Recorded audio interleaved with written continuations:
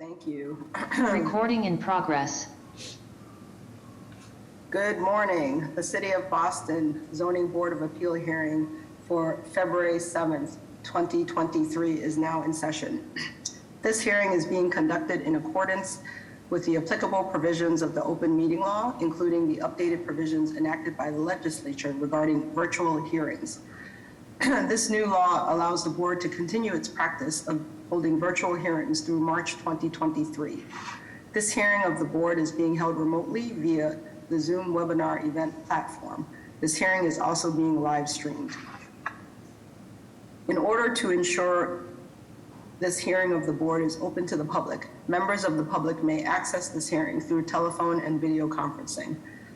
The information for connecting to this hearing is listed on today's hearing agenda, which is posted on the public notices page of the city's website, boston.gov. Members of the public will enter the virtual hearing as attendees, which means you will not see yourself on the screen and you will be muted throughout unless administratively unmuted when asked to comment. Board members, applicants, and their attorneys or representatives will participate in the hearing as panelists, and they will appear alongside the presentation materials when speaking. Panelists are strongly encouraged to keep video on while presenting to the board. As with our in-person meetings, comments in support will be followed by comments in opposition. The order of comments is as follows: elected officials, representatives of elected officials, and members of the public. The chair may limit the number of people called upon to offer comment and the time for commenting as time constraints require. For that reason, the board prefers to hear from members of the public who are most impacted by a project. That is, those individuals who live closest to the project. If you wish to comment on an appeal, please click the raise hand button along the bottom of your screen in the Zoom webinar platform. Click it again and your hand should go down. When the host sees your hand, you will receive a request to unmute yourself. Select yes, and you should be able to talk. If you are connected to the hearing by telephone, please press *9 to raise and lower your hand. You must press *6 to unmute yourself after you receive the request from the host. Those called upon to comment will be asked to state their name and address first before they provide their comment. In the interest of time, and to ensure that you have enough time to do so, please raise your hand as soon as Mr. Stembridge reads the address into the record. Do not raise your hand before the relevant address is called, or the meeting host will not know to call on you at the appropriate time. These instructions will be repeated throughout the hearing. Okay. Ms. Better-Braza. Present. Good morning, Madam. Good morning. Mr. Shepard.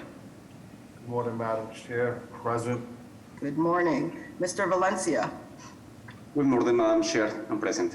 Good morning. Ms. Wewell. Good morning. Present. Mr. Stembridge. Good morning, Madam Chair. Present. Good morning. And Mr. Collins. Morning, Madam Chair. Good morning. Okay, Mr. Stembridge will now begin.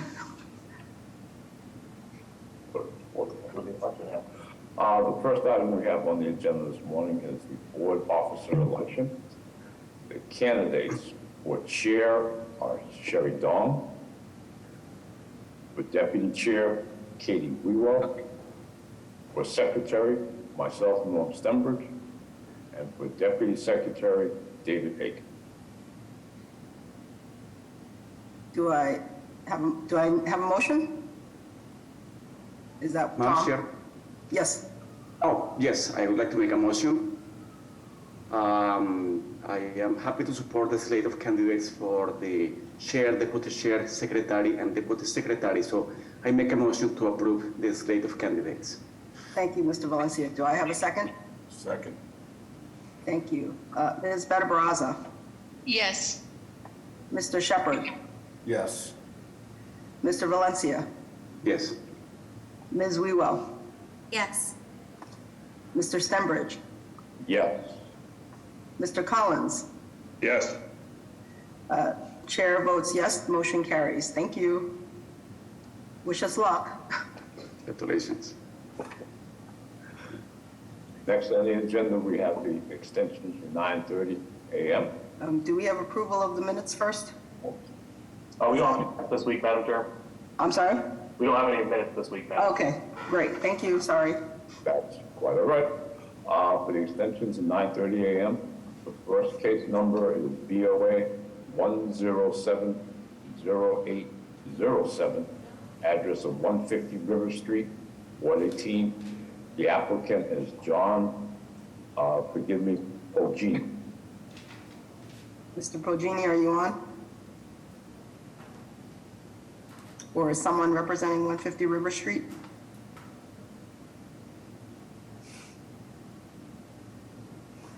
Yes, Okay. John is, he is on, 1 second. Oh, great, thank you. I just saw him raise his hand.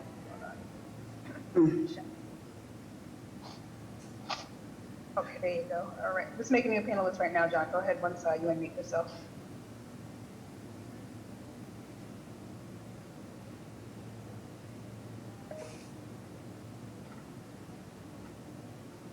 Good morning, Madam Chair, can you hear me now? Yes, we can. Good morning, John. If you could just Good morning. briefly let us know the reason, the need and reason for the extension. Sure, 150 River Street, this is a partnership between the Planning Office for Urban Affairs and the Caribbean Integration Community Development. It is a 100% 30 residential unit affordable housing with AMIs between 30 and 70%. And this was approved by the ZBA on January 29, 2021. As you guys know, this involves funding sources from many different places, as well as going through the Mayor's Office of Housing and reviewing the plan. So we're actively engaged in all that, and due to the time constraints with obviously financial issues at this point, we're requesting a 1-year extension to January 29, 24. Thank you. May I have a motion? Motion to grant extension to January 29th, 2024. Thank you. May I have a second? I'll second. Thank you. Ms. Better-Brazza, Yes. Mr. Shepherd, Yes. Mr. Valencia, Yes. Ms. Wewell, Yes. Mr. Stenbridge, Yes. Mr. Collins. Yes. Also votes yes. Motion carries. Good luck. Thank you, have a nice day.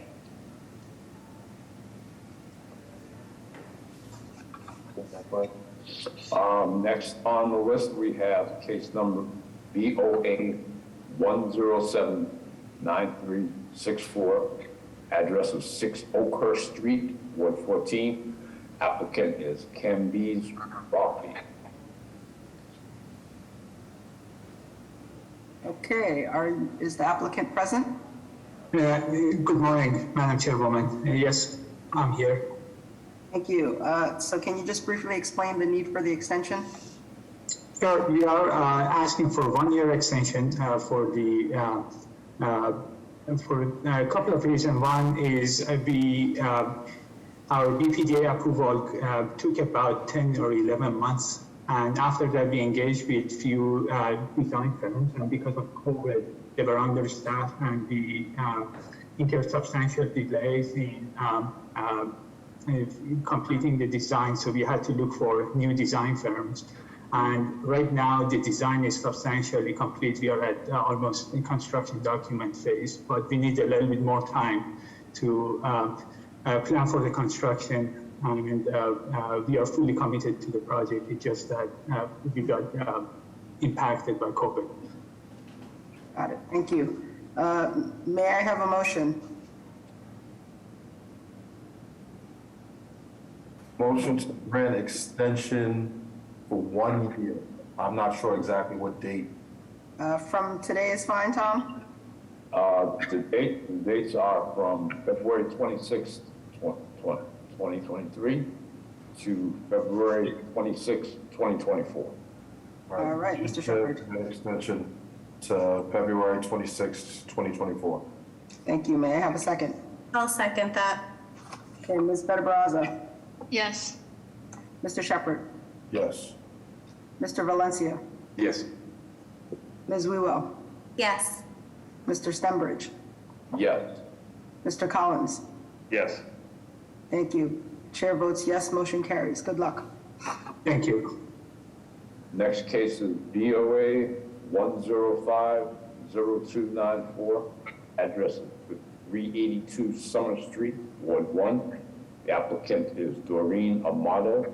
Is Doreen or anyone representing her present? She's on.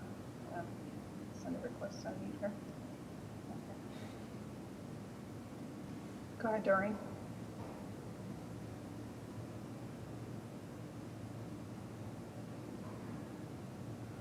Is the model? Yeah, she's on. Hello?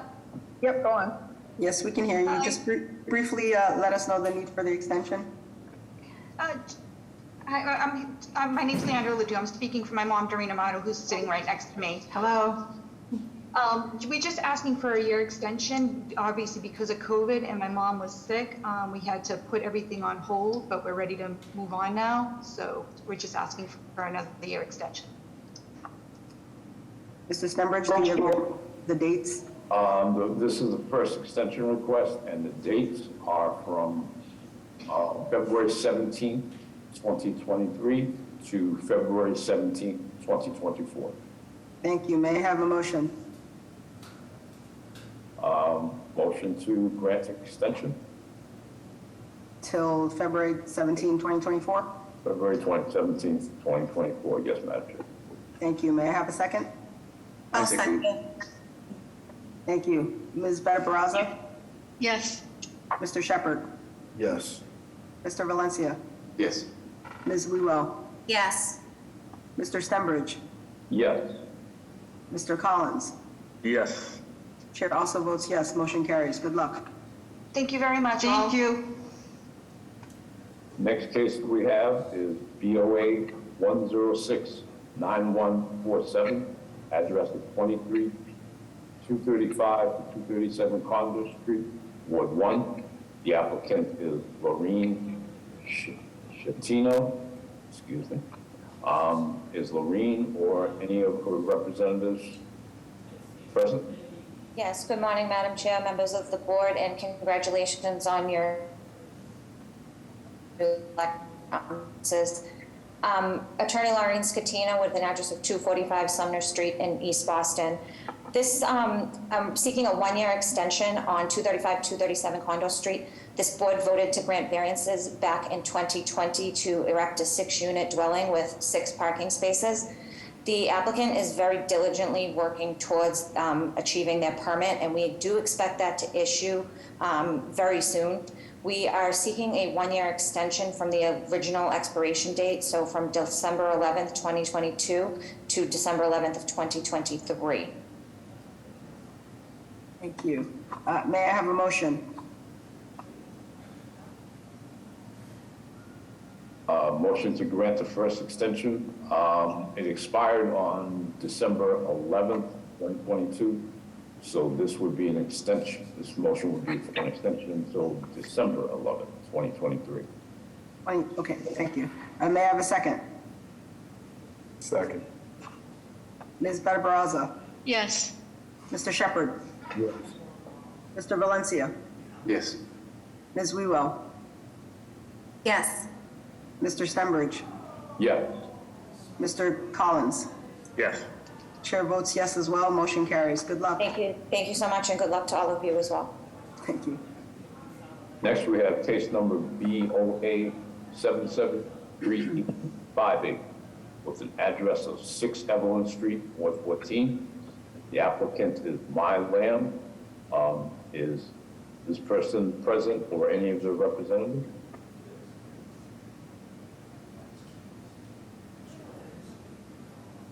Jessica, is Mr. Lamb available? No, if you're on, can you raise your hand? If you're on for this project? Do not see them. Don't remember them checking in earlier. Okay. Tom, is this a DWAP? Yeah, Madam Chair, you can deny without prejudice, and he could reapply for the extension request at another date. All right. May I have a motion for a motion? Motion for denial without prejudice. Thank you. May I have a second? Second. Ms. Better Barraza? Yes. Mr. Shepherd? Yes. Mr. Valencia? Yes.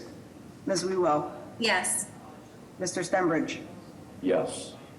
Mr. Collins? Yes. Chair also votes yes, motion carries. Next, we have case number BOA 1100097, address of 3 Oakhurst Street, Ward 14. The applicant is Jeff Drago. Is Jeff or? And there is a companion case with that, BOA 1100107, with the address of 5 Oakhurst Street, also Ward 14, and Mr. Drago is the applicant. Mr. Drago present? Mr. Drago?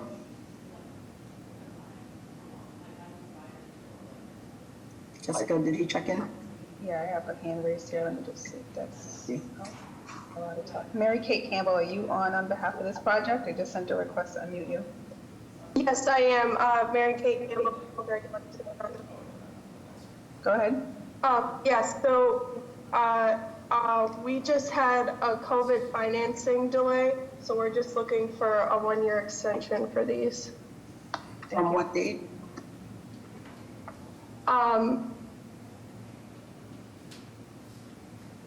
Mr. Stenbridge, do you have that information? Yes, this is the first extension, which expired on November 13th of 2022. So that would be in line for an extension until November 13th of 2023 this year.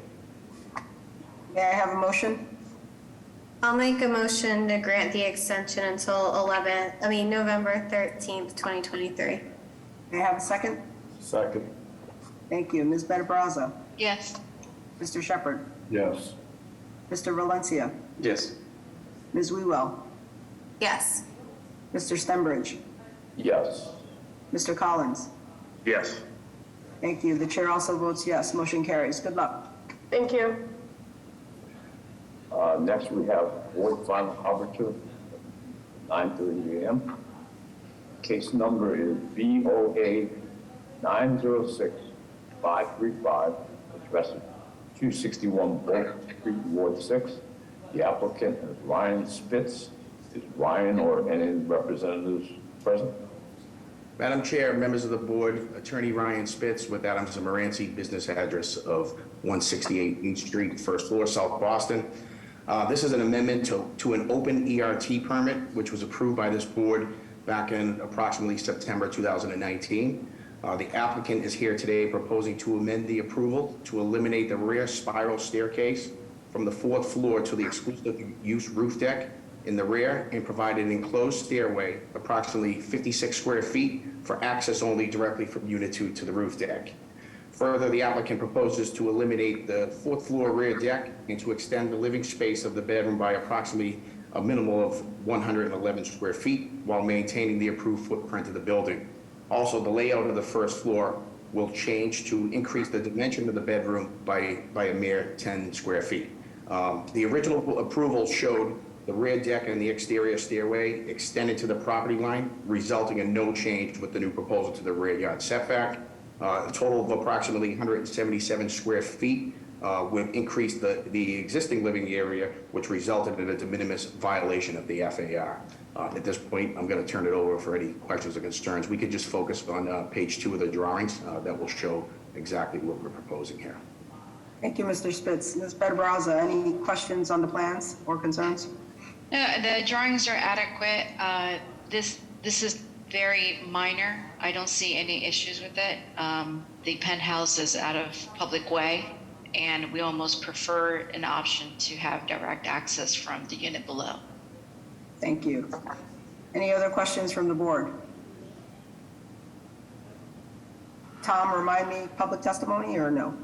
Not if you don't think it's necessary, Madam Chair. Not based on what Ms. Benabraza said. May I have a motion? I'd like to make a motion, Madam Chair, of approval with BPDA design review. Thank you. May I have a second? Second. Thank you. Ms. Benabraza? Yes. Mr. Shepherd? Yes. Mr. Valencia? Yes. Ms. Wewell? Yes. Mr. Stenbridge? Yes. Mr. Collins? Yes. Chair also votes yes. Motion carries. Good luck. Great, thank you. Next, we'll move on to the 9:30 a.m. hearings. At this time, we'll ask, excuse me, if there are any deferrals or withdrawals. Yes. Can you state your name and address for the record and what project this is for? Yes, hi, Madam Chairwoman, and members of the board. My name's Alfonso Sierra. I'm an architect. I'm representing my client. The address is 16 Dunmore Street in Boston. And my client is looking to defer the project at this point. Thank you. May I have a motion? Or are there any questions? I'd like to make a motion for deferral. Thank you. May I have a second? A second. Ms. Barbarossa? Yes. Mr. Shepherd? Yes. Ms. Valencia? Yes. Ms. Wewell? Yes. Mr. Stenbridge? Yes. Mr. Collins? Yes. Chair also votes yes. Motion carries. How much time do you need? Could we have, I think the client would want probably like, I don't know if there's a set date, but at least 2 months or a month and a half. I'm not really sure how it works. Well, Mr. Stenbridge? What we have available is April 11th at 11:30. Okay, April 11th, 11:30. Okay, sounds good. Thank you. All right, thank you. Have a great day. Bye-bye. Any other deferrals for 9:30? All right, hearing none, let's proceed, Mr. Stenbridge. Certainly. Next is case BOA 1415291. It's an address of 62 Haynes Street, Ward 1. The applicant is Lighting Realty LLC. Is anyone here to represent Lighting Realty? Yes, good morning, Mr. Secretary and Madam Chair, and congratulations on your election as officers of the board. For the record, my name is Richard Lins, 245 Sumner Street, East Boston. I'm here on behalf of the petitioner for 62 Haynes Street. With respect to the petition, there are a few matters that are before the board. The first is GCOD compliance. I'm not sure if the board is inclined to take that first. Can we mute, Jessica, can you mute that person if they're not part of this presentation? Yep. Thank you. Mr. Lynn, sorry. No problem, Madam Chair. So I believe we have two matters. First, the GCOD compliance, and secondly, the request for certain zoning relief. I'll take it out of whatever order that the board wants to hear it in. I think if you just discuss them together is fine. Absolutely. Yeah, thank you. Yeah, so with respect to GCOG, we do have the no harm letter and the Boston Water and Sewer letter. I'm sure Mr. Simonelli can confirm that as well. He has confirmed it by email. He's not present today. Thank you. With respect to the proposed project, Madam Chair, this is a pre-existing non-conforming structure located in the Jeffreys Point section of East Boston. It's non-conforming only by way of dimension, not by use. Currently, it is a 3-family dwelling, which is permitted in the 3F 2000 district where this property is located.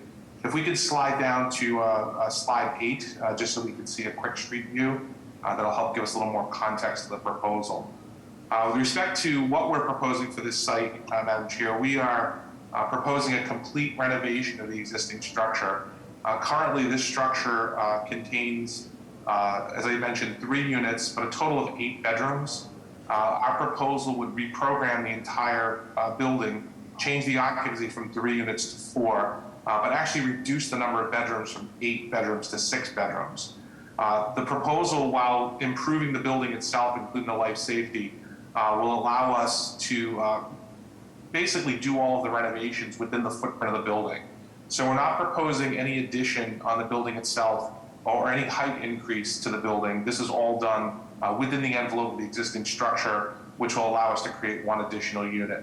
The unit mix will be 2 studio units and 2 bi-level 2-bedroom units. The 2 studio units will be located on the lower first level, with the 2 2-bedroom units bi-level being entered on the 2nd level, with access from internal stairwell up to the 3rd.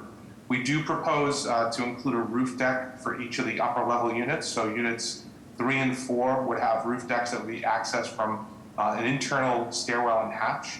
And so we would be essentially creating additional outdoor space for that upper level. One of the features of adding the roof deck that we are proposing is currently there is an old head house on the building. In connection with this project, we would actually remove the head house, which would improve, I believe, the sight line for the building itself and the surrounding neighbors.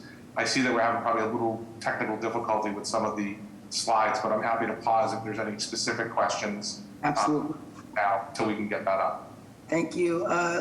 Any questions on the plans, Ms. Bertaraza? Thank you, Madam Chair. The drawings are adequate. My only question would be, are you open to restoring those window openings on your latest drawings? It's on the second floor in the kitchen. It seems like you can use a window, work with an existing window, and then on the third floor, to have light and air into that bathroom is possible. So those were only kind of my questions for the applicant. Sure. If we could just advance maybe one more slide, it'll show the comparison of the proposed, the existing and the proposed. We do have Chris Drew on from 686 Architects, who is a project architect. So Chris, I'm not sure if you can address Ms. Betta-Barraza's question regarding the windows, but I don't think that's a tall lift. Yeah, I don't think that'd be an issue. I think that's something we can definitely work with BBDA on as well. Okay, great, thank you. That was just my only concern. Thanks. Madam Chair, if I could just add one other thing for the record. This project did have a robust community process, and one of the things I did commit to on behalf of the applicant was a good neighbor agreement. We worked directly with the butters to our rear to incorporate a fence per their selection, as well as a number of commitments regarding the construction of this project and an adjoining project next door.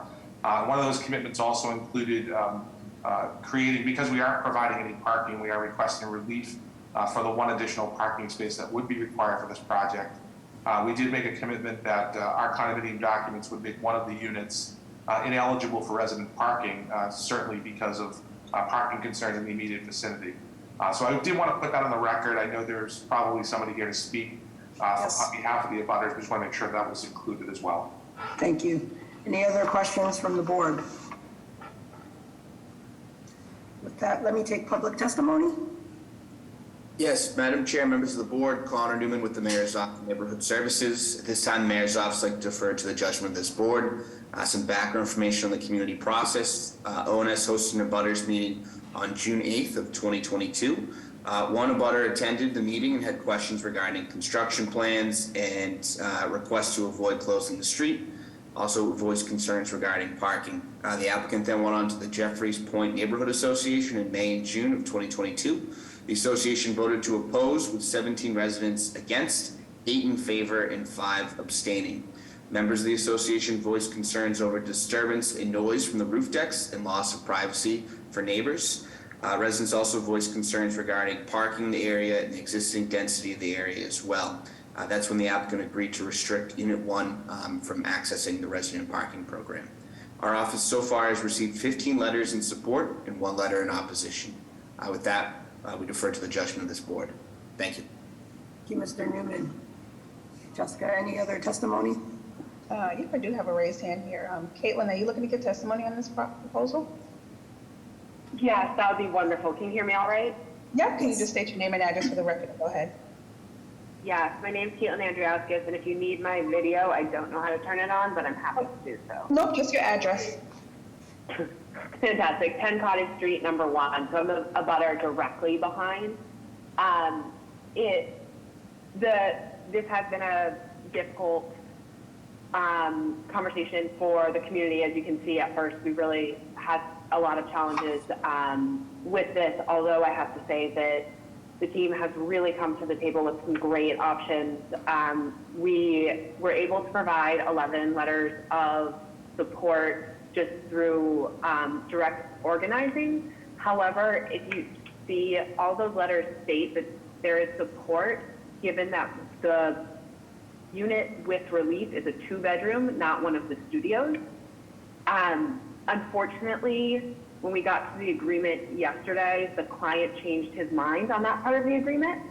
So if there's any, it would mean a lot to the community if there was any possible way for the parking restriction to go in as we had agreed on January 27th. Thank you. Thank you. I have no additional raised hands. Thanks. Would you like to respond to that, Mr. Lins, before we vote? Yeah, just briefly. I do apologize. When we had gone through the conversations back and forth, I was of the understanding when the request was made that that we specify a 2-bedroom unit. I believed erroneously at the time, based upon the number of projects, that they're all 2 bedrooms, so I didn't think it was an issue. And looking back, we are reducing the bedroom count in this building from 8 to 6, so the actual bedroom density for this project is reducing. We did commit to including 1 unit, preferably a 2-bedroom. However, we said based upon just the way that the condo process works, we couldn't necessarily commit to that right now. We certainly will commit to 1 unit, whether it's a 1-bed or studio or 2-bedroom would remain to be seen until such time as the condo docs were finalized. So we do make the commitment to do that. I just can't commit to the 2-bedroom at this time. Thank you, Mr. Lins. Mr. Hampton, do you have a recommendation? Thank you, Madam Chair, members of the board. Jeff Hampton, BPDA. We recommended approval with design review on this. Thank you. Any other questions from the board? With that, may I have a motion?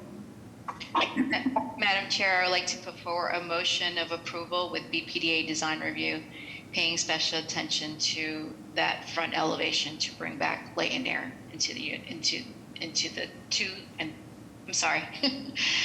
to BPDA design review, paying special attention to the front elevation. Thank you. May I have a second? Second that. Thank you. Ms. Bedbaraza? Yes. Mr. Shepherd? Yes. Mr. Valencia? Yes. Ms. Wewell? Yes. Mr. Stembridge? Yes. Mr. Collins? Yes. Chair also votes yes. Motion carries. Good luck. Thank you very much. Next, we have case BOA 1393437, address of 338B to 38 Fleet Street, Ward 3. The applicant is MAF Irrevocable Trust, and that being Christopher Plumer as trustee. Is Christopher present or someone representing him? Yes, Attorney Ryan Spitz. Good morning, Madam Chair, members of the board. Attorney Ryan Spitz with Adams and Moranci, business address of 168 8th Street, first floor, South Boston. With me today is Chris, Peter, and Maria Fumara, who are the owners of the property. As you can see that what was read into record, this property here consists of 5 residential units in a 1 detached commercial 1-story space. Proposal in front of us today is to seeking a conditional use permit to change the occupancy of the 1-story retail space to a small restaurant with takeout. The concept here is to bring an authentic Italian restaurant specializing in a very small menu of Italian sandwiches just for takeout only. As you can see here, the space is approximately 286 square feet. Hours of operation will be from 10 a.m. to 10 p.m. Peter, who's joining us today, will be the operator. He comes here with an extensive background with 17 years of experience in the restaurant industry. At this point in time, I'm going to pause for any questions from the board. Great. And just to confirm, any work is internal, correct? Yes. Thank you. Any questions from Ms. Bedbaraza on the plans? No questions, Madam Chair. Plans are adequate. Thank you. Any other questions from members of the board? Madam Chair, yes. I had a question for Mr. Hampton regarding the recommendation for design review. This seems pretty minor, so would that design review be for like the front elevation or? No, I only want it if there are exterior changes. If there aren't any exterior changes, I don't want to see it. Okay, thank you. Thank you. Thank you. All right, with that, may I take public testimony? Yes, Madam Chair, members of the board, Connor Newman with the Mayor's Office of Neighborhood Services. At this time, the Mayor's Office would like to defer to the judgment of this board. Some background information on the community process. Our office held an abutters meeting on October 19th of 2022. There were no concerns raised at the time, from my understanding, and the applicant then went on to NURA, which sent a letter of support for this proposal. With that, we defer to the judgment of this board. Thank you. Thank you. Any other additional elected officials' office? Hearing none, I'll go to Eileen. You looking to give testimony here? Okay, I think she went off. Have no additional raised hands at the moment. Thank you. With that, may I have a motion? Motion for approval? Thank you. May I have a second? Barraza, second. Thank you. Ms. Barraza? Yes. Mr. Shepherd? Yes. Mr. Valencia? Yes. Ms. Wewell? Yes. Mr. Stenbridge? Mr. Stenbridge? Yes. Thank you. Mr. Collins? Yes. Yes. Chair also votes yes, motion carries. Thank you. Great, thank you. Mike, can you hear us, Madam Chair? We can't see you right now. We can't see or hear you right now. Norm. Madam Chair, I think we're at. Okay, sounds like they're having technical difficulty. Madam Chair, can you hear us now? Yes. We are, yes. Can you hear us now, then? Are we live again? Yes.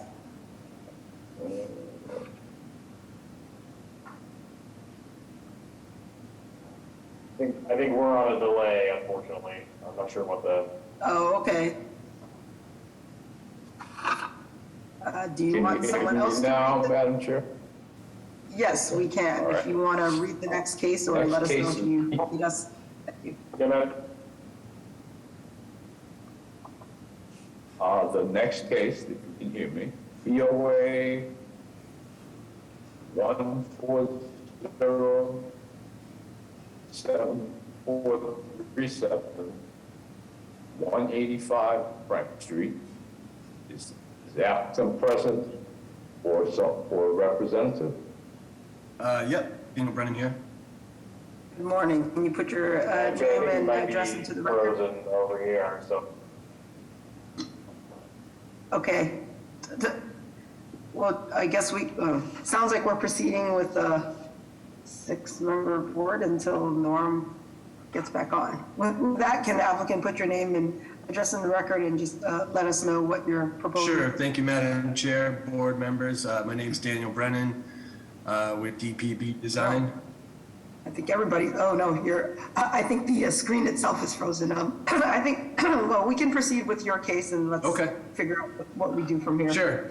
So my name's Daniel Brennan with DPB Design. I'm representing Just Salad.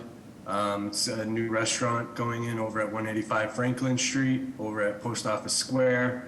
We're looking for relief for a restaurant with takeout, 36 Hey, that's all set. Are we done?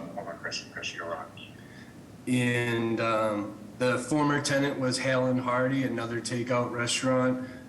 Sadly, they went out of business during the pandemic over there. So we're happy to bring another restaurant in. It's a nice, fast, casual, healthy option for the square. We did the neighborhood outreach process and it was received very well. So we've also engaged with Landmarks because it is a pending landmark building with our signage, and that's under review as well. Thank you. And any changes to exterior? Only changes is updating the signage, basically replacing what's existing. Great. And interior is? Interior is going to be renovated, the general layout staying the same. Yeah. Thank you. Any concerns or questions on the plans, Ms. Barraza? Madam Chair, the drawings are adequate, no questions. Thank you. Any other questions from the board? With that, I'm going to take public testimony, unless Jessica can't unmute people. Madam Chair, members of the board, Connor Newman with the Mayor's Office of Neighborhood Services. At this time, the Mayor's Office would like to defer to the judgment of this board. Our office is unaware of any concerns regarding this proposal. With that. Thank you, Madam Mr. Chair, I have Newman. no raised hands. Thank you. Excellent. With that, may I have a motion? I make a motion to approve, Madam Chair. Thank you. May I have a second? Second. Thank you. Ms. Barbraza? Yes. Mr. Shepherd? Yes. Mr. Valencia? Oh, Yes. I think Mr. Shepherd was on mute. Ms. Wewell? Yes. Mr. Stenbridge? Oh, I think they're, are they lost? Are they, Jessica, still having issues? I'm almost set. Not sure what's, oh, I'm sorry. No, I mean, are Tom and Norm, is there, I think they're not on. In the meantime. Hey, I Ms. think we Dong, have- it's Jeff. Oh, Yes. I've just been receiving texts that City Hall's internet is down too, so it might be a city thing. So, Okay, then. just a heads up. Okay, well, let's get through this vote, and then I guess we're gonna have to find out what we do next. We'll skip over Mr. Stenbridge and go to Mr. Collins. Yes. Okay, the chair votes yes. Either way, the motion carries. Thank you. Glad we squeezed that one in. Okay, this is new territory, so I'm not sure. Jessica, do we have any, hold on. The chair is going mute. In the meantime, if anyone's in the attendee section right now and they need to be elevated to a panelist because they're part of a presentations team, development team, elected officials office, and again, you're in the attendee section right now, would you mind just raising your hand? I just want to make sure people are in the right place before we, as we're moving forward with the cases, and I appreciate it. Just makes it a lot easier. And you just have to accept the panelist designation when it pops up on your screen. Again, if you're in the attendee section right now and you're part of a presentations team, architect, attorney, please do let us know.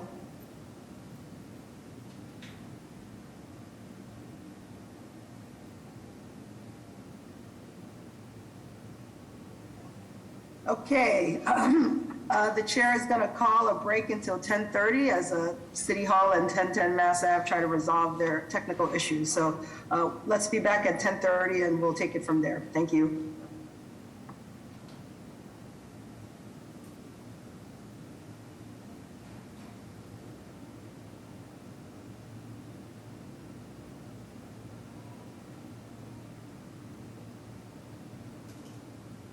Recording stopped.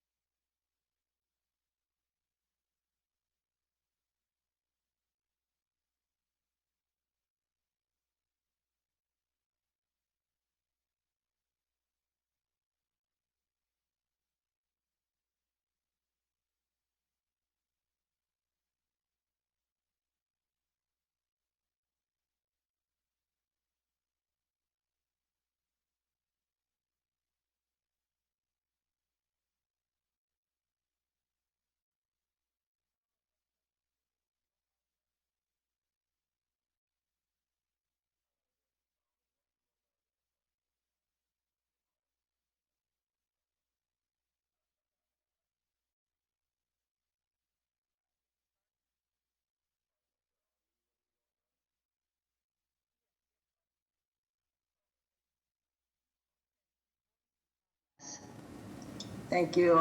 Ms. Better Baraza? Here. Mr. Shepherd? Here.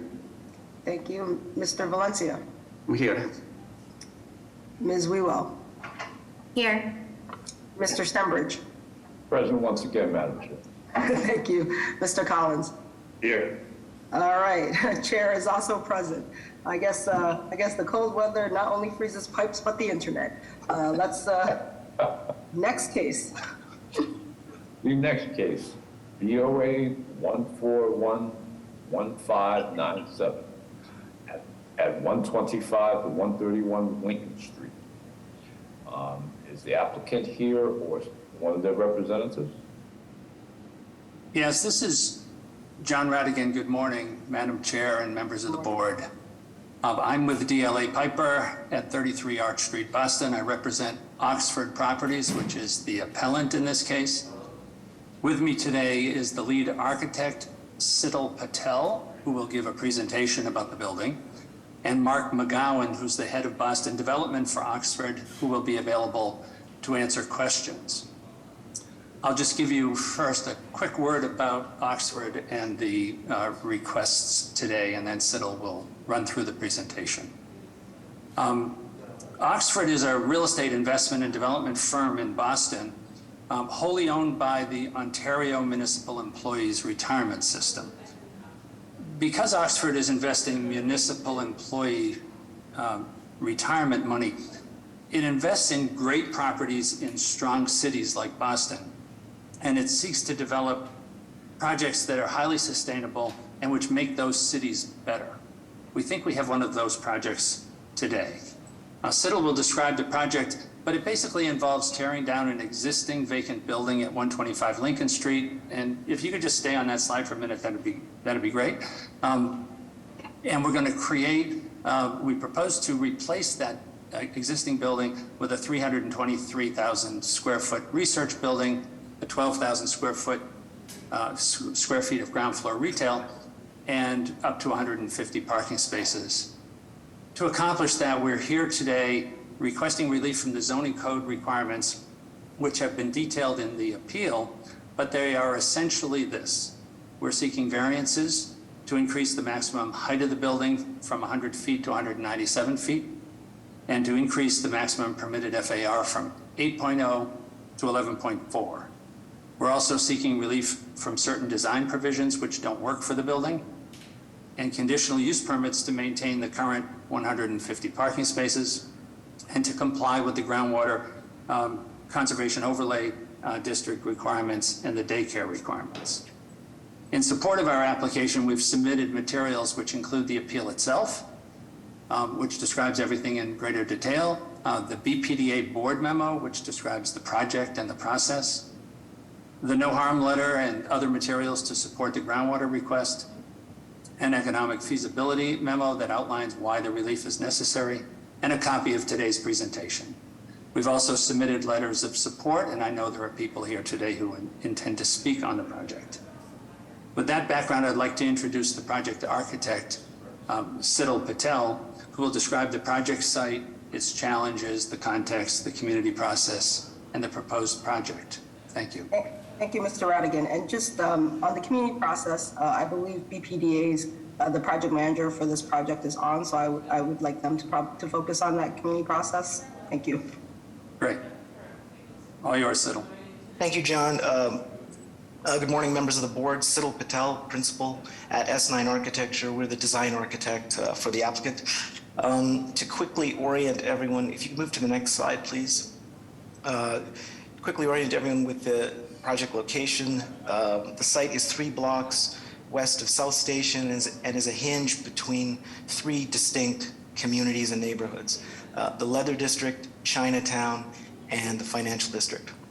The site is an irregular shaped lot that is bound by a small parking lot and triangle park and the tunnel entrance to the I-93 thruway to its north, Lincoln Street to the west, to the east, Beach Street to the south, and is separated from Surface Road in Chinatown by the I-93 down ramp to the thruway.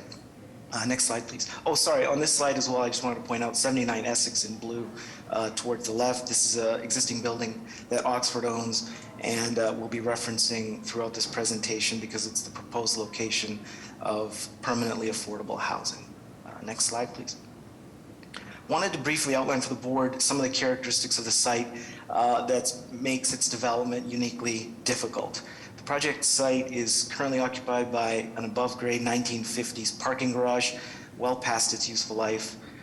As I mentioned before, the site itself is an irregular shaped lot, and it's effectively accessed only on two sides, with the I-93 tunnel entrance towards the west, preventing any direct access to Surface Road, and towards the north, it is isolated from Essex Crossing by a small triangle park and the street parking, a small parking lot.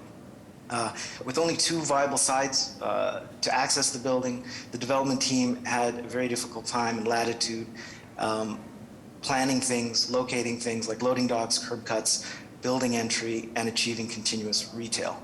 Additionally, there are also significant urban design challenges around our site that we felt needed to be addressed. The physical separation of the site from Chin Park and the Leather District by a wide street at Surface Road, as well as the tunnel entrance.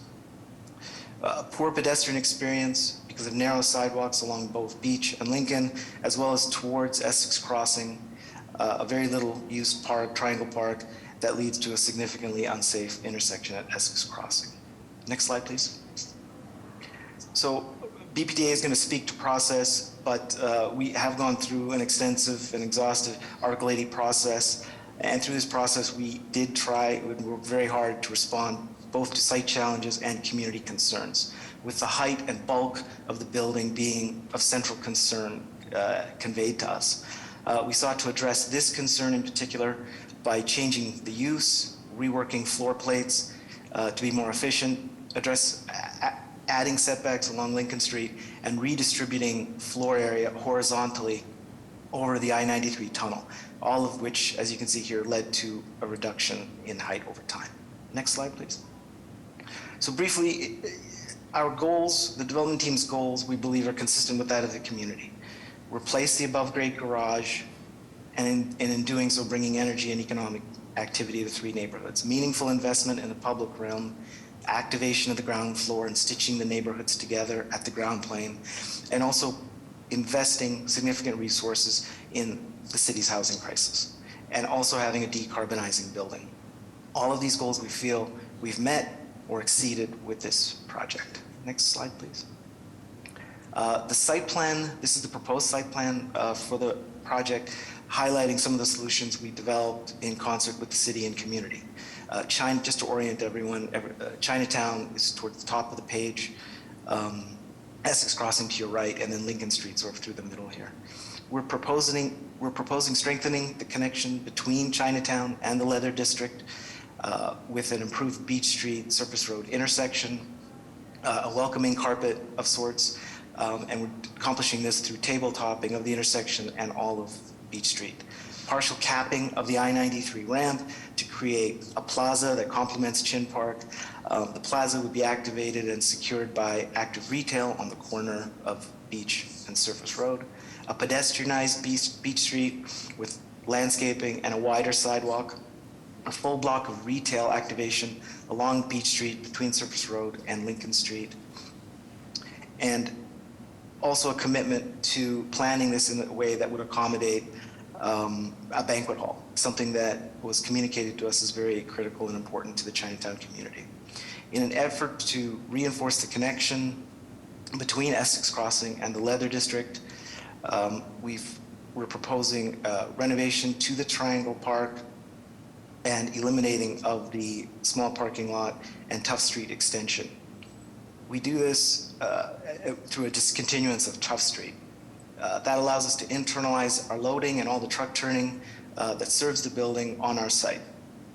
Down here in the lower right, there's also a commitment from Oxford to renovate Leather District Park. This red line, this faint red dashed line over the boat to the I-93 tunnel represents the extent of the building pushing out over the tunnel. And is achieved through structural gymnastics and acquisition of air Mr. rights. Patel, I'm sorry, can you focus on the violations? I realize you probably have a full-blown presentation, but we have like 20 or 30 cases after this, so just if you could. Thank you. What I'll do is is it okay if I just skip through to the end? Sure. So if we can move through to, I think the appendix has the violations. So I think through the next series of slides, we were just talking about public improvement and what we propose to bring in terms of the ground plane and public benefit. These are the zoning relief conditions that we seek. John, did you want to speak to this or do you want me to? Go ahead, Siddle. So conditional use, I'm just going to read through these. So it's a conditional use permit for Article 6 and 32, conditional use permits for Article 6 and 44 of the zoning code with respect to the parking garage. There's obviously there's an abatement with regards to facilities. The height and FAR, we are seeking relief. Variances for specific requirements with respect to the ground plane use, street wall, setback, all speak towards the height and bulk of the building and those variances that we seek, and in the windows along surface artery, and finally the principal entrance we're locating along Lincoln Street, primarily to achieve full retail along Beach Street, and also is a play with loading dock entrances as well. Thank you. And I know Mr. Velchik is here from the BPDA. Do you want to just speak briefly on community process? And obviously, this is a BPDA approved large project review project. So I just want to make sure that you folks hear that, because they're going to have questions anyway about community process, et cetera. So. Yes, thank you, Madam Chair, members of the board. As you mentioned, Quinn Vallis, the chair on behalf of the Development Review Department of the BPDA. So as you alluded to, or as the proponents alluded to, this project did have over 3 years of review with a significant number of community meetings, both BPA sponsored and developer sponsored. Through that process, there were significant reductions in massing, public realm improvements, and community benefits that were reached. I do have my colleague, Kenan Rim, on, who would be better to speak to some of the planning references and how the project meets the BPA and the city's planning goals. If that's all right, would it be all right for her to speak now? Sure. Thank you. Kenan? Good morning, Madam Chair and members of the board. My name is Kenan Ryan. I'm the Deputy Director for Downtown and Neighborhood Planning at the BPDA, and I oversee the neighborhood planning team who reviewed this project. So I'm here today because on November 17, 2022, the board approved this project and is seeking for the ZBA to kind of approve the variances and conditional use permits requested. I want to speak a little bit to how the planning team reviewed this, because it was a complex project for review. The proposed project's located within Article 44. It's also within the Coastal Flood Resiliency Overlay District and the Greenway Overlay District. The Greenway Overlay District reflects guidance of the 2010 board-adopted Greenway District Planning Study. So that's the primary guiding document we use to review the project. The Greenway District Planning Study outlines 3 objectives: to activate the space adjacent to the Greenway by introducing active uses that positively contribute to the Greenway, to ensure the long-term value of the Greenway by shaping development to maximize the quality of the parks, and to balance development pressure along the Greenway with other growth areas across the city. Guidance for this project specifically prioritized the legibility of the Beach Street corridor and connecting the Greenway to and through Chinatown and the Leather District by concentrating active ground floor uses along Beach Street, mitigating the negative impacts on the I-93 ramp and associated inaccessible, disconnected, and unprogrammed public realm. The Greenway District Study also recommended building an 80-foot tall street wall edge to align with the adjacent buildings and a maximum overall height of 100 feet to align with the Leather District zoning height and to avoid overshadowing the Greenway. I want to be clear, the proposed project complies with some aspects, but not all of it, but we do recommend approval for a few key reasons. The proposed project aligns with some aspects, including the activation of the Beach Street corridor, the retail face, the public realm, and sidewalk improvements, and the crossing improvements at Lincoln Beach and Surface Road. The proposed project is not aligned with the height recommendations as I just outlined. The proposed project includes the ability to meet some of the planning goals also outlined by the ongoing plan downtown by providing significant public realm improvements in the neighborhood adjacent to the project site and an affordable housing restoration opportunity at 79 Essex Street, located in Chinatown.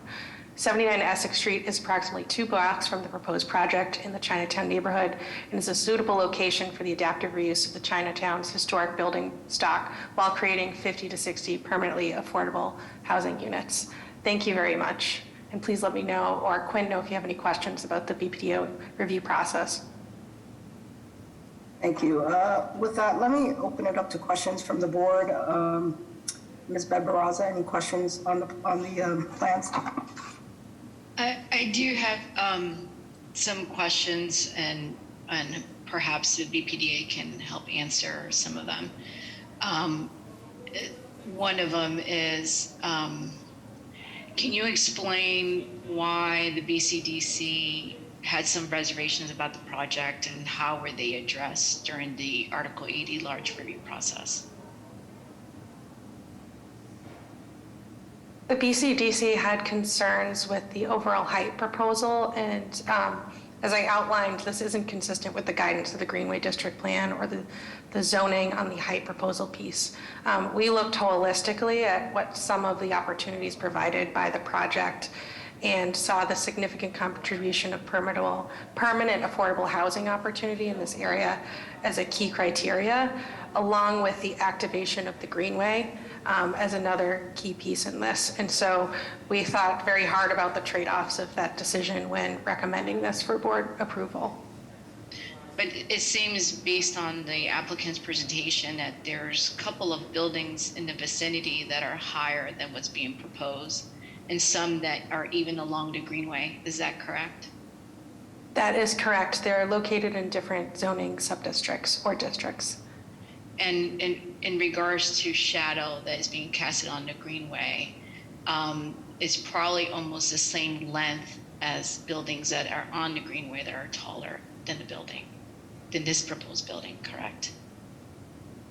I think that's correct. I can't remember the details of the analysis, but I think that's a good assumption. It would be shadowing different portions of the Greenway at different hours than some of the buildings to the north. How many hours on the Greenway there's no shadows casted? I don't know.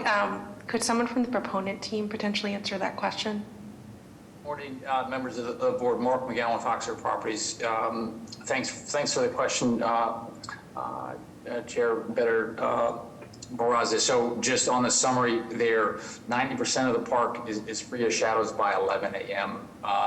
The sun's arc has impact on most portions of the Greenway before 10, but everything's gone by 11. So Okay. short window. And then, and please, other board members can also jump on some of the questions while I kind of have some of them come up. But one of the most important items were in terms of guidelines to activate Beach Street, and it seems like the proposal does that, correct? It really activates the pedestrian activity along Beach Street. Can you confirm that? It does, and we made a lot of effort to remove the current curb cut and activate from property line to property line for a future use to activate a restaurant. Okay, and then the other issue that I had, and this is probably more for the BPDA, Essex Street, there's a property that is being held for there to be permanent affordable housing that is owned by the developer, but it's providing only 1 year for the ACDC to be able to acquire that property. But if it's not being acquired, there are plans that the developer with BPDA and the city of Boston would potentially renegotiate to another developer that would provide permanent affordable housing on that property. Can you explain why the BPDA hasn't provided restrictions in terms of the AMI for that proposal on that building? So we actually have a member from the Mayor's Office of Housing here to testify as well on this project who can speak towards the AMI units. We did not provide a restriction because we deferred to the department to work out the negotiation for what worked best in this location and for their department. And so we worked very closely with them to make sure that we were achieving both the planning goals, but we're creating an opportunity that was appropriate for this site location using their guidance. Can we hear from that? Is the representative on from the Mayor's Office of Housing? Can you address that question? Yes, she's on. 1 second, let me just Jessica. Thanks, Jessica. Okay, Jessica, just sent a request to unmute you. Hello, everyone. Can you hear me? Yes. I guess I can lower my hand. I'm Jessica Boatwright. I'm the Deputy Director for Neighborhood Housing Development at the Mayor's Office of Housing. I just want to clarify the question. Is the question about the 79 Essex Street, that there are some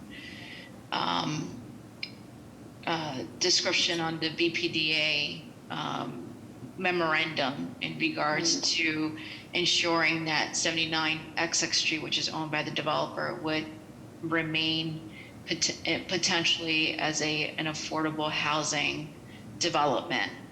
And so it provided in the memorandum 1 year for ACDC to potentially be able to develop that. But there were no indications to restrictions in terms of affordability.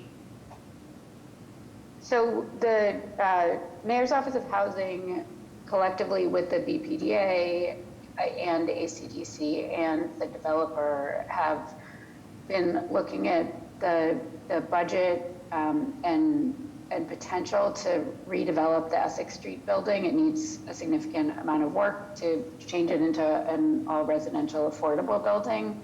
The proposal is that it would be developed into a building that would use both linkage funds from this project and some city funding to create the affordability of a building that would be 100% affordable. And any of our funds come with a deed restriction in perpetuity. So I guess the projection is that the deed restriction will come at the time of closing on the affordable housing project, and that the proponent here, the developer of Lincoln Street, has made a number of commitments to help support the transfer of that property from Oxford to ACDC. So the city has a level of confidence that that's the path this is going to take. I know that's not quite as specific as maybe what you were going for, but the plan is absolutely that this is going to become an 100% affordable building. And that even goes with the idea that if it's not ACDC after 1 year, it would still remain a building that would be dedicated towards affordable housing. Yeah, Oxford's contributions associated with this project are specifically dedicated to the creation of affordable housing at Essex Street. Okay, great, thank you. If I might be able to help the board understand that, unlike other projects that you may have seen, we will not be developing this housing. So the Asian CDC will be developing with assistance, as Jessica said, from the Mayor's Office of Housing. And so the proportions of AMI and the various percentages will be worked out by Agent CDC and Jessica without any involvement from the developer. The developer's commitment is to convey the property, to convey several $1 million in support of the thing, but all of the decision-making is the city's and Agent CDC's. Thank you. I just want to be mindful of time. Are there any other questions from the board before we take public testimony? One question, Madam Chair. Yes, sir. I believe, to the proponents or the BPA, I believe that it was stated all the current businesses on the site would be returning. He asked about existing businesses. Are they returning or not returning? No, during the pandemic, the C-Mart, which was an existing business, vacated. We worked with Halon Moon to relocate down the street to Essex Street, right next to 79 Essex. So we worked collaboratively with that business owner. But upon the opening, we anticipate and really want to work with the neighborhood about bringing another banquet hall to Chinatown, something that we heard throughout the process. So, Mr. McGowan, just to clarify, is it Halon Moon returning afterwards, or it's to be determined? To be determined. Okay. To be determined. Thank you. Any other questions from the board? Yes, Madam Chair. So the transfer of 79 Essex, that building the transfer is part of the linkage contribution, and in addition to that transfer, is the developer also adding some financial contribution to the development of this 79 Essex building, or those are two different contributions? If I could answer that, Madam Chair, yes. The contribution of 79 Essex Street and the money to support 79 Essex Street is in addition to the linkage requirements. Okay. We have requested that just because we favor the development of 79 Essex and would like to see it succeed at the lowest possible AMI, we have requested that our linkage dollars be put into that project, but that's up to the BPDA and the Neighborhood Housing Trust, I should say, not BPDA. Okay. But it's in addition, it's completely separate requirements. It's above your requirements. It's above the linkage requirements, yes, exactly. And do you have already an agreement with the ACDC for this transfer? We have an agreement with the city to provide the land and the building and to provide additional funds. The selection, we've proposed Agent CDC. I think Angie Lou is here today to speak to this. But it ultimately is in the Mayor's Office of Housing to make sure that works. Thank you for that. Yes, Agent CDC is our partner to do I this. have another question for Mayor Housing. I saw that there was a time span of 1 year to ACDC. Is there a possibility to extend that and kind of further negotiations with the agency and MOH? The 1 year is about carrying costs and that sort of thing. It's not about whether this is going to happen. It's about when the transfer occurs. This is Oxford's committed to making this happen. So I just want to make sure there's time for public testimony. So board members, if you have other questions, let's listen to public testimony and circle back on that. Jessica, do we have? Hello, yeah, I'll try to be brief since I already got a minute to speak. Thank you, and then we're going to turn it over to public testimony. Thank you.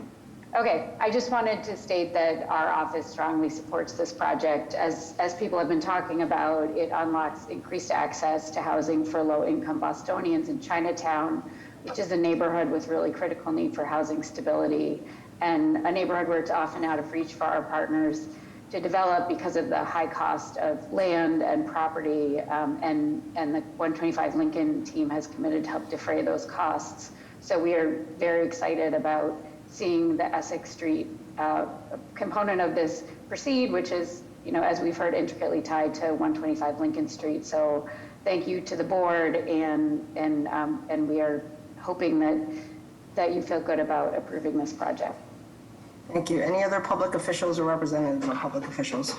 Yes, Madam Chair, members of the board, Connor Newman with the Mayor's Office of Neighborhood Services. You've already spoken to several city agencies, but this took an extensive 3-year process. We're hearing from a lot of voices and differing opinions from both Chinatown and the Leather District. We received letters of support from the Chinatown Business Association and Chinatown Main Streets regarding the proponents' commitment to assisting with that linkage fund for 79 Essex Street. We also heard from other voices in the Leather District expressing concerns about the height and massing and the potential impact on the greenway and other shadows in the neighborhood. With that, we defer to the board. Thank you. Good morning, Madam Chair, members of the board. Ana Calderon from Council President Flink's office. The councilor would like to go on record in support based on a good community process with neighbors, the IAG and city agencies, which resulted in lowering the height and density of the overall project. The project will make investments in much needed affordable housing with approximately 50 units at 79 Essex Street, a streetscape and the public realm, green space and park infrastructure, and retail that prioritize communities of color and immigrant businesses. Council President Flynn respectfully requests that the development team continues to work closely with both the Leather District and Chinatown community on any quality of life issues and concerns that may arise during the construction phase and thereafter. Thank you. Thank you. And I know there are a lot of raised hands, so let's try to limit to 5 for, and 5 against after this. Who was speaking? Madam Chair, this is Paul Sullivan, City Council at Large, Michael Flaherty. Echoing the sentiments of Council President Flynn's office, the council to go on record in support. We can't hear you. I'm sorry, can you hear me now? Yes. I'm sorry. Paul Sullivan for City Council at Large, Michael Flaherty. Echoing the sentiments of Council President Flynn's office, the council to go on record in support. Thank you. Thank you. Okay, anyone else from the elected officials office? No? Okay, I'll go to Debbie Ho. Good morning, Madam Chair, members of the board. Chinatown Main Streets, we would like to go on the record that we fully support this project moving forward. It's both win for the communities. The building at 125 Lincoln Street has been in distress for many years, and we need to just move on to the next decade and improve the development of the community. Thank you. Thank you. Minor. Good morning, Madam Chair, members of the board. Minor Perez, representing hundreds of union carpenters that live and work across the city of Boston. Madam Chair, this has been a long process. Carpenters Union is happy to stand by the BPDA board on approval of this project. The goods far outweigh the inconveniences that may represent. We all know this neighborhood will be impossible for many of us to be able to afford. We are so delighted to support this project and the conveniences that it's going to bring to the neighborhood. Thank you. Bob, are you looking to give testimony here? Yes, hi, Bob D'Amico from BTD. Madam Chair and members of the board, I was just wondering, how many of the spaces are going to be electrified so they can charge the vehicles while they're parked in the parking lot? Should we answer that testimony or should we keep? I think we should keep going, Bob, and they can answer afterwards. Okay. Lawrence? Lawrence Chan? Yes, thank you. Thank you, Madam Chair. I'm a resident owner who lives directly across the street at 116 Lincoln Street. In association with the listed violations, the proposed project should be held accountable to violations of the guiding purpose of the zoning code, namely Article 1, Section 1-2, to promote the health, safety, and welfare of the inhabitants of Boston, particularly the historic Leather District where the project is sited. As demonstrated by public presentations, these violations included a height that is 200% above what is permitted, eliminating or reducing all direct sunlight from many residences and owners on Lincoln Street, thereby diminishing their health and welfare, rather than conserve the value of existing land and buildings across Lincoln Street. The introduction of 150 commuter cars and tractor-trailer trucks that serve the property will magnify, not lessen, traffic congestion on Lincoln Street especially during rush hour, and increased air pollution that is already propagated by vehicles exiting from nearby I-93, commuter buses from South Station, two municipal bus lines, school buses, and numerous delivery service vehicles that further diminish the quality of adequate air towards the health of residents and endanger their safety, especially families with children. The footprint of the building intrudes onto public adjacent land, and above-grade bulk of the skyscraper violates its property boundaries, hovers over the Rose Candy Greenway, and casts additional shadows onto the Greenway Chinatown Park across South Surface Road. These demonstrate overcrowding the land upon which the project sits, diminishes the conservation value and utility of precious public parkland. The height, bulk, and use of the Mr. King, building. sorry, I don't know if you're reading from a paper, but can you just summarize? We have quite a few people that are. We have a lot of raised hands, and everybody else after you, if you're speaking against, please limit your testimony to new items. And I believe we haven't concluded those in favor as well. So let's try to stay in order after you. Thank you. Okay, one last closing sentence then. These violations demonstrate the most inappropriate use of the property and should not be granted relief that is sought for project. Thank you. Thank you, Mr. Tran. All right, I'll go Is with there Paul. anyone else here to speak in favor? Everyone's hands are raised, I think. That's true, I can't tell. All right, that's fine. Okay. That's fine. Do you want me to go through, there's about 9 raised? Mr. Luff is an abutter who I believe is speaking in favor, so let's. Drew, go ahead. Okay, thank you, Madam Chair and board members. I am speaking in favor. I live at 112 Beach Street, which is half a block from the site. I'm a 15-year resident of the Leather District. I've long felt that it would be best for our neighborhood to remove the garage and replace it with another building and have more activation of Beach and Lincoln Street. And my profession for the last 50 years has been doing real estate development consulting, planning, and doing numerous feasibility studies. That I don't believe, given the value of that property, the having to replace the revenue from the uses that have been there in the past, as well as cover the cost of development costs of a new building, that we would ever see a building of 100 feet to replace this. It just does not make economic sense from my long experience and analysis. Therefore, I'm in favor of the board granting the variance. Thank you. Thank you. Yep, Michael Redberg. Hey everybody, I am a Leather District resident. I live at 116 Lincoln Street, directly across from the loading dock.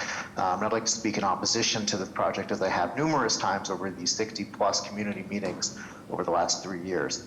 First, the height and massing we know is over twice as what is permitted by the Greenway District Planning Study. Second, the BCDC unanimously, a very unusual unanimous vote, opposed this current. Okay. Bye-bye. Oh, sorry. Okay, so Michael, do you want me to, are you in support or opposition of the project? I'm in opposition. He's in opposition. All right, do you want me to keep going, Madam Chair? I agreed to 5 and 5, so we can, take 2 or 3 more. Please. Catherine? And if you have submitted written testimony, we do have it, so please again be brief and build upon what other people have said. I'm a Leather District resident, architect, and IAG member for this project. I'm speaking in opposition. We just saw a slide containing a list of the zoning violations contained within the 125 Lincoln Street proposal. It was an abbreviated list. Whether you believe zoning should be a set of rules and regulations that need to be adhered to, or you believe that zoning should focus on goals and outcomes, it is impossible to overlook the fact that 125 Lincoln Street has taken a zero zoning approach. The proposal dismisses almost every condition set forth in both Article 44 and the Greenway District Planning Study, even after a 4-year Article 80 process and a vote of opposition from the Boston Civic Design Commission. The proposal places significant burden on its neighbors and the public realm, and I do not see how the board can approve it without undermining both the value of zoning and the legal framework that has been put in place to protect the city of Boston from harmful development. I urge the board to oppose this proposal. Okay, thanks. Thank you. Go to Megan next. And again, if people are We'll do, yeah, let's try to do one or two more. That's it. Megan? Yep, hi, this is Megan English. I'm firm in opposition of this project. Again, the BCDC voted unanimously against this project. And I wanted to address Ken and Rye's comments about improving the greenway. Dropping a 196-foot lab on the greenway does not improve the public realm. The public realm extends far beyond the ground level. This will eradicate airspace and light. This building is twice the proposed allowable height. And to clarify the question about shadows, it will add up to 3.5 hours of shadows on the Greenway and Leather District residences every day. Thank you. Thank you. Chris? Chris Colbert? You can be brief, state if you're in support or opposition. I am in support. Just very quickly, I want to echo what Drew said, that this is like an economic quid pro quo. My wife Kate and I live at 108 Lincoln. We are not thrilled about our views and our light being obliterated and the rest of the, call it negative consequences. But on the other hand, we are big believers in the need for public realm improvement in additional affordable housing. And so we compromise. We say, we don't love it, but if this is what it takes, and I think Drew said it, the economics of the project site are such that you have to build above 100 feet. And so we are in full support of the project. Thank you.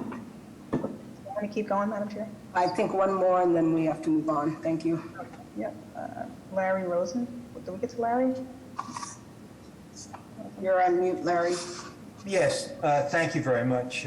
Larry Rosenblum, I live at 118 South Street, and I wish to speak in opposition to the project. I'll make this very brief.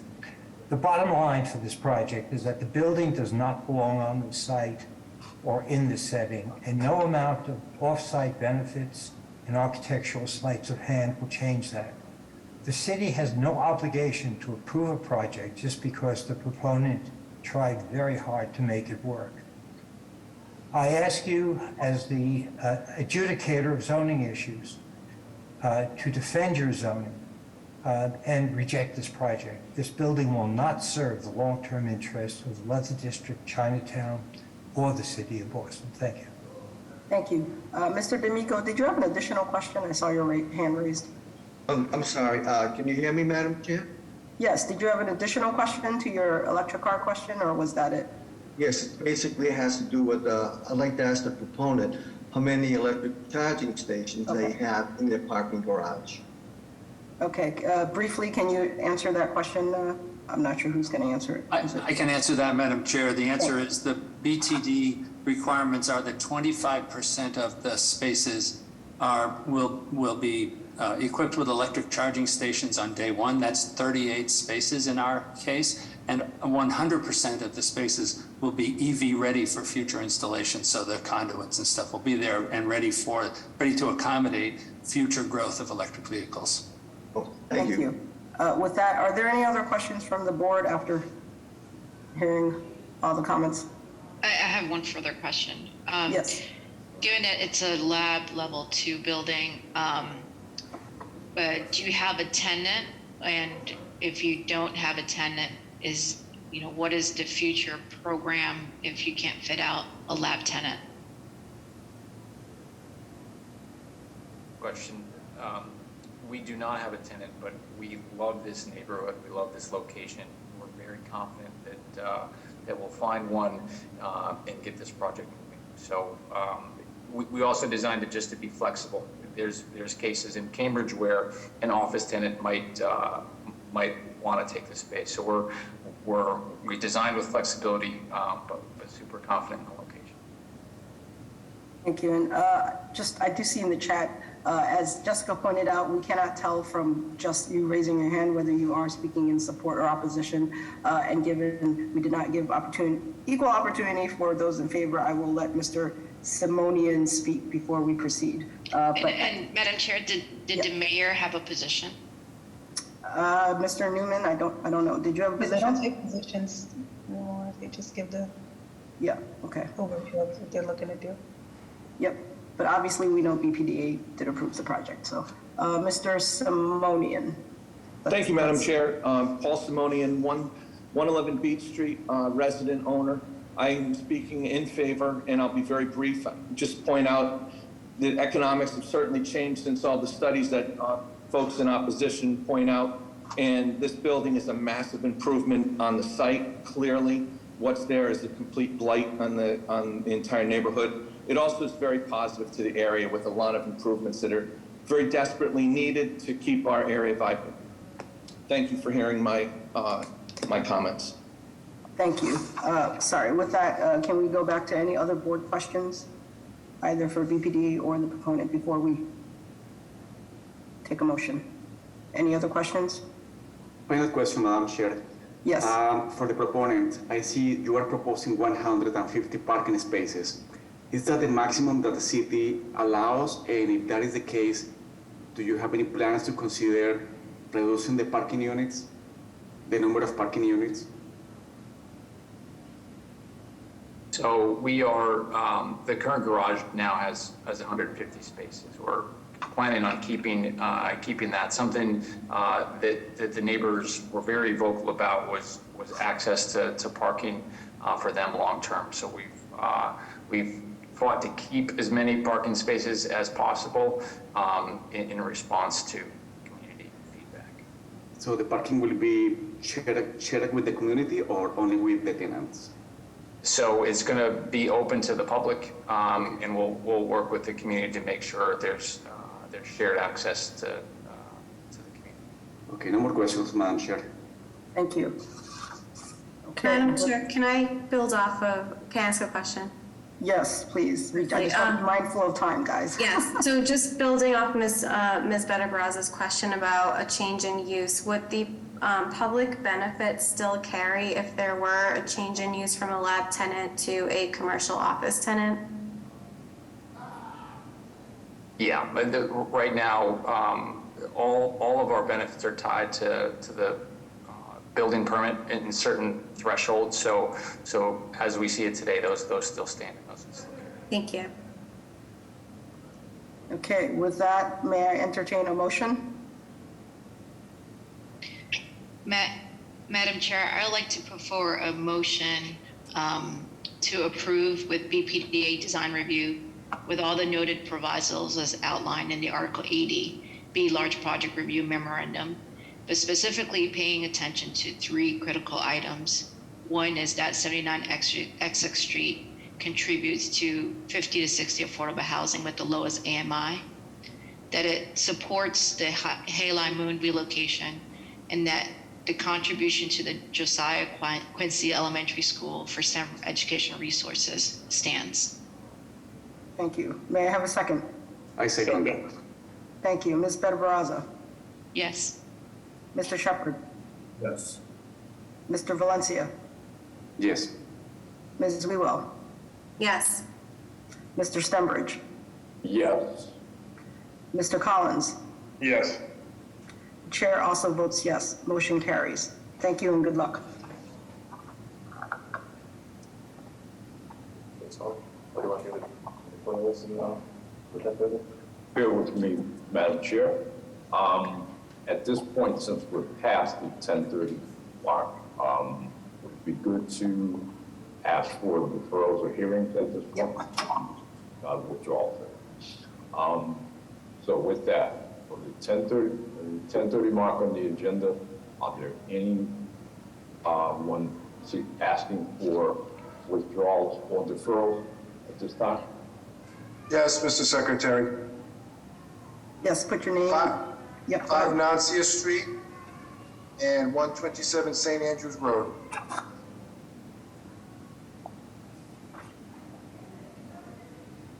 Motion for deferral. Tom, does he need to read it into the record first? Yes. What were the addresses again, Madam Chair? I couldn't hear Derek. 5 Nancia is the first one, and did you say 127? And 127 St. Andrews Road, they're companion cases. Okay, got it.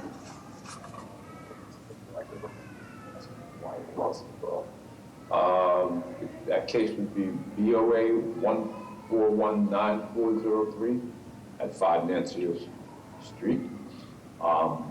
The applicant stated why the deferral is being requested.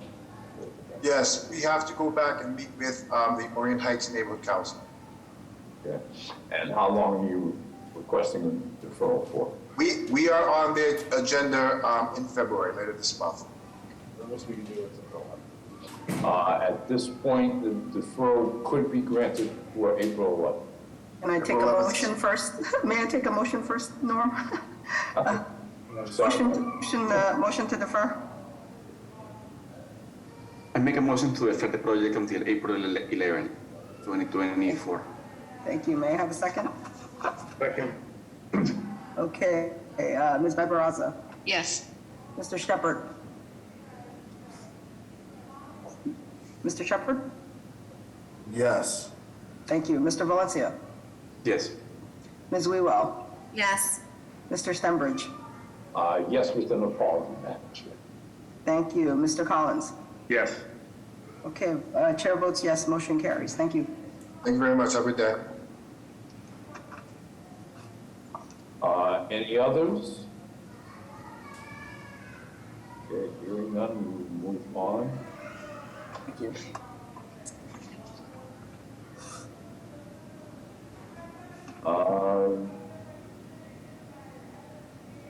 The next is case BOA 1414968, at address of 16 Nightingale Street. Are there any, for the proponents, the applicant, are there anyone to speak on the case? Yeah, I'm the owner, I can speak, and my architect, Eric Zackerson, is also with me as well. Thank you. Can you put your name and address in the record and briefly walk us through the violations? Sure, in the record, you mean in chat? No, just state your name and state your name and address. My name is Alexander Tsapkov. I'm the owner of 16 Nightingale. I've owned it since 2017 or 18, I don't remember. And the building basically burned down in late 2020. There was a fire. We never determined the cause. But basically, looking at the cost to rebuild it, it didn't make sense to rebuild as another three-family because it would have been more expensive than just buying another three-family. So I spoke to an architect, and I'm proposing to change it to a four-family. We're not making it, now despite the violations, we're not making the building any higher than what it was because there was an attic area that was previously unused on the fourth floor. And we're basically changing the shape of that, and we're making it into proposing to make it into an actual unit. We had our abutters meeting on May 26th. There were two people who showed up. No one was against it. The two abutters, they had questions about the use, about parking, about greenery. None of these were actually against it. They were more like they were trying to ask how it's Fine. The mayor's office will walk us through that process. Any other comments on violations? We're not changing the envelope of the building. We do have a letter of support from the abutters meeting as well. And the agreement is also, or I guess the suggestion is also that we add some more greenery in the back, which we're planning to do anyway to make the new building more appealing. Thank you. Are there any questions from the board? Ms. Barbarazza, do you have any questions on the plans? Nope. Drawings are adequate. No questions. Thank you. May I take public testimony? Yes, Madam Chair, members of the board, Connor Newman with the Mayor's Office of Neighborhood Services. At this time, the Mayor's Office would like to defer to the judgment of this board. As you heard the applicant mention, we had an abutters meeting on May 26th. They then went on to the Talbot Harvard Triangle Community Group, where they received support from that civic. The civic also had recommendations regarding some greenscaping and landscaping, which you heard the applicant mention, a request that an emergency evacuation plan be posted in the hallway of each unit, as well as the building be fully sprinkled. There's lots of issues with fires in this portion of Boston, as well as some roof designs to ensure that there's no water runoff onto neighboring properties. We received one letter of support from that said civic group, which I think the board has access to. With that, we defer to the board at this time. Thank you. Thank you. Jessica, any other raised hands? Yeah, yep, I'm Brian Worrell's office, go ahead. Hi, good morning, Madam Chair, members of the board. My name is Ayomide Oluwa from the Office of Councilor Worrell, and the applicant did receive some support from Talbot Harbor Triangle, the civic within the catchment, and having no other opposition, the council would like to go on record in support of 16 Nightingale Street. Thank you. I have no additional raised hands, thanks. May I have a motion?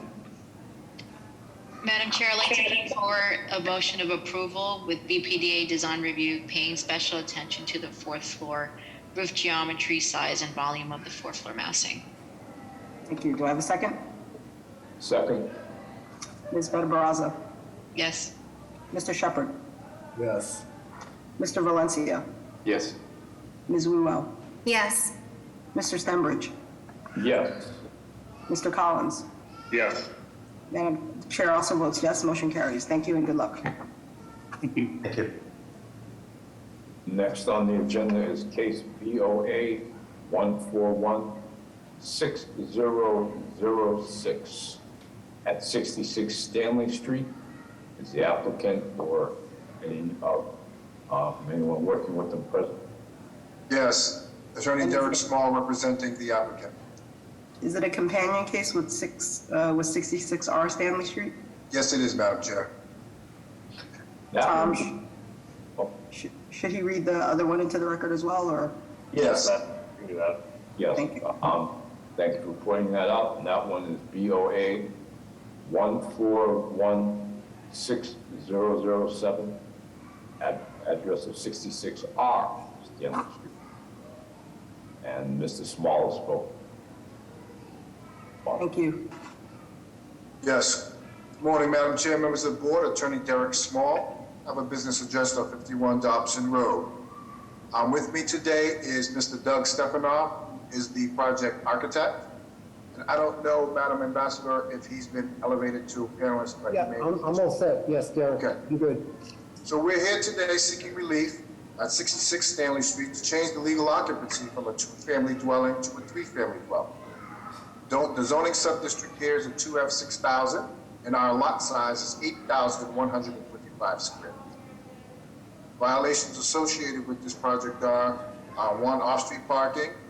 We are providing off-street parking, tandem, and forbidden use, as it is a 2F6000 zone, and we are proposing to change the occupancy to a three-family. And the last violation is the FAR.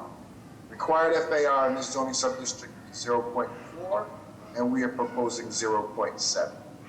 The first unit on the first floor will consist of 2 beds, 2 baths, and is at approximately 1,400 square feet.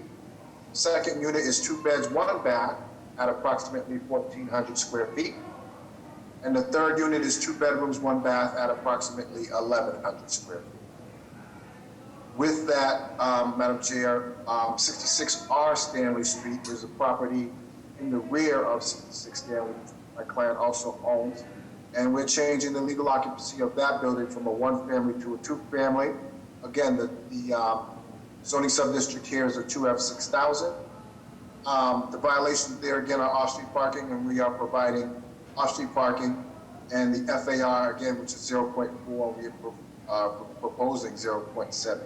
In that property, units consist of 2 bedroom, 1 bath at a 920 square feet, 910 square feet. The second unit is 2 bed, 1 bath at 1,024 square feet. We'll turn it over there in case the board has for myself or for the architect, Doug Stefanoff. Thank you so much. Any questions for Ms. Better-Baraza on the plans? Drawings are adequate, no questions. Thank you. Any other questions from members of the board? Mr. D'Amico, do you have? Yes, Madam Chair, members of the board. I don't see any of the parking spaces reflected on the plan. I know there's a parking area, but I don't see any spaces that depict how the cars are going to be parked. So Derek, is there any way you can talk to the architect and see if they can do that?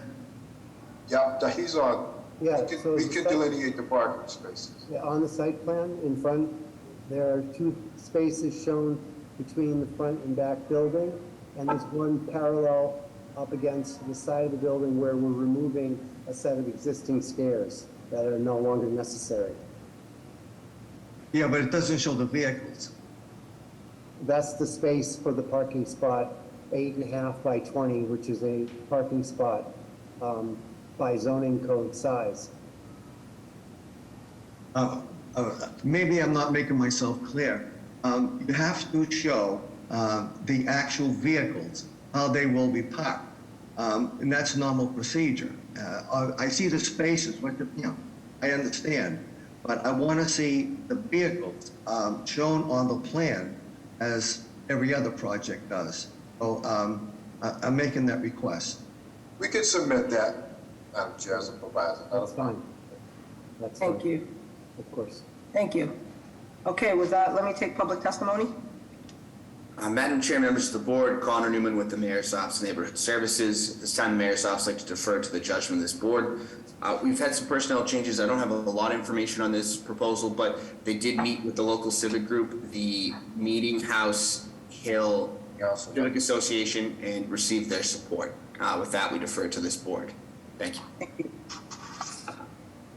Jessica, any other raised hands? I have no raised hands, thank you. Thank you. With that, may I have a motion?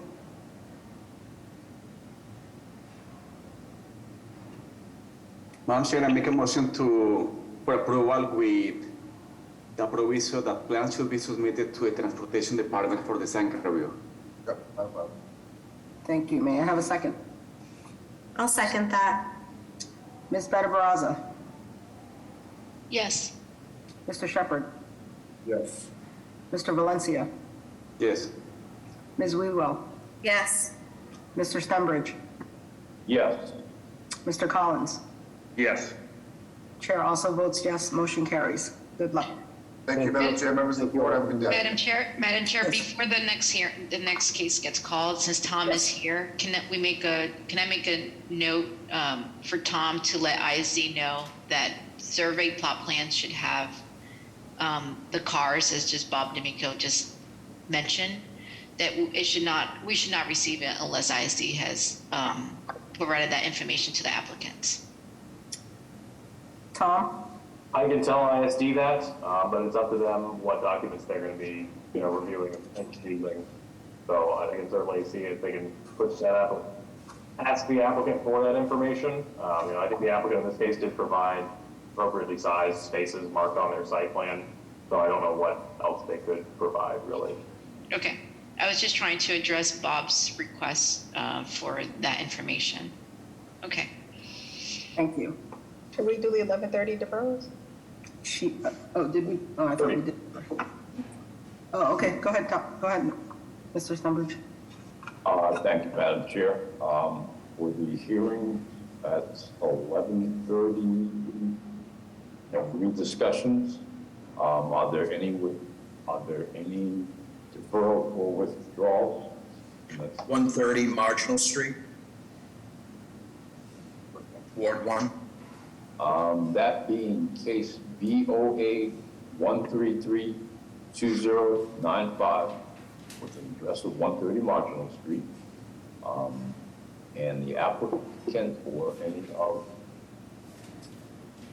anyone who worked with them?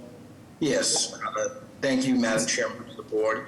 Attorney Jeff Drago with Drago and Toscano with the business address of 11 Beacon Street.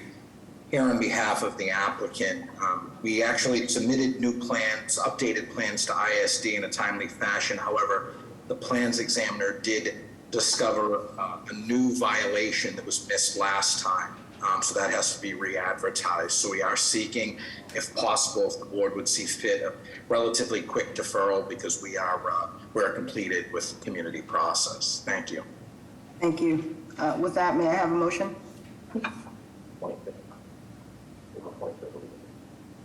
May I have a motion to defer? I'll make a motion to defer. May I have a second? Second. Ms. Better Brazza? Yes. Mr. Shepherd? Yes. Mr. Valencia? Yes. Ms. Wewell? Yes. Mr. Stenbridge? Yes. Mr. Collins? Yes. Chair also votes yes, motion carries. Do we have a date for him? The date we have is April 25th, 11:30. All right, thank you. Thank you. Any other deferrals or withdrawals for 11:30? Hearing none, Mr. Stenbridge? Okay,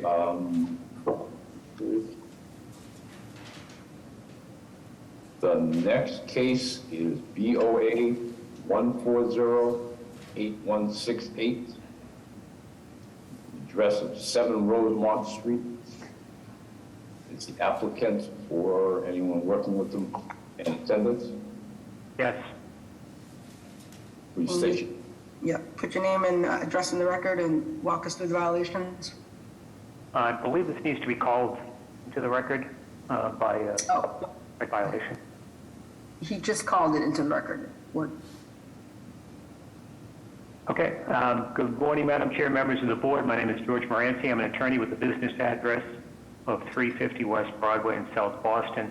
I represent Elizabeth and Brian Angel, who own the lot at 7 Rosemont Street. They also own the directly abutting 3-family dwelling at 498 Adams Street, and they own and live in the abutting single family at 5 Ainsley Street.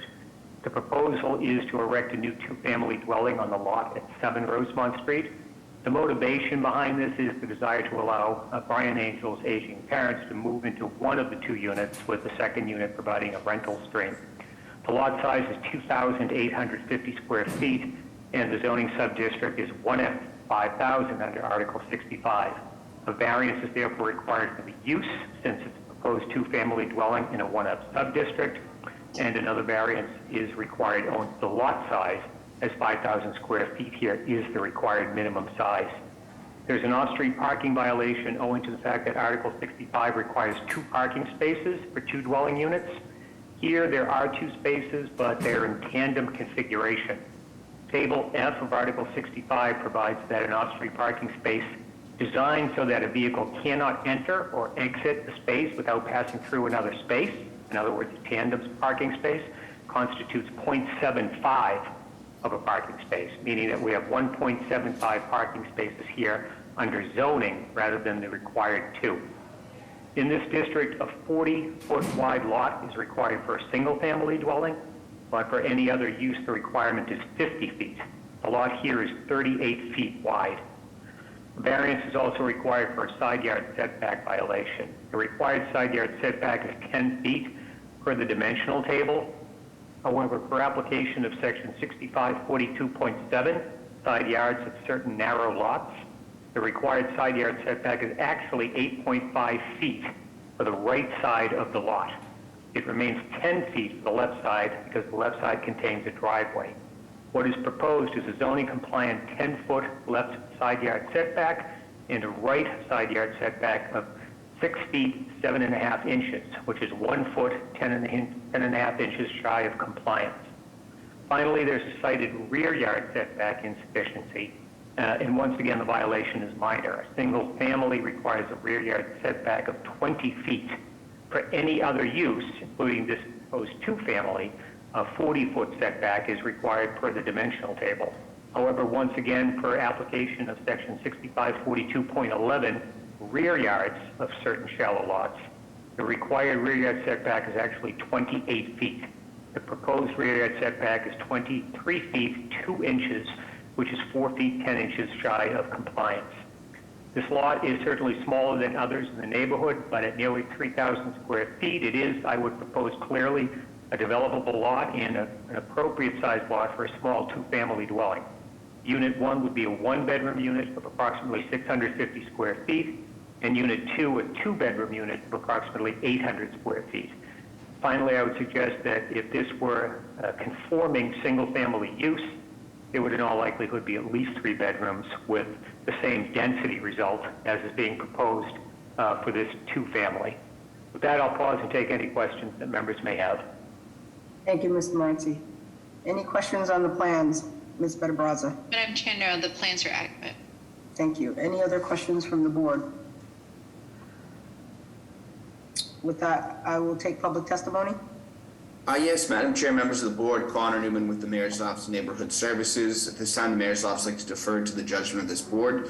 Our office conducted an abutters meeting on July 7th, and the applicant then went on to meet with the St. Mark's Civic Association, which voted to oppose. I believe they also reached out to the Pope Hills Neighborhood Association as well. We received 5 letters of support as well, which I believe the board should have access to. With that, we defer to the judgment of the board. Thank you. Madam Chair, members of the board, Joe McEachran, City Councilor Frank Baker's office would like to go on record in support. Thank you. Madam Chair, for the record, I have no raised hands. Thank you. May I have a motion? Excuse me. Good morning, Madam Chair, members of the board. Sorry. I'm Andrew from Councilor Aaron Murphy's office. At this time, Councilor Murphy would also like to go on the record in support. Thank you. Thank you. Madam Chair, can you also read the BPDA recommendation? Jeff Hampton, are you here? I am, Madam Chair. Thank you. We recommended approval with design review on this with an effort to increase usable open space and increase that one side yard setback. Thank you. You have a raised hand here. Can I call it? Yes, please. Okay, yep, Carmine, you looking to give testimony for this proposal? Sent a request to unmute you. Okay, go ahead. Live. Hi, you looking to give testimony here? No, I'm sorry. I'm waiting for the 1209 minutes. I mean, All right. Okay, thank you. Okay, with that, may I have a motion?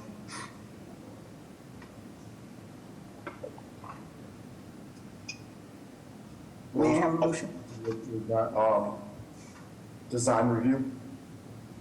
May I have a second? Second. Ms. Better Baraza? Yes. Mr. Shepherd? Mr. Shepherd? Yes. Thank you. Mr. Valencia? Yes. Ms. Wewell? Yes. Mr. Stenbridge? Yes. Mr. Collins? Yes. Chair also votes yes. Motion carries. Thank you. Thank you. Next on the agenda, we have case BOA 1415884 at 60 to 64 Hilltop Street.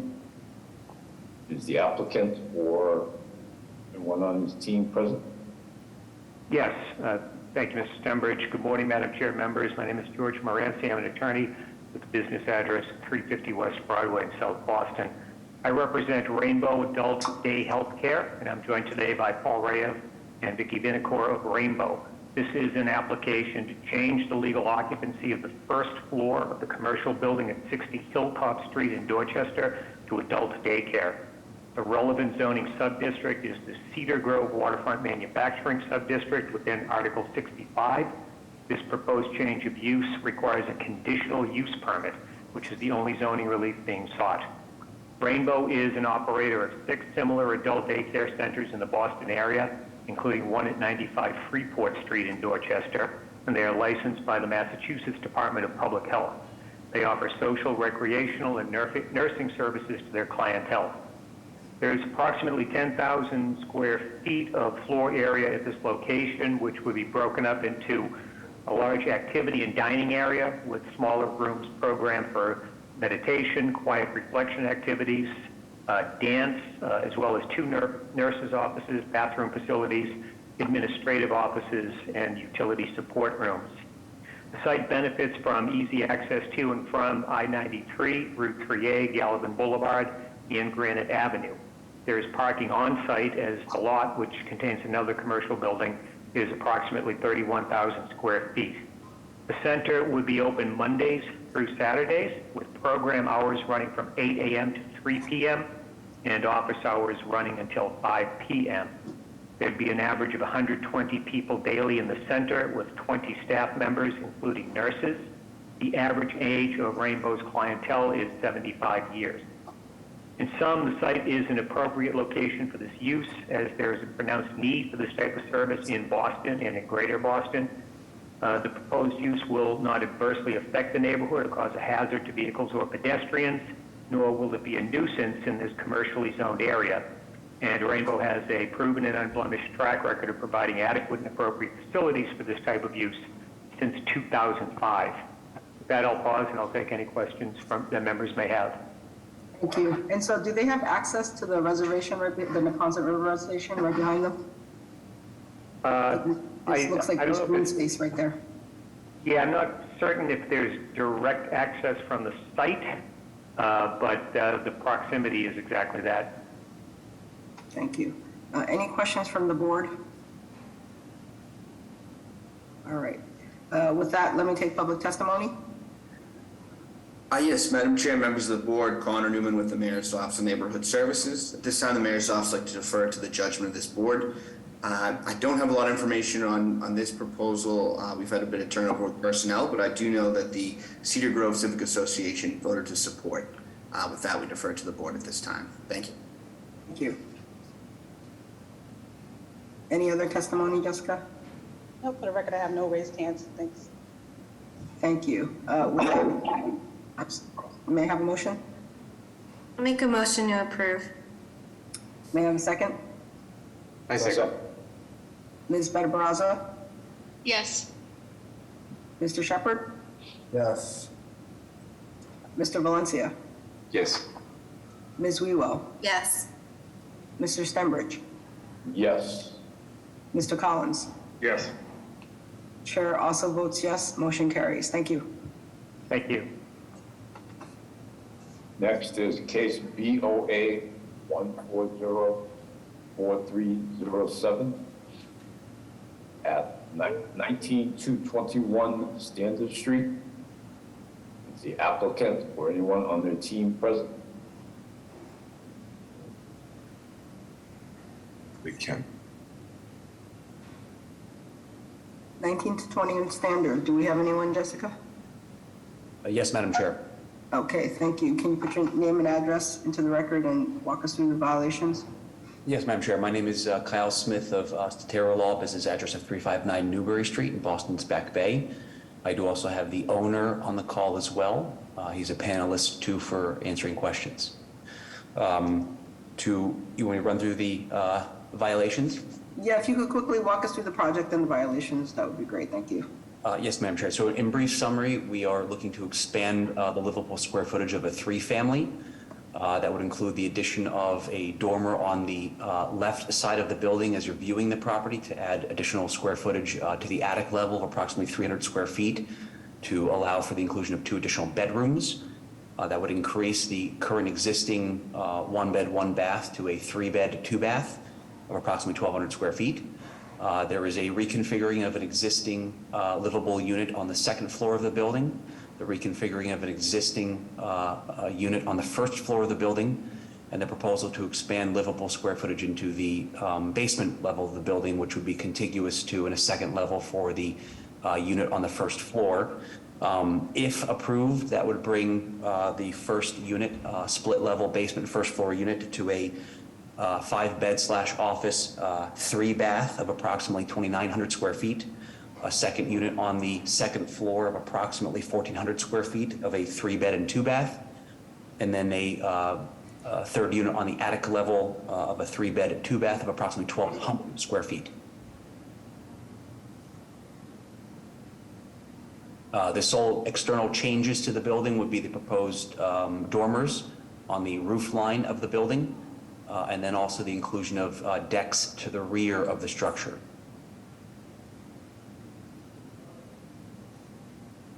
Sorry, there seems to be some technical difficulties. No problem. I know we've had So is the height staying the same and you're working within that footprint? Yes, Madam Chair. The building is existing, basement to be dug out a little bit for the expansion of height to bring that into building code. But the only external changes to the building are the rear deck and the proposed dormer to the left roof line. Thank you. Any questions from the board? Can you please let me know what the height is of the basement unit? What's the height from floor to ceiling? Levi, if you can opine, that'd be great. I'll pull up the plans. Bear with me for a moment if you don't mind. I found it. It's 90 inches. Great. No further questions. Thank you. Any other questions from the board? Okay, I'm sorry, is that a question Madam from the Chair, board?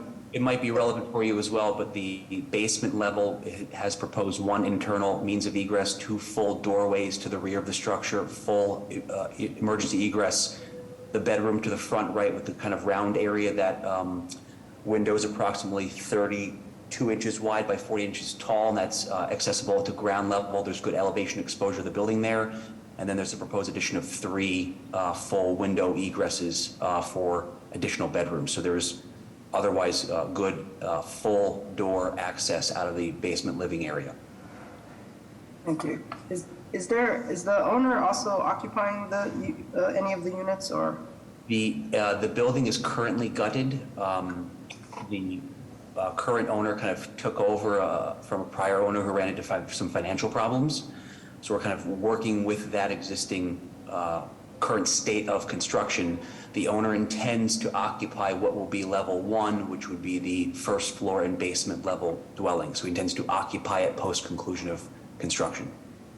Thank you. Any other questions from the board? With that, let me take public testimony, please. Yes, Madam Chair, members of the board, Connor Newman with the Mayor's Office of Neighborhood Services. At this time, the Mayor's Office likes to defer to the judgment of this board. Some background information: our office hosted a butters meeting on November 21st of 2022. The applicant went on to meet with the River Street Civic Association, which I believe has voted to oppose this project, and they've submitted a letter. We've also received 1 letter of support as well. With that, we defer to the judgment of this board. Thank you. Thank you. Any other testimony, Jessica? Brian Royal's office, go ahead.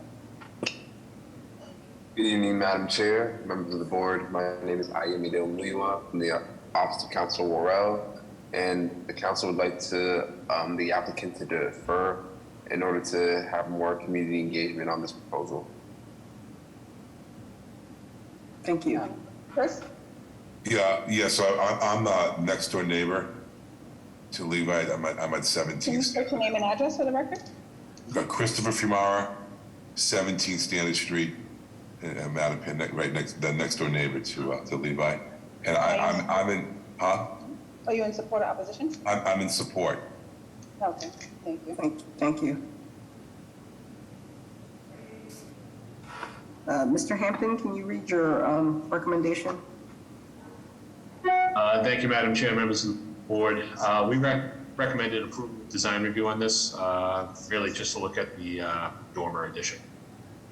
Thank you. All right, Gary, and then Mark. Good morning, my name is Gary Lynch. I live directly across the street from 19 and 20. And I approve this project for them to go forward with it. I've been here since 1976. And I would like to see them go forward with this project. Thank you. Thank you, Mr. Lynch. Yep, and then Mark. And we're all set. Hello. Can you guys hear me? Yes. Okay. Mark Patello, 25 Standard Street. I am direct neighbor to the proposed project. Regarding an abutters meeting, I never received any letter. I never received any notice of an abutters meeting. I am active with the River Street Civic Association. I never saw anything from them either. And I just want to point out that the proposed work on this dormer and the expansion of the basement has already been completed.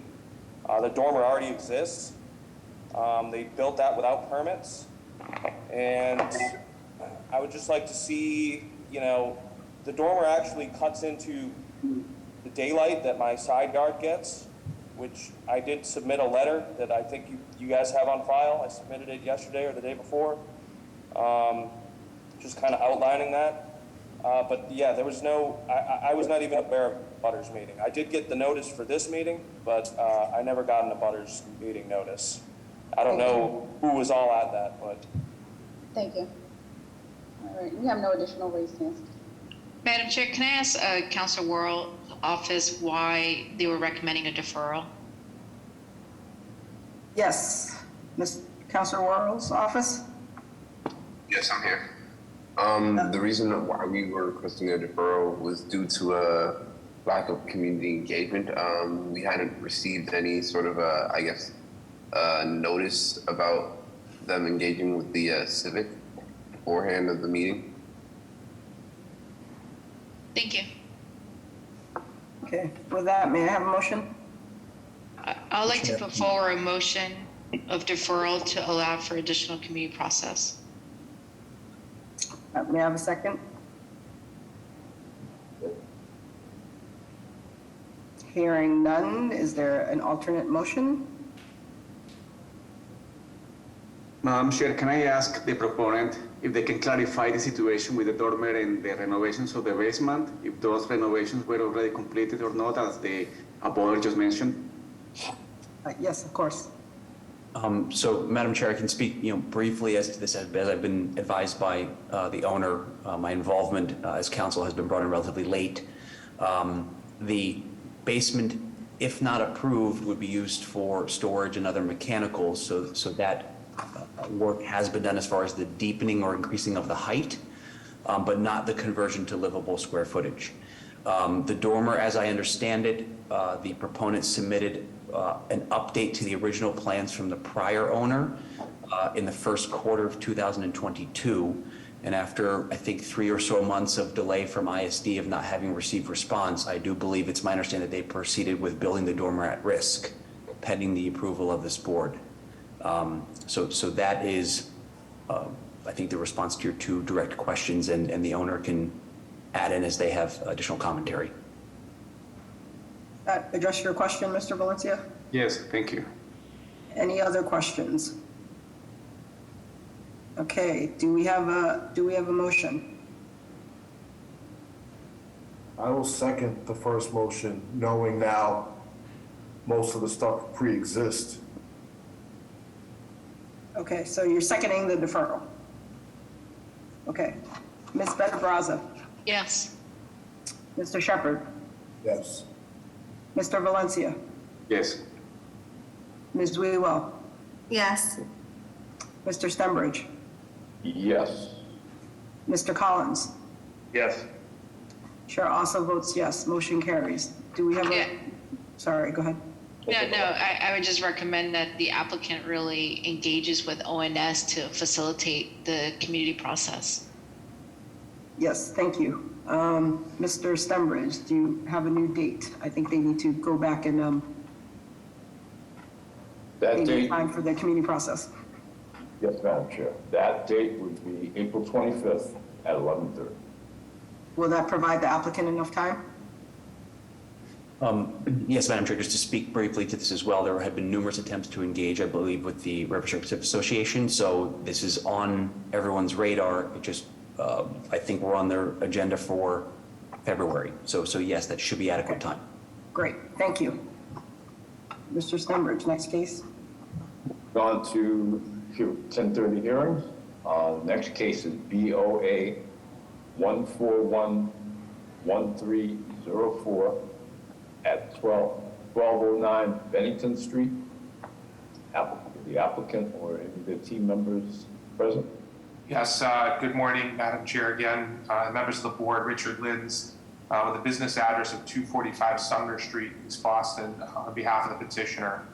Madam Chair, just by way of very brief background for this project, we were before the board last year with respect to this address where the project was larger, more dense, more units, and certainly a larger footprint of the building.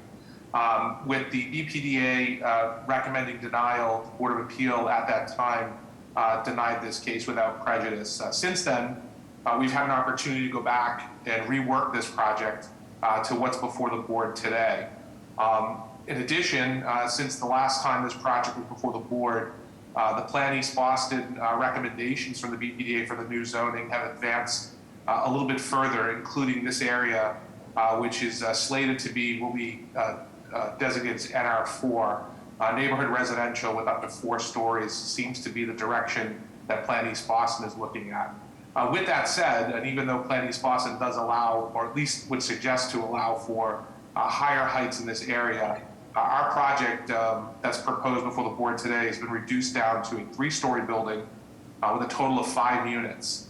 I would point out that the location of this site is located directly across from the Suffolk Downs MBTA station, so less than 100 yards to the entrance. But let me walk through briefly once the screen comes up what we're looking at by way of program. So the proposed project would demolish the existing 2-unit dwelling. We would create a new multifamily dwelling with a total of 5 residential units. With respect to the zoning, this does meet the minimum lot size of 5,000 square feet. It meets the minimum lot width of 50 feet, and our proposed height would be below the 35 feet that is permissible in the district. The district actually allows 35, we're at 30 feet. With respect to the relief that we require, and I think we can jump forward if you just want to maybe scan ahead a bit to the rendering, which would be slide 8, please. You can always come back if there's any specific questions. So with respect to the relief that is necessary, the side yard condition on the left side of the building is currently non-conforming. That sits at about 3.5 feet presently. We will maintain that side yard with the new building, which does allow for windows and openings on that side. With respect to the right side, the requirement in the district is 10 feet. So we do maintain a driveway on the right side of our building, and that driveway would allow for the required 10-foot setback on the right side of the building as well. With respect to our rear yard, we're slightly below, 30 feet is the requirement in the district. We are slightly below, just a little over 29 feet, based upon how we're orienting some of the rear decks. So the building itself sits outside of the 30 feet, but we are slightly within the setback in the rear. With respect to, as I mentioned, the stories, the height of this building is below the 35 feet. However, there is a requirement in the 2F districts that 2.5 stories is the maximum height. So we would be proposing this as a 3-story building. However, this would be a little bit more squat than the typical 3-story buildings that are in the neighborhood, because this would be designed to be adaptable for persons with disabilities at the lower level. This does incorporate a very small basement for storage and utilities, and I apologize, I know that the board is not seeing the presentation. I know in the interest of time, you may want to hear the presentation itself. So I can pause, Madam Chair, if you want to wait for the screen to come up. Absolutely, yeah, sorry, we seem to be having technical difficulties today. I'm trying to stay on script here, but I noticed the spinning wheel of death. I know. Well, in the meantime, any questions on the plans, Ms. Benabraza? Sorry. Luckily, I do have access to the plan, so, but the public doesn't. Everything looks fine. The only question I have is the project is, next to the Orient Heights, I believe, MBTA. Is that correct? That's correct. Directly actually across from Suffolk Downs. It's also within walking distance Orient Heights. Yeah, and I just kind of see that you've used up a lot of the open space for parking. You have 5 parking space. Would the applicant be open to reducing the parking? Through the chair, Ms. Benabraza, I think part of the conversation that we did have since our last hearing to the current hearing are some of the changes that we did make based upon community response. And as you can see from the plans, there are a couple of things I will highlight. First is we do incorporate 2 3-bedroom units and 3 2-bedroom units. They're all very generously sized because the sentiment is this neighborhood should be building for family-sized units. So one of the questions, or at least one of the concerns were, although my office was located in this neighborhood for many years, the claim that the on-street parking is limited was somewhat of a concern. That's why we maintain the 1 space per unit. But I don't disagree that the proximity to Suffolk Downs Station makes this a very good transit-oriented site. So I guess I'm happy to look at that through design review if that's what the board's preference is. Great, thank you. No further questions. Thank you. Any other questions from the board? It looks like the slides are working. I don't know if there's something you want to specifically walk us through, or are you fine with me going? Yeah, I think if we can get to slide 8, Madam Chair, that does show the rendering in context, and I think that would give us just sort of a good view of how. And in the meantime, it looks like Mr. D'Amico has a question on parking. Mr. D'Amico. Yes, Madam Chair, members of the board, Bob D'Amico, BTD. Due to the proximity of I grew up in Orient Heights, and due to the proximity of this project to Suffolk Downs Station, and Orient Heights Station, so there's two stations in close proximity, I'd like to suggest a decrease in the number of parking spaces only because of the proximity to Blue Line Station. And I can work with the proponent to come up with a compromise in the number of parking spaces because of transit-oriented development. Thank you. Thank you. May I hear public testimony, since we're still having technical issues? Sorry, Mr. Lynch. No problem, Madam Chair. All right, Bob, did you want to go ahead? Oh, go ahead. I'm sorry, Council Elected Officials Office, go on. Thank you, Jessica. Good afternoon, Madam Chair, members of the board. Natalia Benitez with the Mayor's Office of Neighborhood Services. ONS hosted two abutters meetings for this project, one August 24th and October 20th of 2022. This project began the community process once again with 3 stories instead of 4, 5 units instead of 6, and a roof deck. At the abutters meeting, a lot of opposition was voiced regarding the roof deck, so the applicant removed the roof deck from the proposal. A few abutters mentioned they would like to see this as a 2-family home instead, and opposition from 2 of the rear abutters. They also expressed that the project was out of character with the rest of the houses and was too dense for this site. Also, they mentioned about parking as well. At this time, our office would like to defer judgment to the board. Thank you. Alia, can you clarify what the parking comments were? Yeah, so they think that, well, they expressed that there's not enough parking in the area. So like Richard Lynn said, they asked for more parking. They actually believe that the 1-1 was not enough, that they would like to see even more. So. Okay, I just want folks to hear that because I just added it up that you know what Mr. Lynn said, that is a total of 12 bedrooms. And so while I doubt there would be 12 cars, if we are talking about families with children, 1 vehicle per household, it does not sound unusual for me. Any other public testimony? Yes, we have a few raised hands. We'll start with Bob and then go over to the people in the attendee section. Bob, were you looking to get testimony here? I think Bob already spoke. If we could hear from. Say I already spoke. Thank you. Carmine?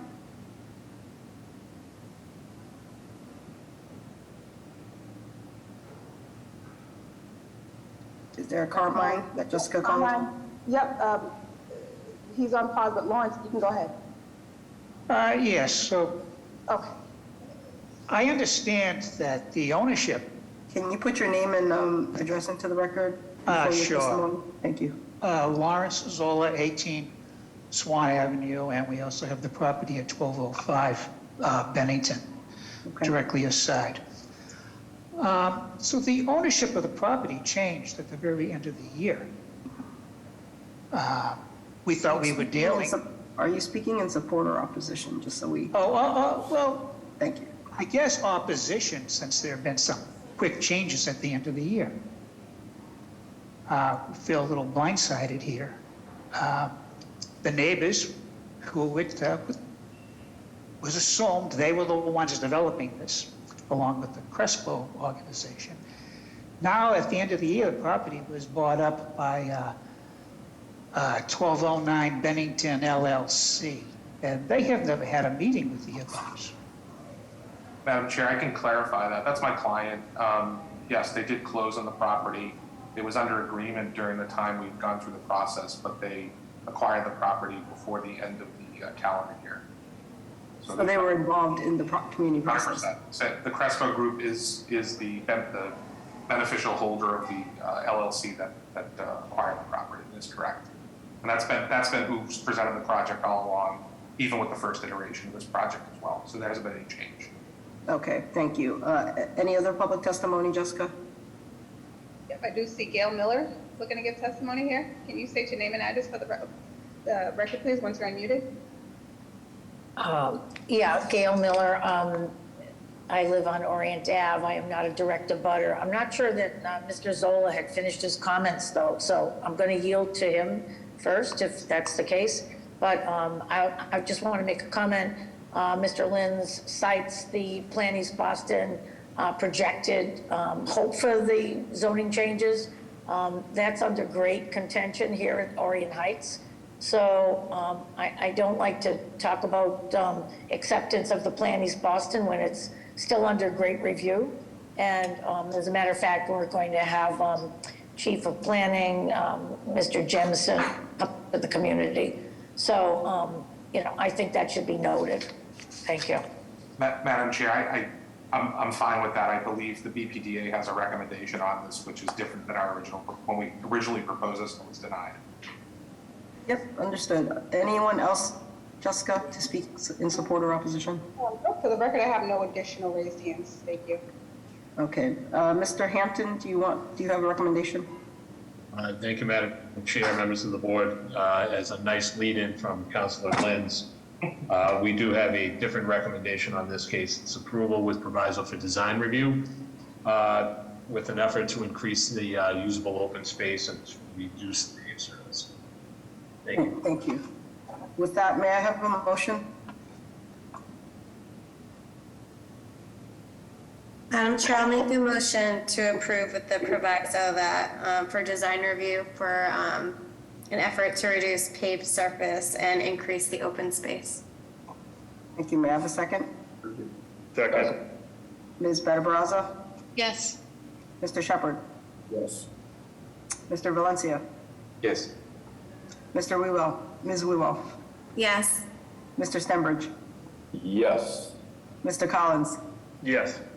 Chair also votes yes. Motion carries. Thank you. Good luck. Thank you very much. Have a great day. Madam Chair, this is Tom. Yes. We're speaking with IT support here at 1010, and they were hoping we could do about a 10 or 15-minute recess to let them work on the computer that the slides are being presented from, so that hopefully that can resolve those issues. All righty. Second break of the day. Use it wisely. 15 minutes. 12:25. Thank you. Thank you, Madam Chair.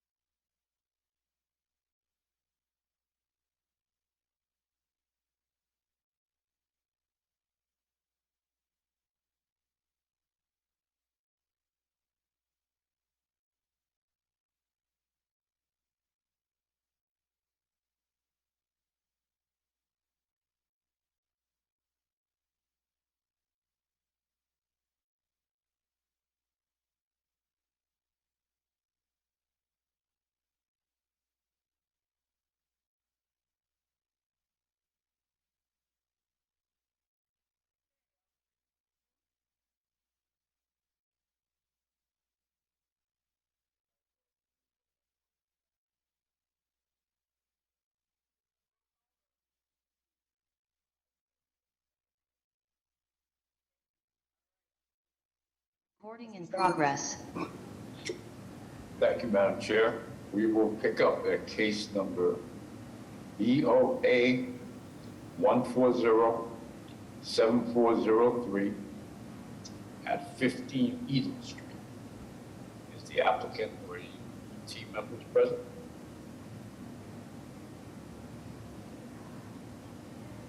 Ms. William Mohan, are you present?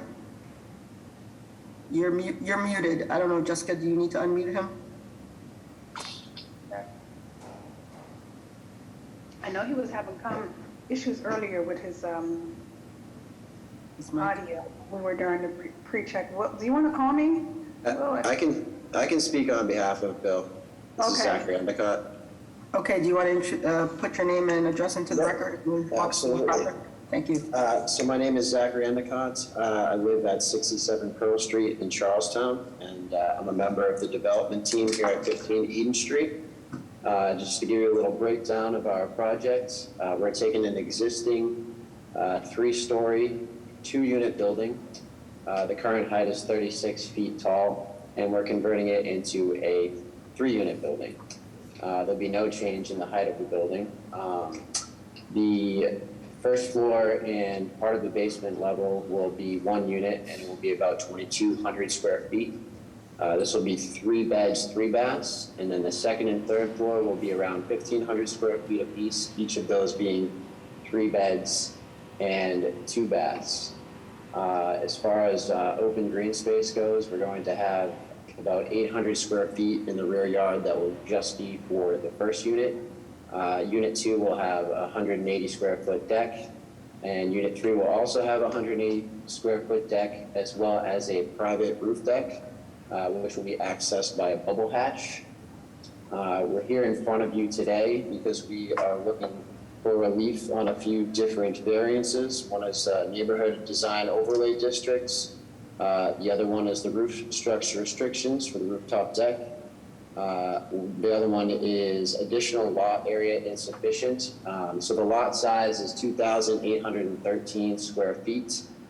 In order to add the third unit, the required additional lot size is 1,000 feet. So we would have needed 3,000 square feet of lot size. So we're about 190 or 187 square feet short.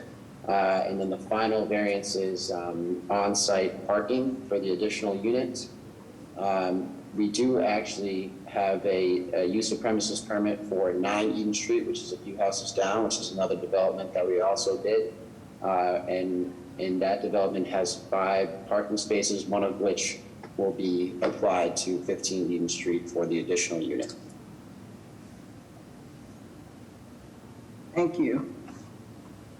Any questions on the plans or the proposal?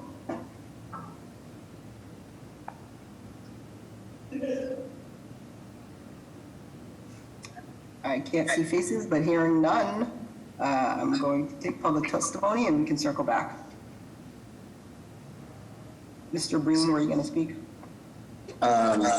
Sorry about that. Hold on, some audio problems. Madam Chair, members of the board, this is Sean Green with the Mayor's Office of Neighborhood Services. An abutters meeting was held for 15 Eden Street. There were some concerns from an abutter regarding safety and privacy over the roof deck. The letter was submitted to the ZBA board. The Mayor's Office of Neighborhood Services will defer judgment to the board at this time. Thank you. No problem. Jessica, any other?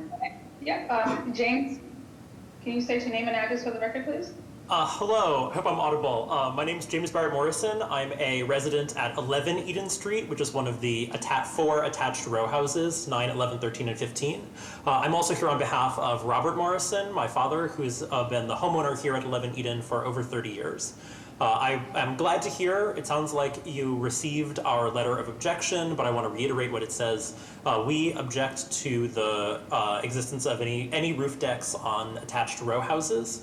Not just because of noise and privacy, but especially because of trespass. Having the roof deck would allow for access not just to the roof of 15 Eden, but to the roofs of 13, 11, and 9 as well.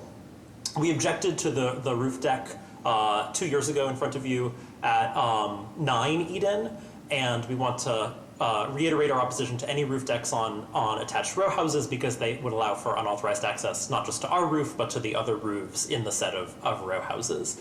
And we're hoping you can take a fresh look and not repeat an unwarranted approval of such a roof deck. Mr. Morrison, just to confirm, your objection is solely or primarily the roof deck, not the property use from 2 to 3 families? No, we are only objecting to the roof deck. That's Thank you. Our only objection.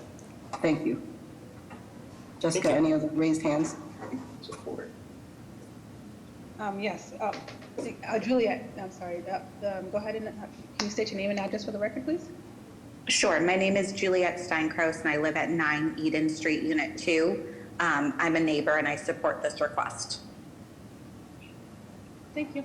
And for the record, I have no additional raised hands. Thank you. Mr. Hampton, do you have a recommendation? Yes, thank you, Madam Chair, members of the board. We've recommended approval with design review. We actually have a concern about the roof deck, the size and the location, so we're hoping to take a look at that. Thank you. Any other questions from the board?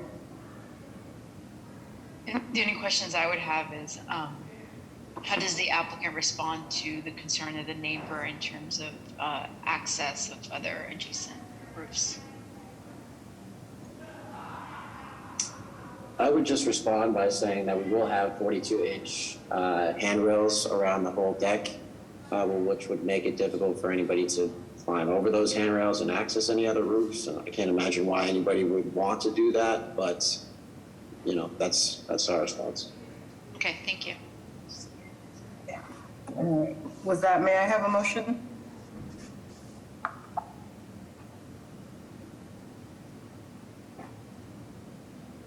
Madam Chair, I'll make a motion to approve with the proviso with design review with attention to the size and placement of the roof deck.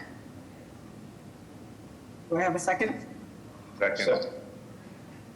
Ms. Becker Baraza? Yes. Mr. Shepherd? Yes. Mr. Valencia? Yes. Ms. Wewell? Yes. Mr. Stenbridge? Yes. Mr. Collins? Yes. Chair also votes yes, motion carries. Thank you. Good luck. Thank you. Next case is BOA 1350483 with the address of 354 through 356 Hanover Street. Is the applicant or any of the team members present? Yes, good afternoon, ladies and gentlemen, Madam Chair, members of the board. My name is Paul Rufo. I'm an attorney in Boston with the law firm of Smith, Duggan, Cornell and Golub, 88 Broad Street, 6th floor in Boston. I represent the applicant, which is DR2 LLC, and I believe with me on the call is the owner, Gina DeGangi.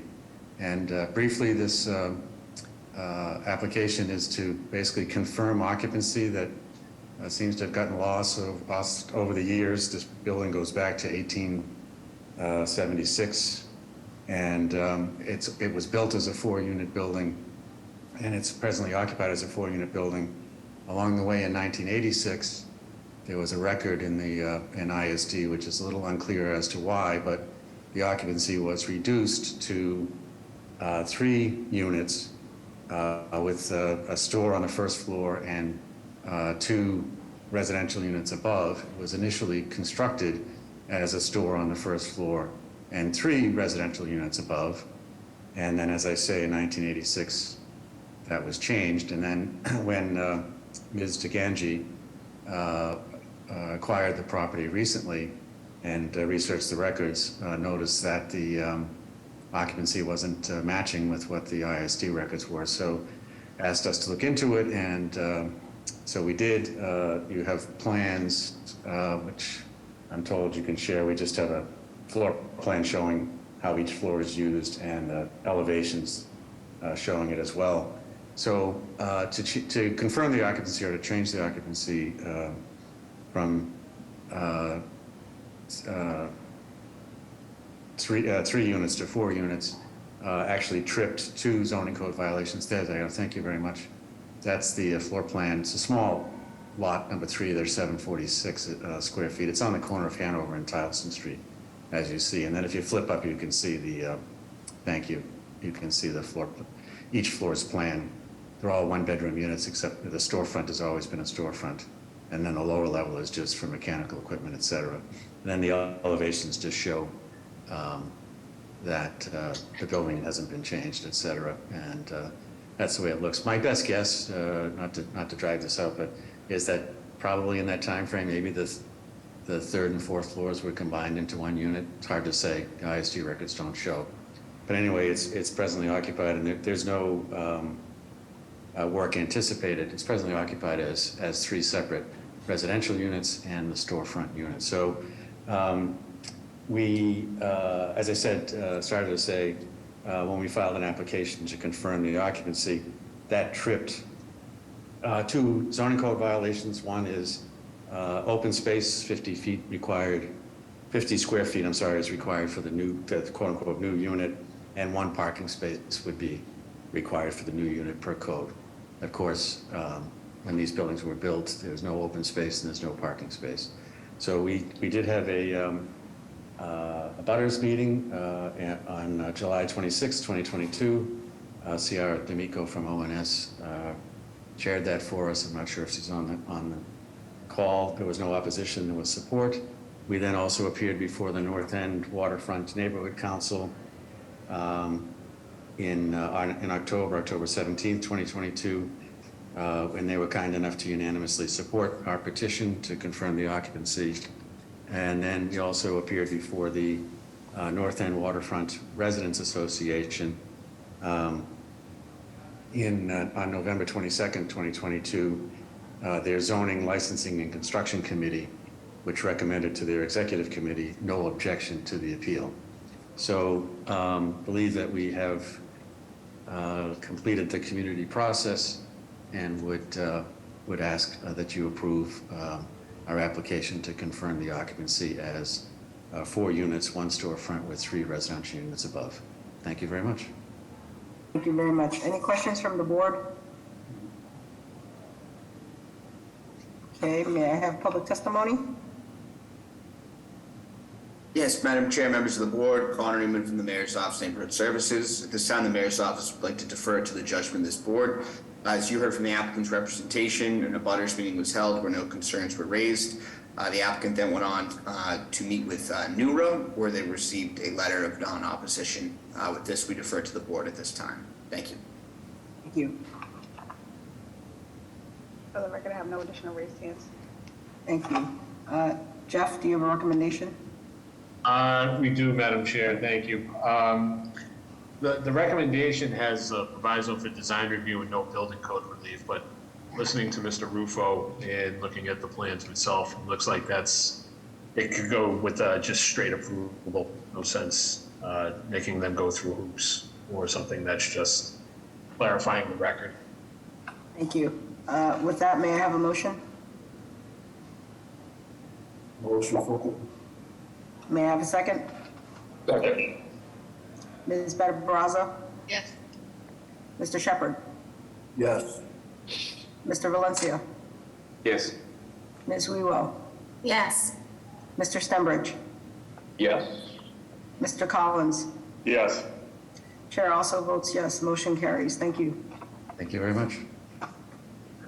The next case is BOA 1421831 at 16 through 16A Tremont Street. Applicant Jeff Farrell or team members present? Yes, good afternoon, Madam Chair, members of the board. My name is Adam Barnowski. For the record, my address is 255 State Street, Boston, and I'm here on behalf of Neighborhood Guy LLC, the applicant. And with me today is Spencer Payne, the owner and manager of the LLC. Can you just walk us quickly through the change and the violations? Yes, thank you. So we're here on the change of use of the property at 619 Tremont Street, which is located on the garden level of a 4-story mixed-use row house building located in the South End neighborhood district and the MFR LS sub-district. The premises is operated for a long time as a retailer, most recently being utilized as a local retail business selling flowers and other gardening materials. The applicant seeks relief from section 64-8 to permit a wine shop, which, despite the mixed-use character of the neighborhood and its large retail presence, does require relief in the MFR LS sub-district. Specifically, this is going to be a neighborhood-oriented specialty wine shop selling a select group of wines, a small array of craft beer. The proposed hours of operation are 12 p.m. to 8 p.m. 7 days a week.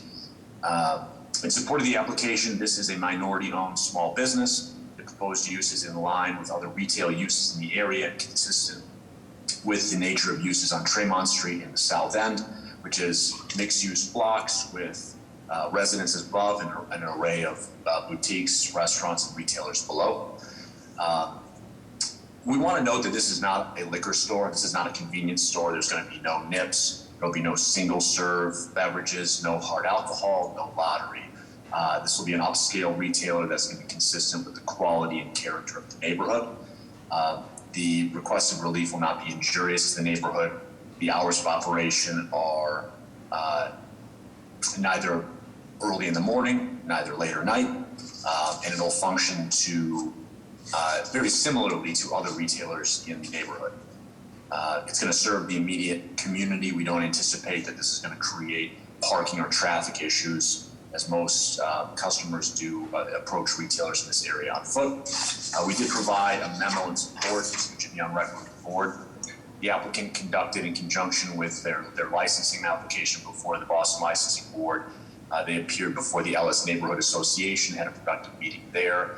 That group provided a letter of non-opposition, which should be on file with the board. In conjunction with ONS, they also had an abutters meeting on site.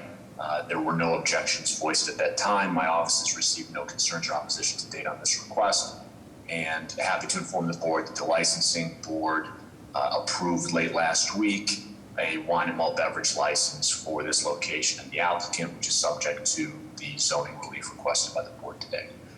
We are happy to answer any questions that you may have. Thank you. What's the square footage of the space?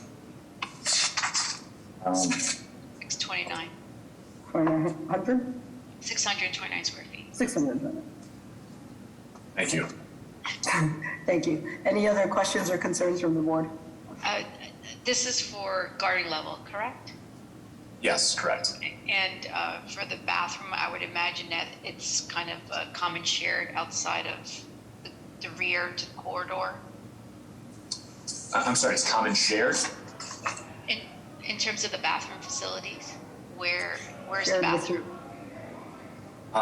Spencer Payne is the applicant is on the call today. If we could promote him, or he did say that that's correct. All right, I just wanted a confirmation because I don't see a bathroom in here, so I just imagined that it was a shared facility. Okay, no further questions. Thank you. Thank you. Any other questions from the board? May I have public testimony, please? Hi, good morning, or excuse me, good afternoon, Madam Chair and members of the board. Kim Crucioli from the Office of Neighborhood Services. Our office held an abutters meeting in December of 2022 where general support was shown by abutters. They met with the Alice Neighborhood Association and received a letter of non-opposition from them as well. At this time, we would like to defer to the board. Thank you. Good afternoon, Madam of the Chair, members of the board. Ana Calderon from Council President Flynn's office.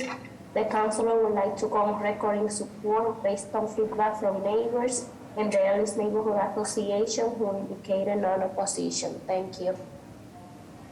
Thank you. Councilor Murphy's office. Good afternoon, Madam Chair and members of the board.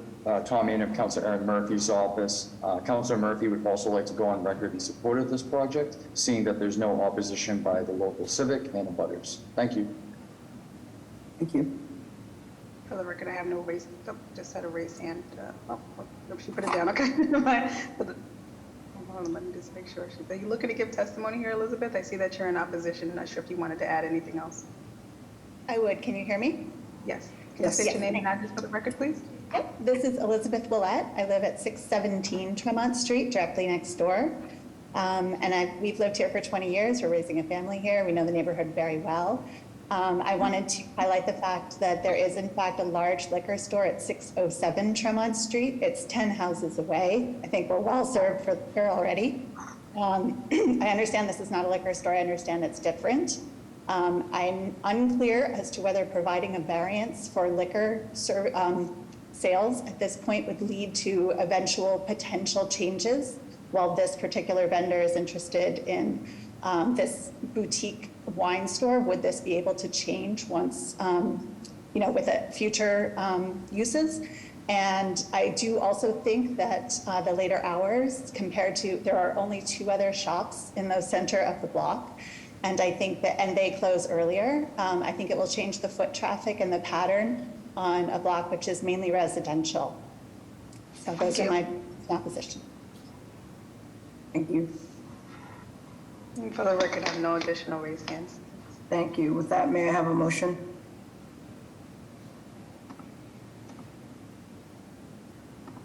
Yes, Madam Chair, I make a motion to approve this request. Second. Ms. Better Baraza?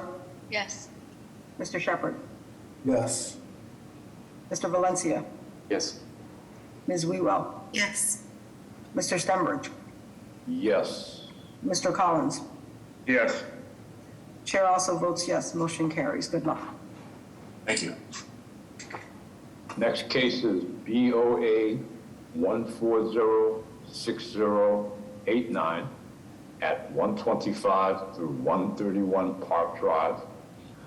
The applicant being Cameron Merrill. Is he or any of his team members present? Yes, thank you. Cameron Merrill is present along with Daniel Steger, the architect on this project. Thank you, members of the board. My business address is 100 State Street, Boston, Massachusetts. I have the privilege of representing the applicant in this case. The zoning violations are for lack of on-street parking and lack of off-street parking and lack of open space.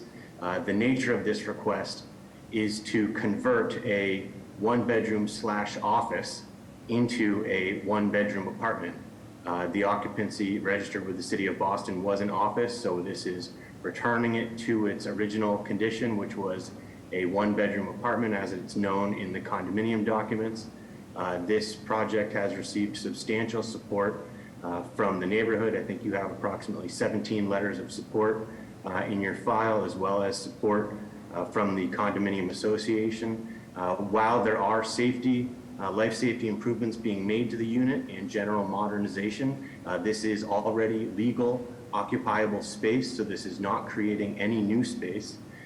We believe that this is a dramatic improvement to the conditions of the neighborhood, as what was operated as a full-time 6 staff with 6 roaming staff business is now going to be residential space. So while 0.8 or so new parking spaces is required, in effect, this is taking 14 parking spaces or used parking spaces, making them re-available for the neighborhood.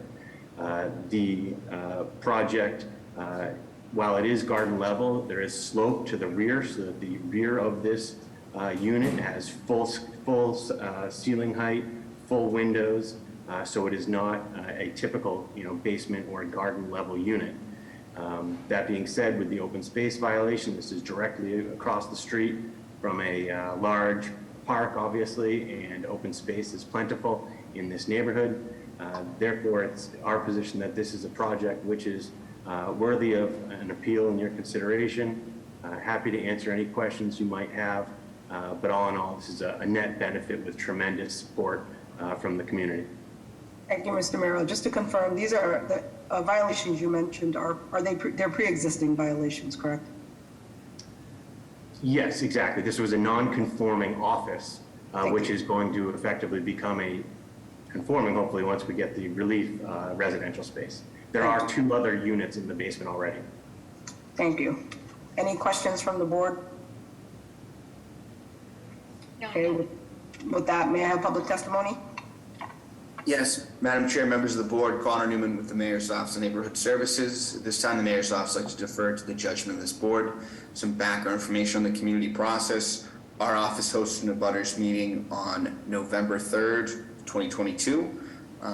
No concerns were raised at the time. The Fenway Civic Association reviewed the proposal and had no objections. They did mention they prefer the original fenestration not be infilled in a way that would detract from the aesthetics of the building.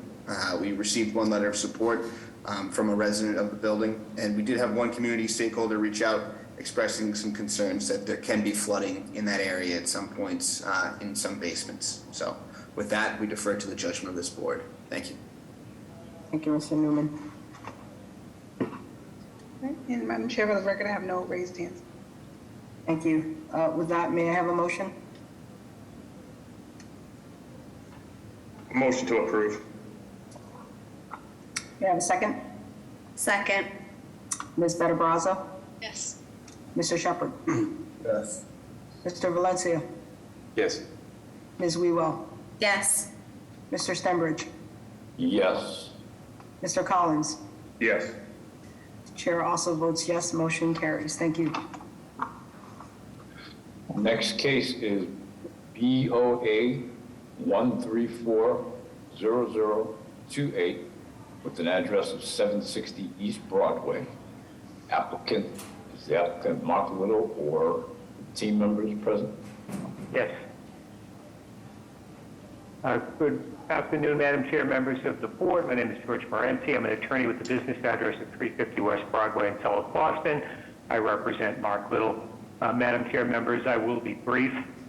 This is exactly as it appears. It is an application for a 12-foot by 12-foot roof deck in the rear of and exclusive to Unit 2 at 760 East Broadway in South Boston.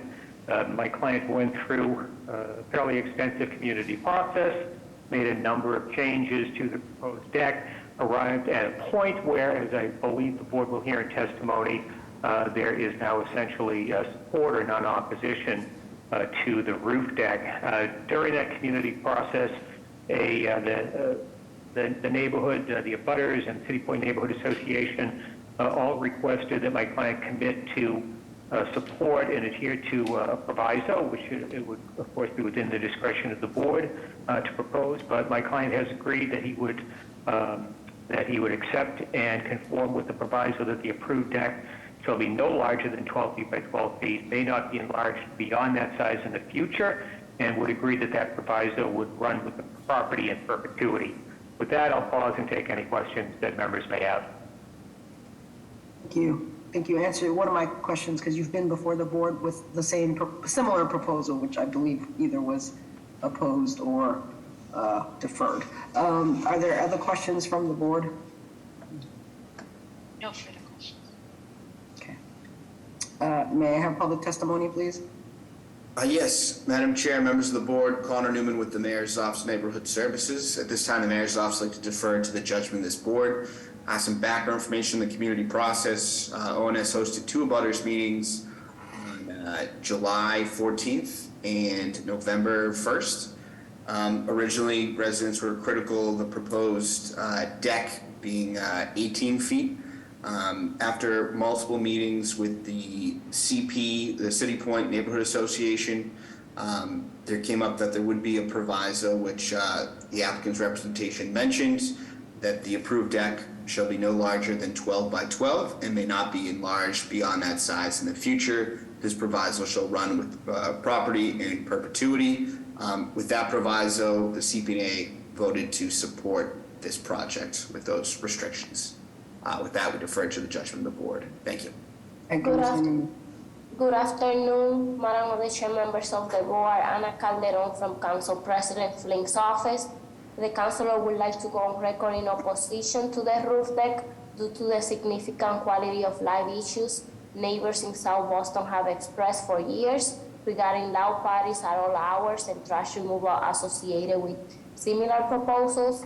Neighbors across South Boston have communicated to their elected officials for years regarding their quality of life being disturbed due to loud parties at all hours of the night, with beer cans and pizza boxes often left out and blowing off of the decks into the sidewalks and into the streets. Unfortunately, this behavior was exacerbated during the pandemic, and Council President Flynn continues to hear these complaints from Southie neighbors, from our seniors, persons with disabilities, young families with school-age children, at civic group meetings, and from neighborhood organizations.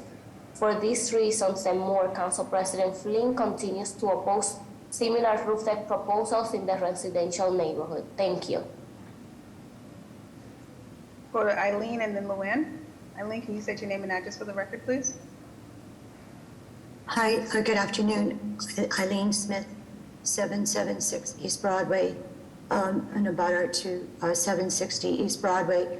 I just really have some concerns regarding the perpetuity clause, and I don't know, this property is currently in the process of being sold. This deck extension exceeded any type of normal guidelines, and I'm wondering who enforces the perpetuity restriction that the owner is agreeing to, and if this were to transfer into different ownership, will the new person have the ability to come before you again with the same request for an extended deck? Thank you. Generally, let's keep going with the testimony and you can respond to that afterwards, applicant. Luann? Can you hear me? Yes, you can. Okay. Luann O'Connor, President, City Point Neighborhood Association. Attorney Moranci is correct, as well as ONS. This was an extensive neighborhood process. They did present before City Point after several abutters meetings to get the plans correct and stamped by ISD before CPNA could review them or would review them. So with that being said, we did compromise on the deck 12 by 12 with the proviso that the deck would not be extended, and that is to run with the property, with the property, not the owner. So with that being said, CPNA voted to support this particular roof deck project. Thank you. Thank you. Jessica, any other raised hands?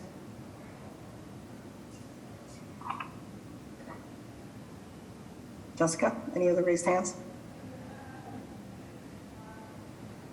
All right, Mr. Hampton, did you have a recommendation? Actually, no, Madam Chair, we didn't have plans for this appeal. Okay, thank you. All right, any other questions from the board? Okay, with that, I'm going to entertain a motion.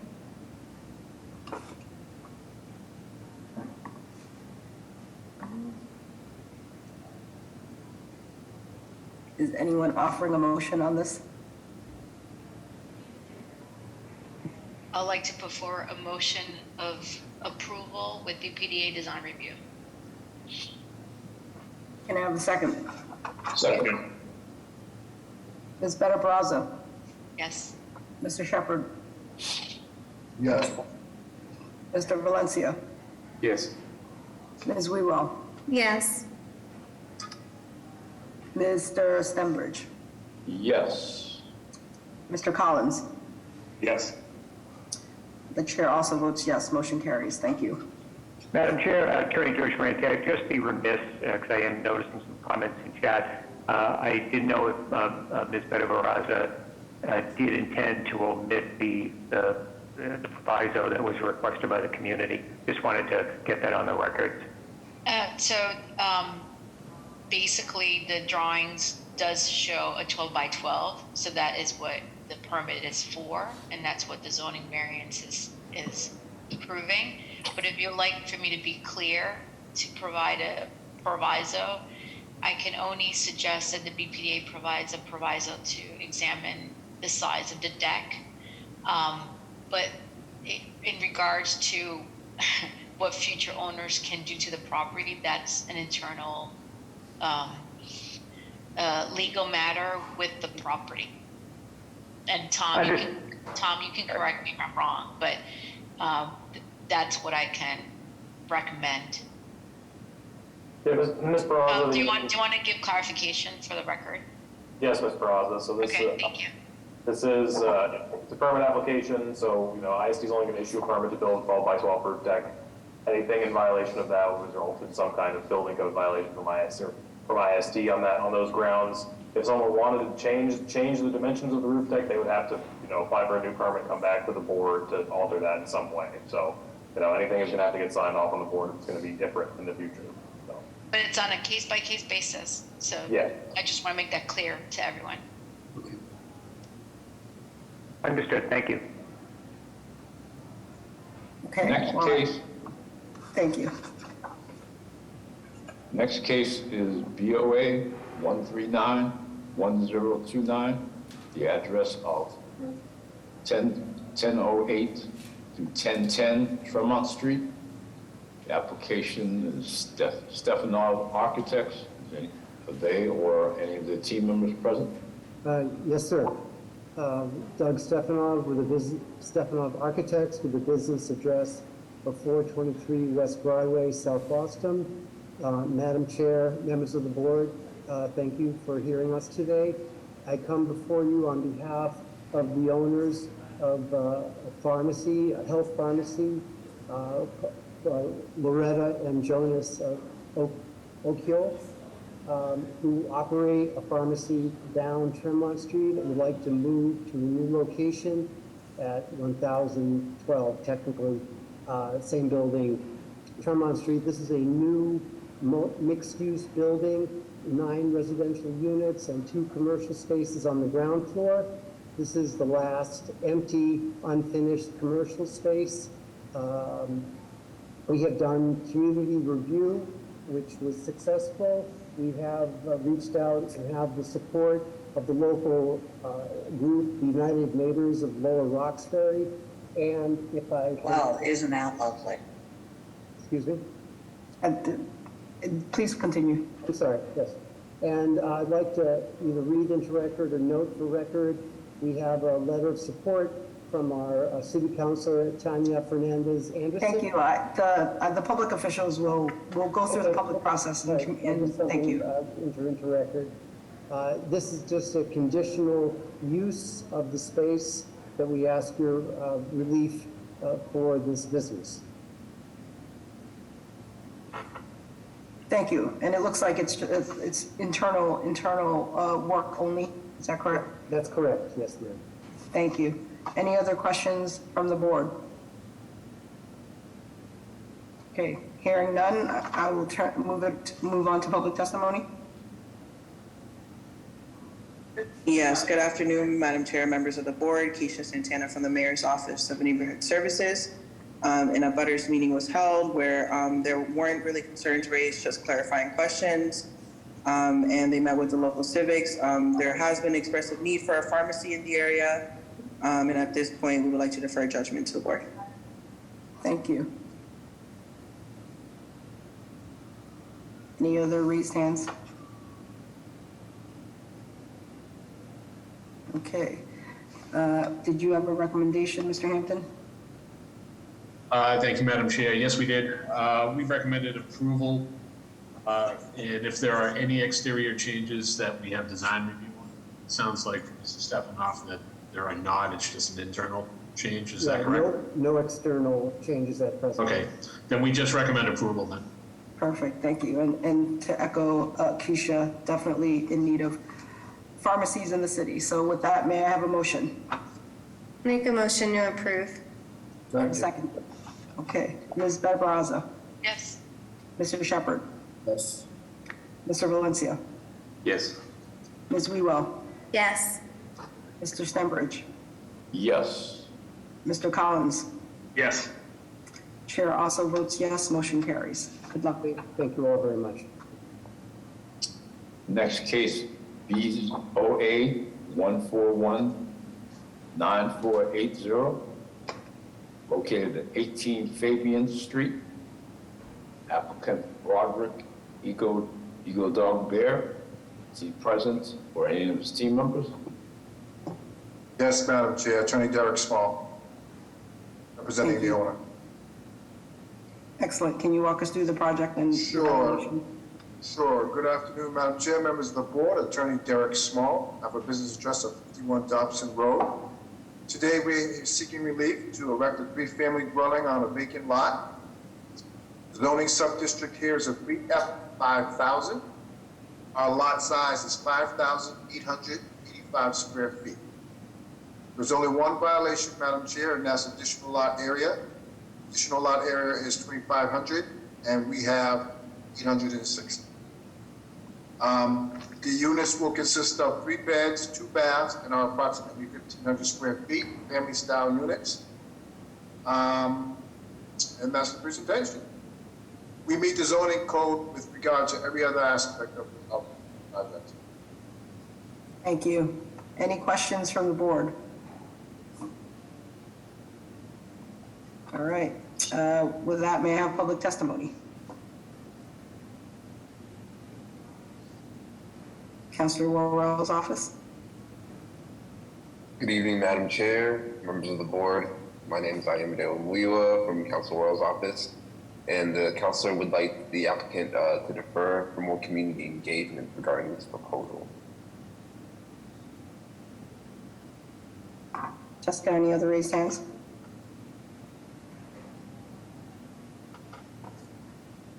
Did we lose Jessica?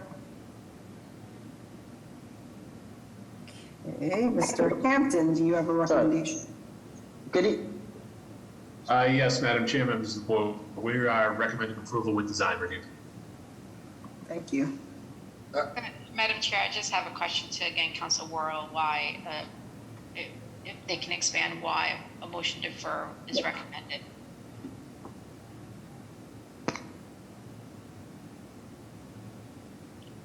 So, just based on the fact that we didn't hear from the civics, we tried reaching out to them in regards to whether or not they supported the proposal. We didn't hear back from the civic. I believe it was.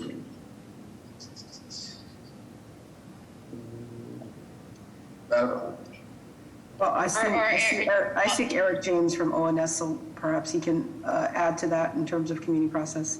And also, Derek Small can also talk about. Yes, I sure will, Madam Chair, if allowed. But let Eric go ahead and speak first. Yes, let's Eric speak first. Thank you. All right. Good evening, Madam Chair, members of the board. My apologies for the technical difficulties. Earlier, I was experiencing issues with the Zoom, but I should be good now.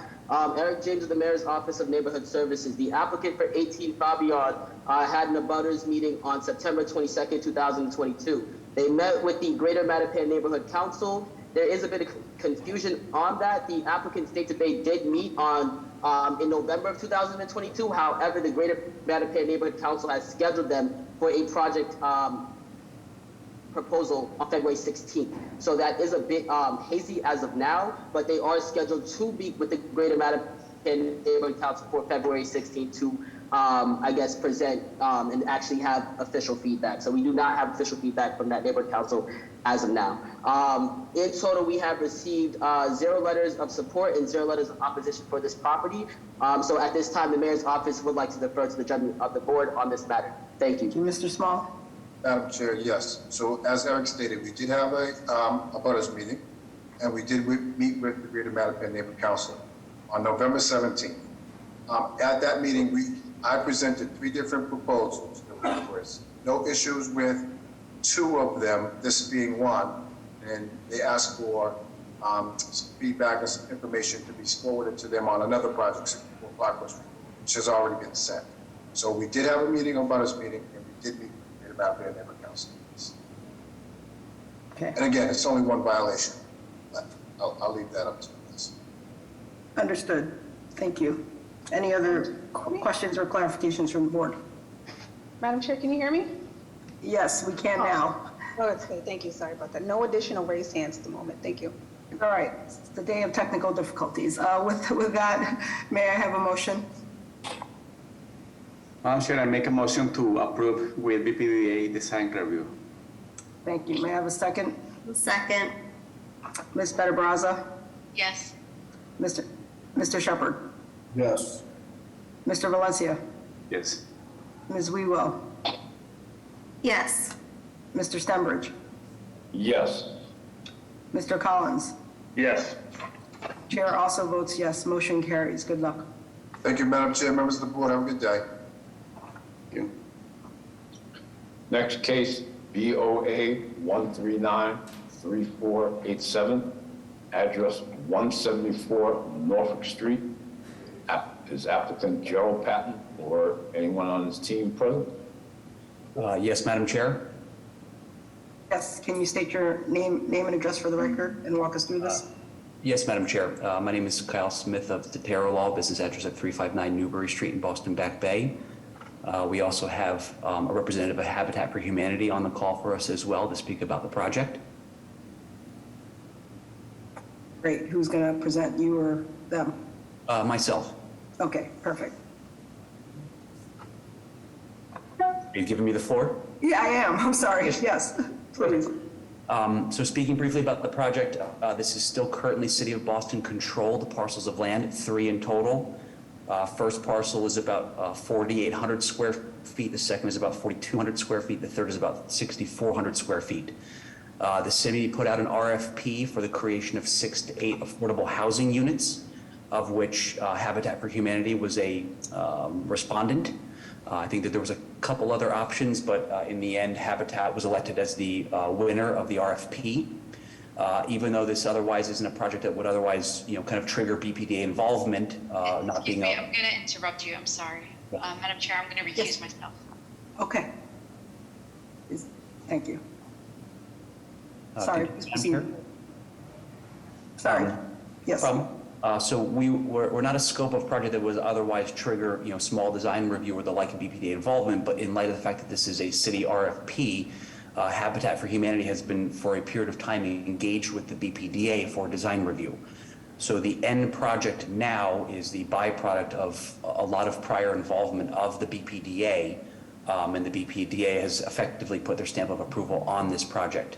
So it would be the assemblage of 3 current vacant parcels of land of approximately 15,400 square feet.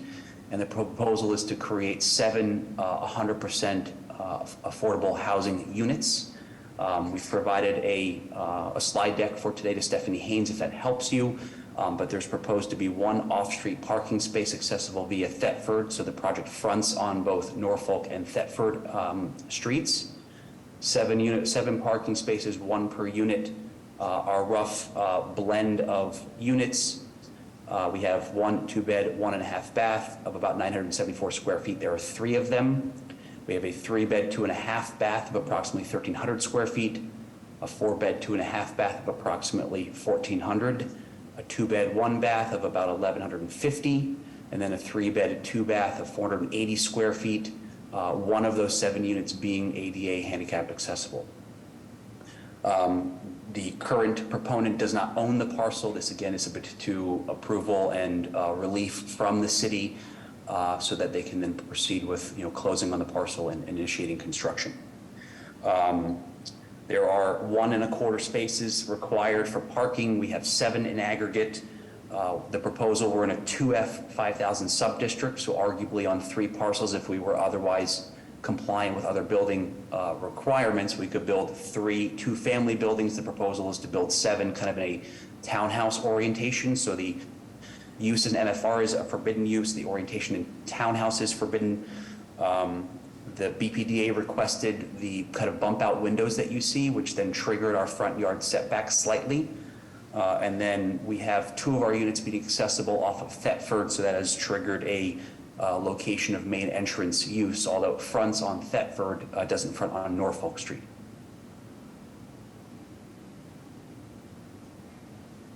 Are these rentals or home ownership?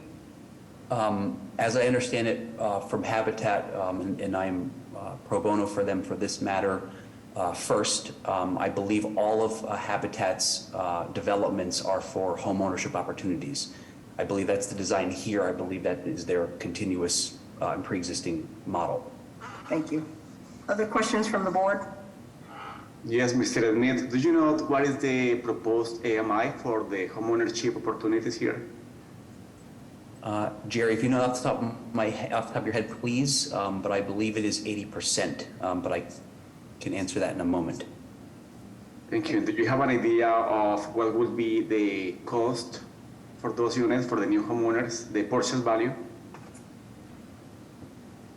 Jerry, again, if you can comment, that'd be great. I would note that Habitat's model allows them to build more reasonably priced than normal developers because their model is inherently requiring volunteering from the end owners. I don't know the end costs here, but they otherwise are bringing units to market that other developers can't normally touch because of not using really tax credits and the like, but using a lot of volunteer manpower. And Mr. Valencia, 60 to 80% AMI was the answer. 60 to 80. Okay, thank you, Madam Chair. Thank you. Hi, I was being moved to a panelist position, so I didn't hear the second question. My name's Jerry Patton. I'm Director of Construction and Real Estate Development at Habitat for Humanity Greater Boston. I think the second, Mr. Valencia, was the second question about cost? Or Yes, that was the cost for the 60 or 80% units. What is the estimate cost for the new homeowners? Yeah, the estimated costs are based on the income of the people that were chosen. So what we do is we base the mortgage on never having anything greater than 30% of gross income that applies to all of their housing costs. That would be mortgage, condominium fees, taxes, and insurance. So it's always 30% or less. Generally speaking, it comes out around 28%. Thank you. any other questions from the board? Okay, with that, I'll take public testimony.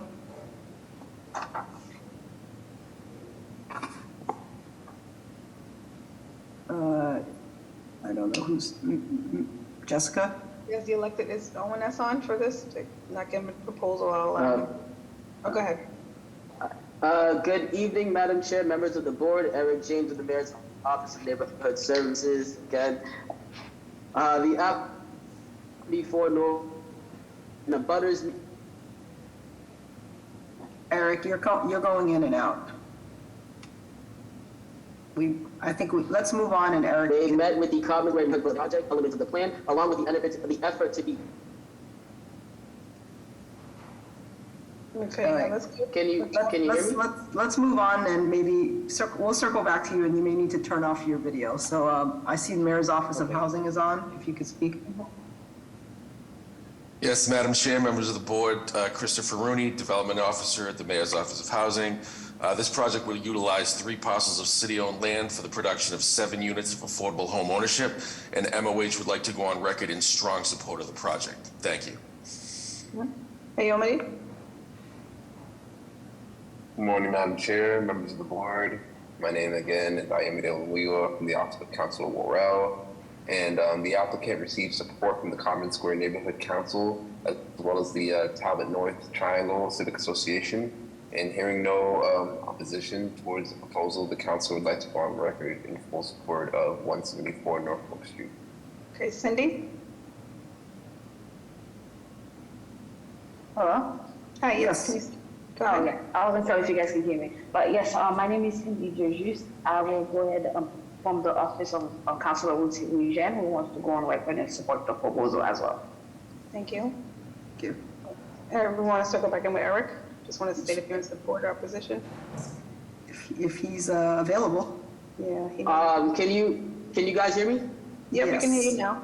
Thank you. All right. I definitely turned off the video. So they held the abutters meeting on November 29th. The Common Square Neighborhood Council is in support of this project. We have 1 letter of support from that council, 0 letters of opposition. So at this time, the Mayor's Office would like to defer to the judgment of the board on this matter. Thank you. Thank you. Any other raised hands? Madam Chair, members of the board, Paul Sullivan, City Council Elijah Michael Flaherty, council to go on record in support. All right, thank you. With that, may I have a motion? I make a motion. Madam Chair, I'm very pleased to see a 100% affordable homeownership project in Boston. We don't see many of these coming in front of the board. So with that, I make a motion to approve with BPDA design review. Thank you. May I have a second? Madam Chair, this is Tom. Can I just suggest for the board the proviso, just because this is an affordable project, it's not subject to the BPDA's large and small project review. I would just if we can include a proviso that the affordable units, I know it's 100% affordable, but if we can include a proviso that the units are identified on the certificate of use and occupancy as affordable units with ISD, just so that we have a way of tracking it for future reference. Of course, Mr. Valencia, would you like to amend your motion? Wait, okay, let's see if I remember. I make a motion to approve this project with the proviso that the affordable units will be added to Will be identified. identified as affordable housing units with ISD. Yeah, on the certificate of use and occupancy, Mr. Valencia. Correct. Good enough. May I have a second? Second. Thank you. Okay, Mr. Shepherd, Yes. Mr. Valencia, Yes. Ms. Wewell. Yeah, I'm happy to support due to the affordability, but I also think the shape of the lot lends itself to the waivers being asked for dimensionally. Thank you. Mr. Stenbridge, Yes. Mr. Collins. Yes. This next one will be interesting. The chair also votes yes, motion carries. Good luck and thank you for providing this 100% affordability. Madam Chair, may I just clarify the provisos? Tom, do you want to repeat it for us to make sure it's correct? Yes, Madam Chair. We have proviso for BPDA design review, and then we have the proviso that the units that are affordable will be identified on the certificate of use and occupancy for the structure. So I believe it is 100% affordable, but it'll just be probably on each certificate for each unit saying that it's an affordable unit, just so that we can track it going forward. Okay. Thank you. I appreciate it. Thank you. Thank you all very much. Excellent. Next project. Next on the agenda, we have case BOA 1418931 with an address of 60 Fuller Street. Is the applicant Sean George or any of his team members present?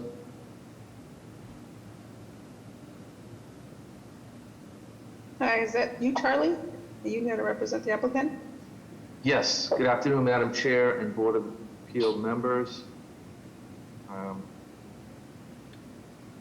not sure if I'm visible.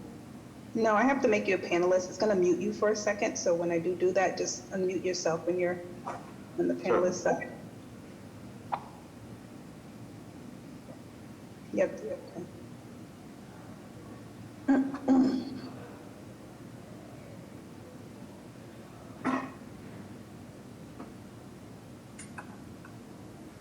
Thank you, Jessica. Good afternoon, Madam Chair and Board of Appeal members. My name is Charlie Tevnin. I'm an attorney with the business address of 15 Broad Street in Boston. I represent James O'Sullivan and Mary Teresa O'Sullivan of 55 Manor Street, Dorchester, the owners of 60 Fuller Street. Also on this hearing representing the applicant is the project architect, Greg Spalding of Spalding Tagayas Architects. The proposal before you is for a 6-unit residence with 12 off-street parking spaces on a 10,751 square foot lot. This is relating to 60 Fuller Street, which is located in a one-family 7,000 sub-district and is governed by Article 65. There are 38 abutter letters which have been submitted in support of this proposed project. In review of the violations, the first is that the proposed parking includes parking located within 5 feet of the side lot line. And in comment to that, the direct abutter at number 62 Fuller Street, who would be affected by the proximity to the side lot, has submitted a letter in support of this project.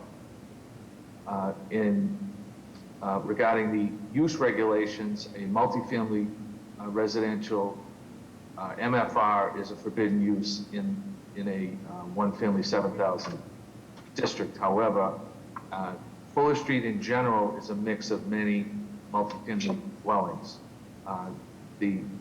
including a 6-family on one side of 60 Fuller, a 3-family on the other side of 60 Fuller, and a 6-family directly across the street from 60 Fuller.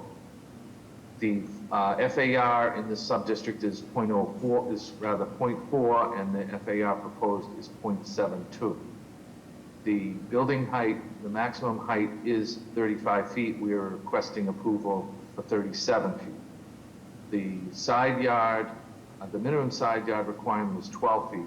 What is proposed is 30 feet on the left side of the building and 6 feet setback to the right, which would require a variance.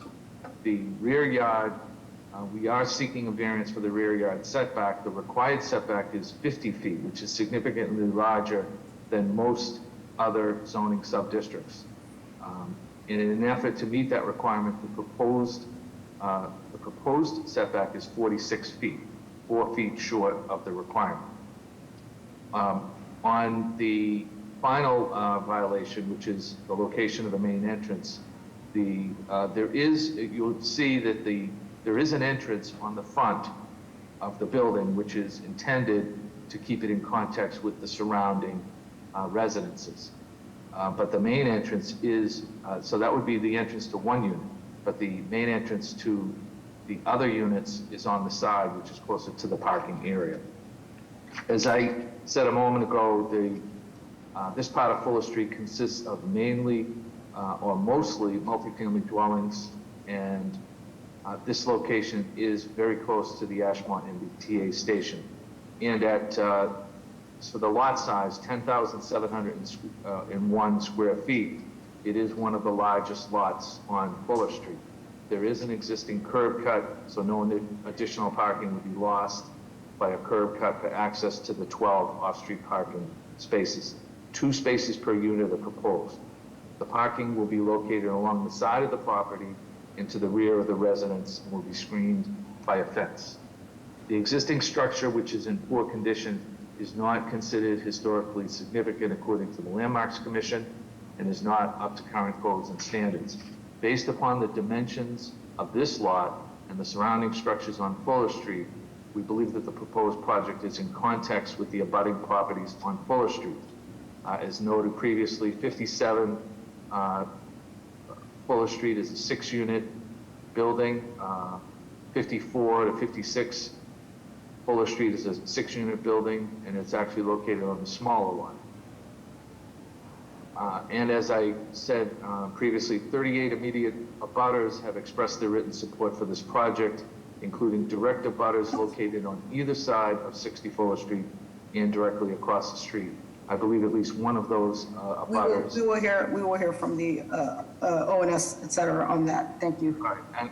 And I would just like to say also the building consists of 3 3-bedroom units, 2 2-bedroom units with either an office or potentially a nursery, and 1 2-bedroom unit. So these are all family-sized units. The aggregate living space proposed 7,704 square feet on this quarter-acre lot. It offers a transition from the size of 54 to 56 Fuller Street, where the FAR is 0.82, and 62 Fuller, where the FAR is 0.66.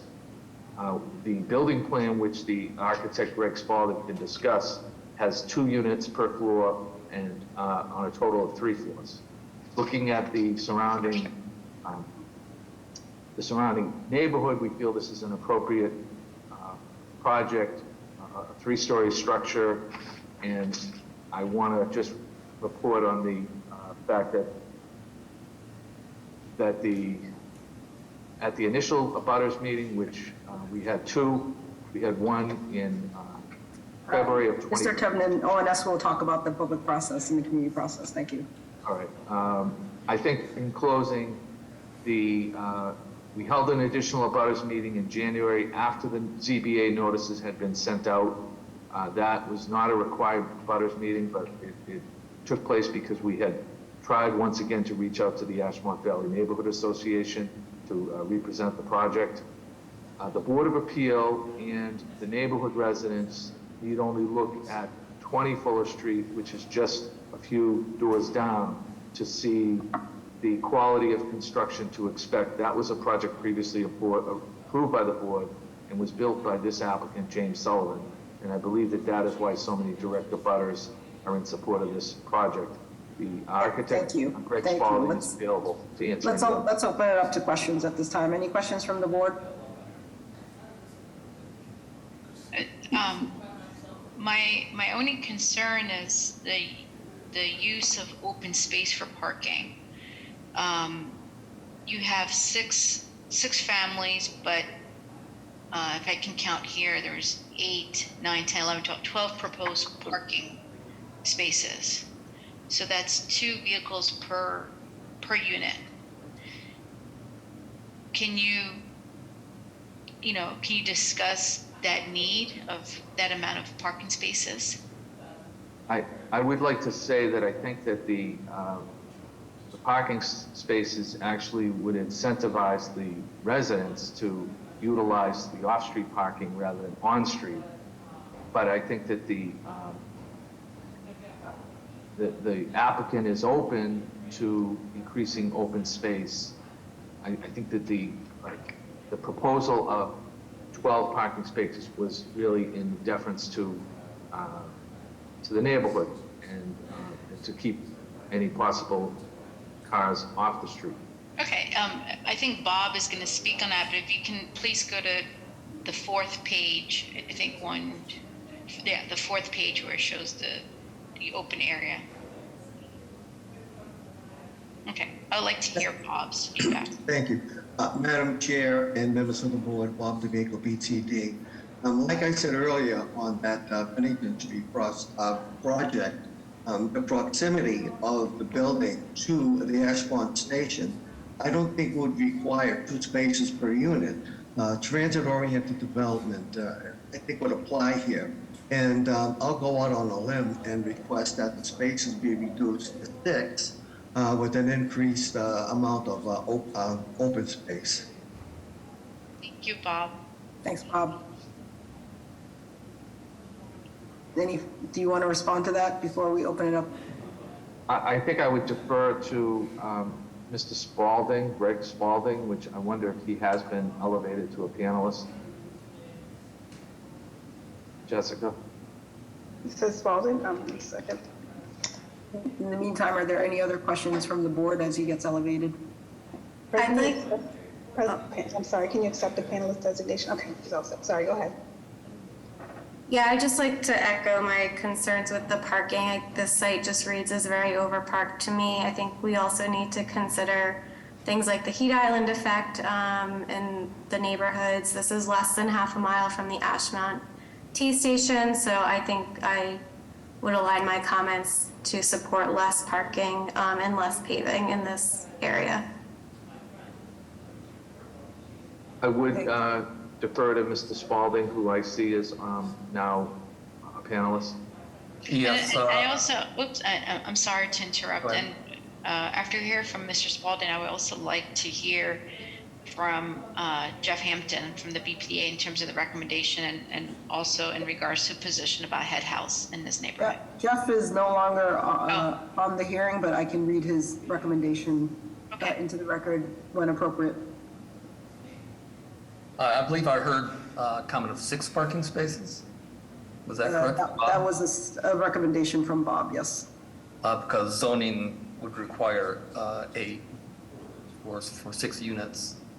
So we're currently at 10 if you count the tandem as 0.75. And we spoke with the owner before, and he's open to discussing open space versus parking. Mm-hmm. Okay. Any other questions before we open it up? All right, with that, can I take public testimony? Good afternoon, Madam Chair and members of the board. My name is Ross Cochran with the Mayor's Office of Neighborhood Services. The applicant has completed their community process. Our office held an abutters meeting in February of 2021, and they have undergone further community outreach for the project with abutters. The local civic association first met over the project in June of 2021 and opposed the project at that time. We'd like to defer to the board's judgment at this time. Thank you. Thank you. Councilor Worrell's office. Good morning, good afternoon, Madam Chair, members of the board. In regards to 60 Fuller Street. Our office received the 31 letters of opposition as well as the 38 letters of support for 60 Fuller Street. And despite the applicant's best efforts to meet with the Ashmont Valley Civic Association, that goal was never accomplished. So as it stands right now, the council would like the applicant to defer for more community engagement with abutters. Bob, go ahead. Yes, hi, Bob D'Amico, BTP. I understand the zoning allows 1.5 spaces per unit. However, when it comes to transit-oriented development, it's up to the judgment of the BTA to change that and give a different opinion. Based on that, I stick to my recommendation, to 6 parking spaces with an increased open space. Thank you. Thanks. For the record, I have no additional raised hands. And also, can I just get clarification that access to the roof deck is for the top unit, or is it for all residents? There is no roof deck proposed, and one of the requests from the Ashmont Valley Neighborhood Association and the abutters at the first abutters meeting, the Neighborhood Association meeting, was to provide a possible addition for future solar panels. So the architect has agreed, and the owner has agreed to re-engineer the roof so that it could accommodate solar panels, but there is no plan for a roof deck. Okay, thank you. With that, may I entertain a motion? Madam Sorry, someone asked about BPD's recommendation. Madam Chair. Yes. Madam Chair, this is Joe McEachran, City Councilor Frank Baker's office. Although this project isn't in our district, we do border this, and several of our people in our district have echoed support for this project. Just want to go on record. Thank you.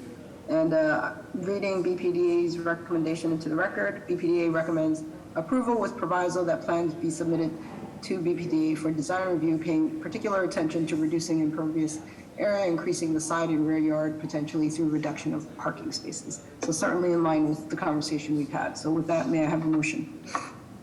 Madam Chair, I see a hand up. Would you still like for us to put a motion forward? I'm sorry, Jessica, is that for this project? Let me take a look. Are you looking to give testimony for this proposal? Is it Trevor? Yes. Okay, go ahead.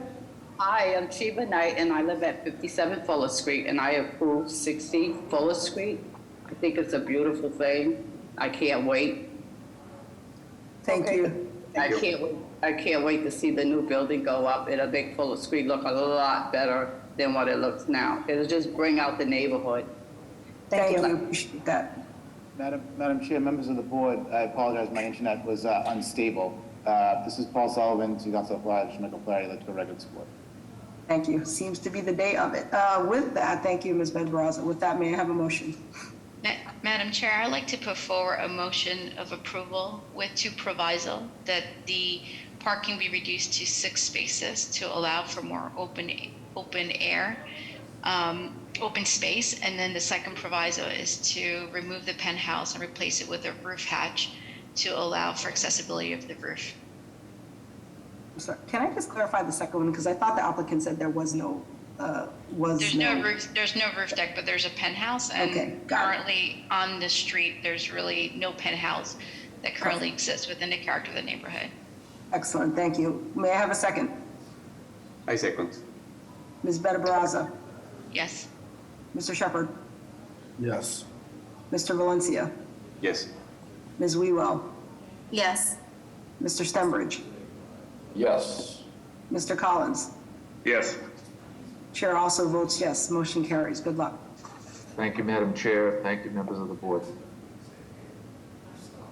The next case is BOA 1409762. Address 1587 Blue Hill Avenue. It's the applicant Waleed Zaran. Yes, I'm here. Can you hear me? Yes. Good. So my name is Waleed Zahran, and I'm the owner of 1587. Blue Hill Ave, and I've been in business like about 25 years. And I just want to add the smoothie shop to my store. That's all. Okay, well, that seems fairly straightforward. Any questions or Yeah. concerns? Nothing, but like we have a plenty of parking lot outside. It's on street parking. Any questions from the board? May I have public testimony? Jessica, is there public testimony? I have no raised hands, Madam Chair. Both sides. All right, then. Well, in that case, may I have a motion? I think, sorry, Madam Chair, it should be Eric, but let me, real quick, I apologize. All right, he's on right now. Can you guys hear me? Yes. All right. So good afternoon, Madam Chair, members of the board. Eric James of the Mayor's Office of Neighborhood Services. The applicant for 1587 Blue Hill had an abutters meeting on December 1st, 2023. They met with the Mattapan Square Main Streets, which voted to support them. So in total, we have received 1 letter of support and 0 letters of opposition for this property. At this time, the Mayor's Office would like to defer to the judgment of the board on this matter. Thank you. Thank you. Thank you. All right, with that, may I have a motion? Make a motion to approve. May I have a second? Second. Ms. Better Brazza, Yes. Mr. Shepherd, Yes. Mr. Valencia, Yes. Ms. Wewell, Yes. Mr. Stenbridge, Yes. Mr. Collins. Yes. Chair also votes yes, motion carries. Good luck, sir. Thank you. Moving on to the 11:30 a.m. Hearings. Case number BOA 133-2095 with an address of 130 Marginal Street. And the applicant is Star Property Holdings. Are they present or anyone on the team? Mr. Secretary, sorry, this is Attorney Jeff Drago. I had deferred that earlier in the day. My apologies. Snow Hill you deferred? No. He had mentioned 130 March. Oh, yes, that was deferred. But I am going to be speaking on Snow Hill. So thank you. Moving on to case number BOA 1283294 with an address of 4748 Snow Hill Street. Applicant Ryan Meadows, and I'm sorry, the gentleman who just spoke. Mr. Drago. Thank you, Madam Chair, members of the board, Attorney Jeff Drago with Drago and Toscano with the business address of 11 Beacon Street. Here on behalf of the owners and applicants, Ryan and Julie Meadows, and I also have Eric Zackerson, who's the architect from Context Design. As was mentioned, this is a proposal to erect a 1-story addition with a walkout deck and to also include renovations to unit number 2. Just to pause on this slide, Madam Ambassador, you can see where the red highlighted dot is. That is the existing structure. And in relation to some of the other buildings around it, my client is trying to remain in the north end with his growing family and to add an addition which will infill the back and to go up a level. Just to point out, this particular district allows for a 55-foot height. So what we are proposing is actually 46 feet 6 inches, so we're well below that. And we're actually going to be lower than the buildings to the left of us. This particular addition and space would give some walkout deck space to the family. It would also add a half bath. It would allow a home office and just enlarging space in the kitchens and bedroom areas. Just to go over, if we go to the next slide briefly.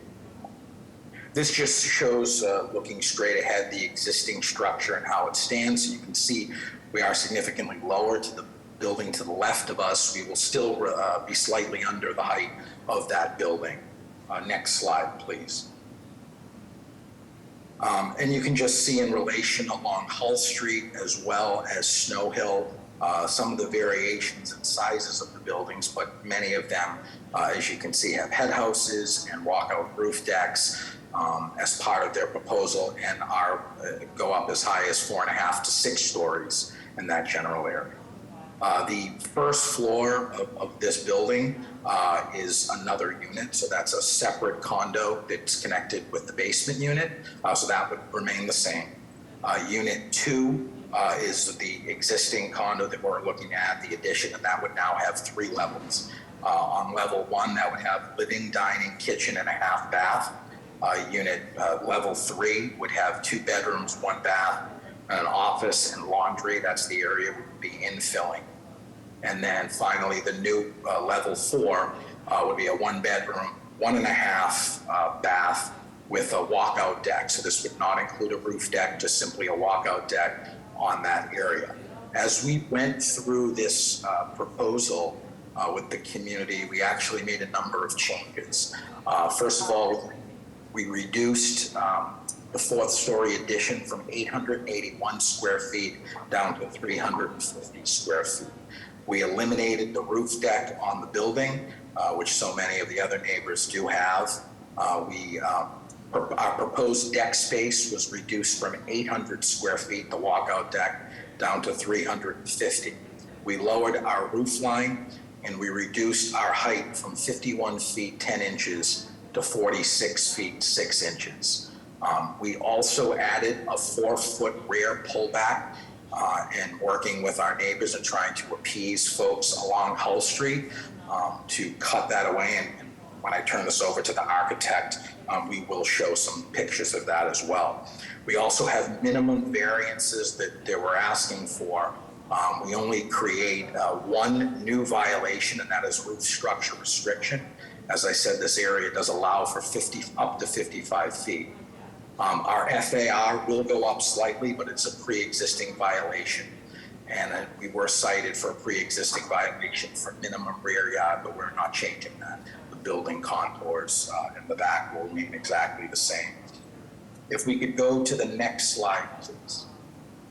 And I'm going to turn this over to Eric Zackerson, who's the architect, to go over the top floor. Eric's on.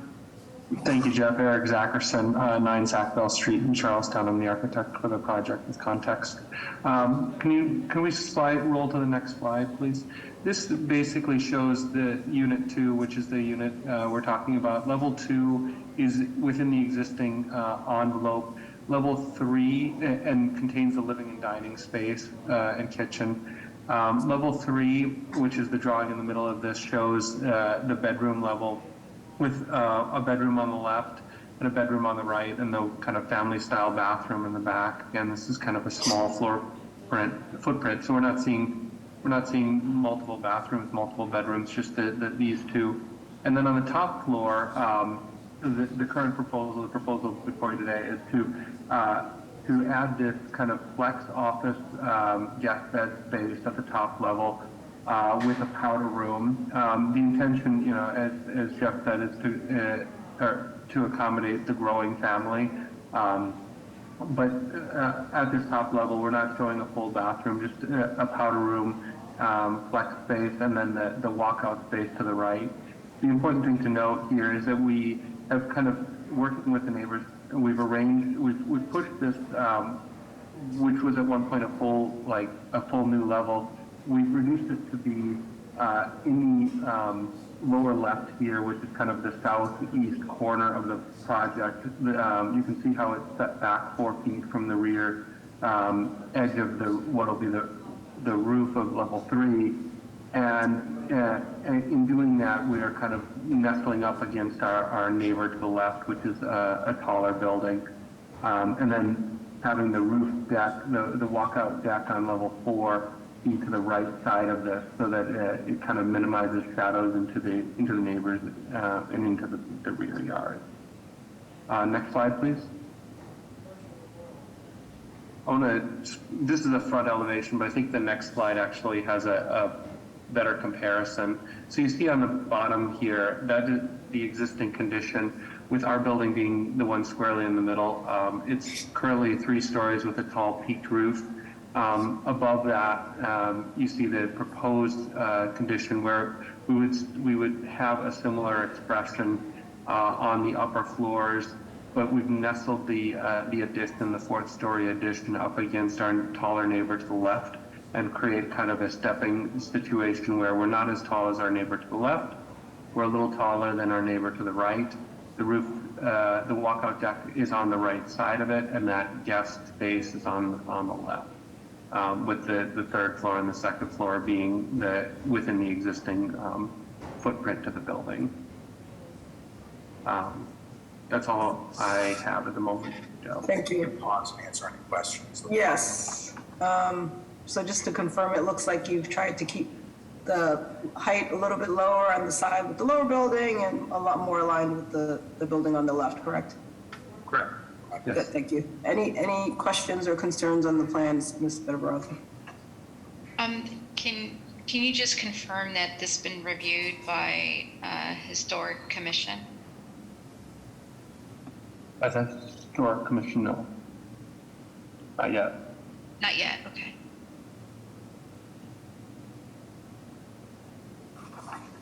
I don't have further questions. That's it.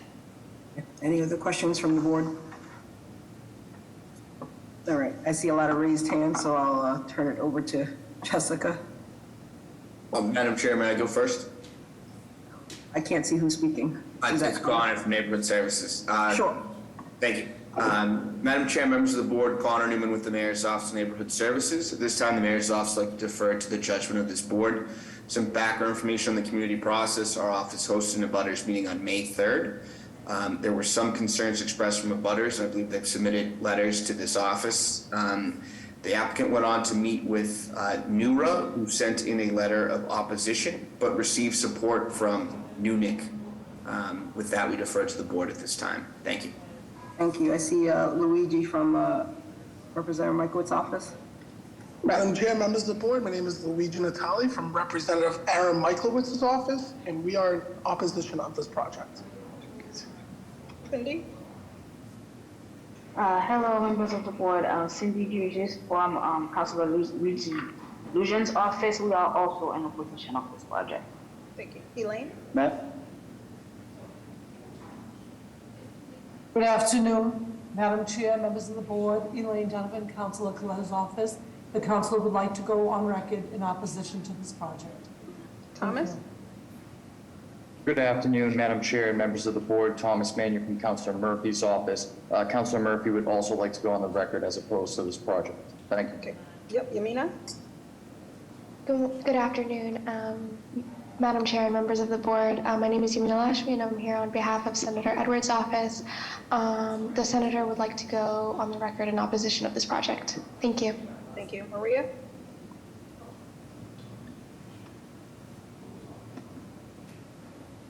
Maria, are you looking to give testimony here?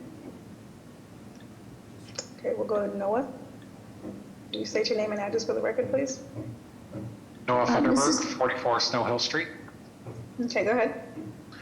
Thank you. My family supports the proposed changes. I live 2 houses to the left. My property is featured prominently in the designs that we just reviewed. I'm an owner occupant, and you just saw a great view of my wonderful rooftop deck. My family appreciates the concerns raised by fellow abutters, but we commend the Meadows family for having incorporated so much of the community's feedback into their plans. And I would note that, in my opinion, preserving the architectural style of the neighborhood. What I'd like to point out is that some of the costs of having neighbors can be immediate and acute, sun, open space, etc., but the benefits are more abstract, but ultimately more valuable. The truth is that most families today need more space than can be provided by the floor plans of the past.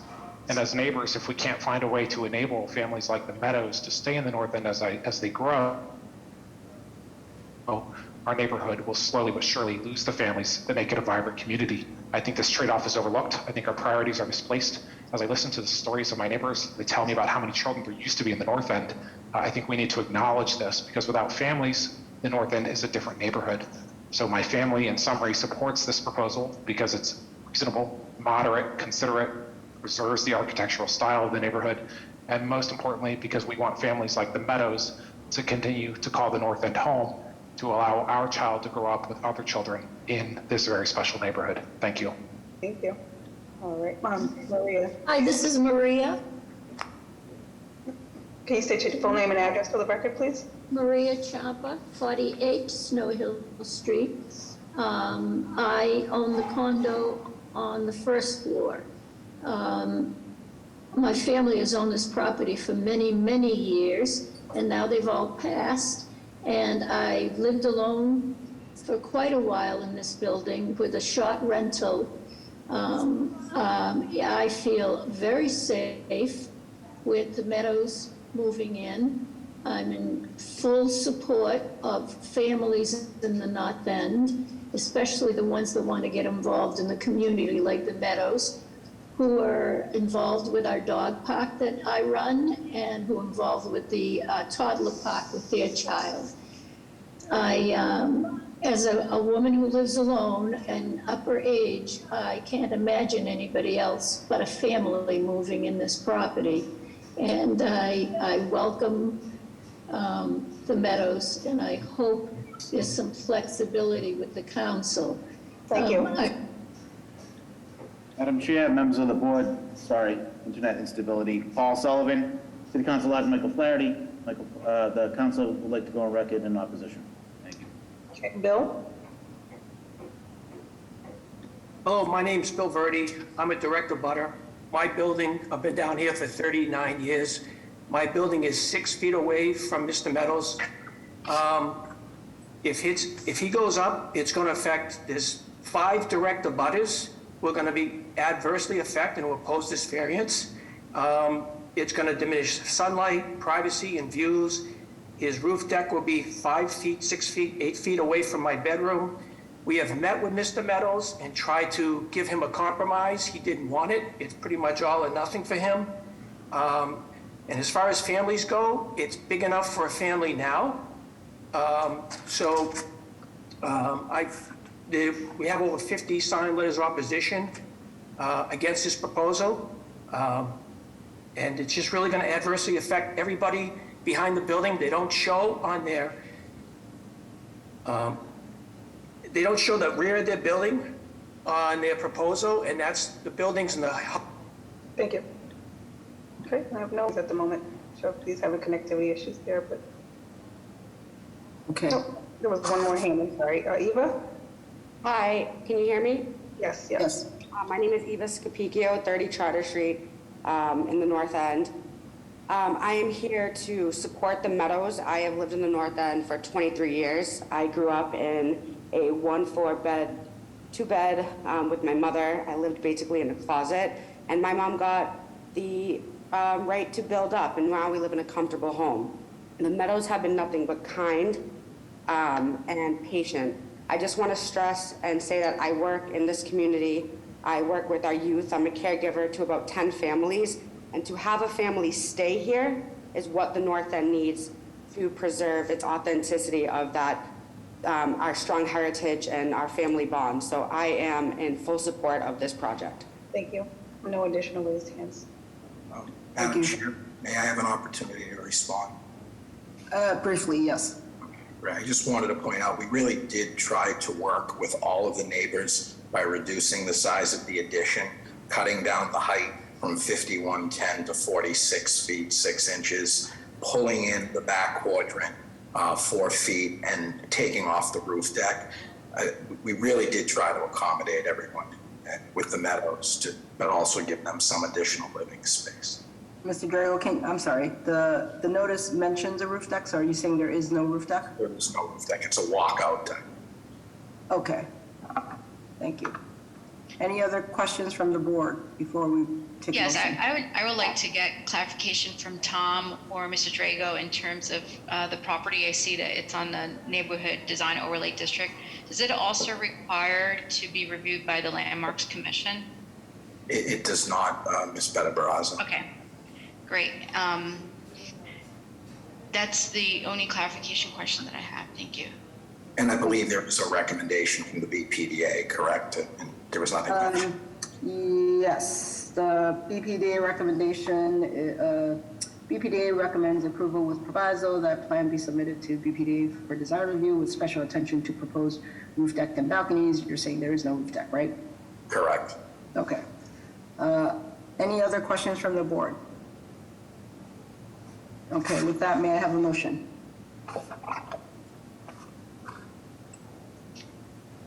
Madam Chair, I'd like to put forward a motion of approval with BPDA design review, paying special attention to the fourth floor massing and deck. May I have a second? I'll second. Ms. Better Baraza, Yes. Mr. Shepherd, Yes. Mr. Valencia, Yes. Ms. Wewell, Yes. Mr. Stenbridge, Yes. Mr. Collins. Is Mr. Collins still here? Sorry, yes. Okay. The chair also votes yes, the motion carries. Thank you very much. Next case we have is BOA 1383661, address of 329 to 329A Columbus Avenue.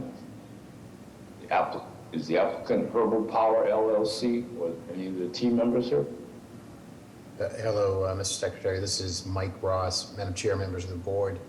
I am an attorney with the law firm of Prince Lobel, One International Place. I'm joined by co-counsel today, Leslie Delaney Hawkins, and our client, Desi Franjul. This is a minority applicant, which is 100% Boston resident and a Boston equity applicant approved by the Boston Cannabis Board, seeking to place a retail cannabis dispensary at this location at 329 Columbus Ave. As you can see in this photo here, the site was previously the location of a restaurant called Coda. Incidentally, that restaurant was open until 1 a.m. It's no longer open or operating. The proposed hours of operations for this dispensary would be 10 a.m. to 9 p.m., and that was negotiated with an agreement with the Ellis Neighborhood Association. And on Sundays, the applicant would be open from noon till 8 p.m. The building itself is a mixed-use residential and commercial building. It's in the community commercial sub-district in the South End neighborhood district. And the use of a cannabis establishment is a conditional use, allowed by conditional use permit in this part of the district. You could go to the next slide, which shows you the surveys.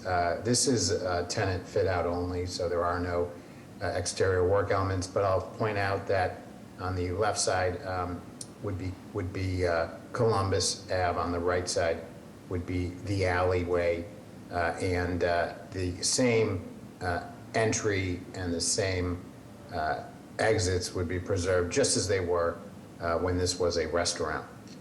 Next slide, please. Here you will see the basement floor plan. So that is closed to the public. Obviously, that is where we have our main vault. Access for deliveries would be through the rear, through an alley, just like it was. It was a restaurant. And then access to the upper floor, as you can see at the middle of plan at the bottom, is a stairwell for the main floor, which is the first floor, which is at ground level, accessible on Columbus. So you can go to the next slide if you could, Madam Ambassador, and I'll show you that. Yeah, thank you for zooming in. I think this is the basement. I think the next slide will bring you up to the first floor. There we go. If you want to zoom in like you did before, that was kind of nice. But you don't have to. I think we're back on the basement, Madam Ambassador. One more slide, please.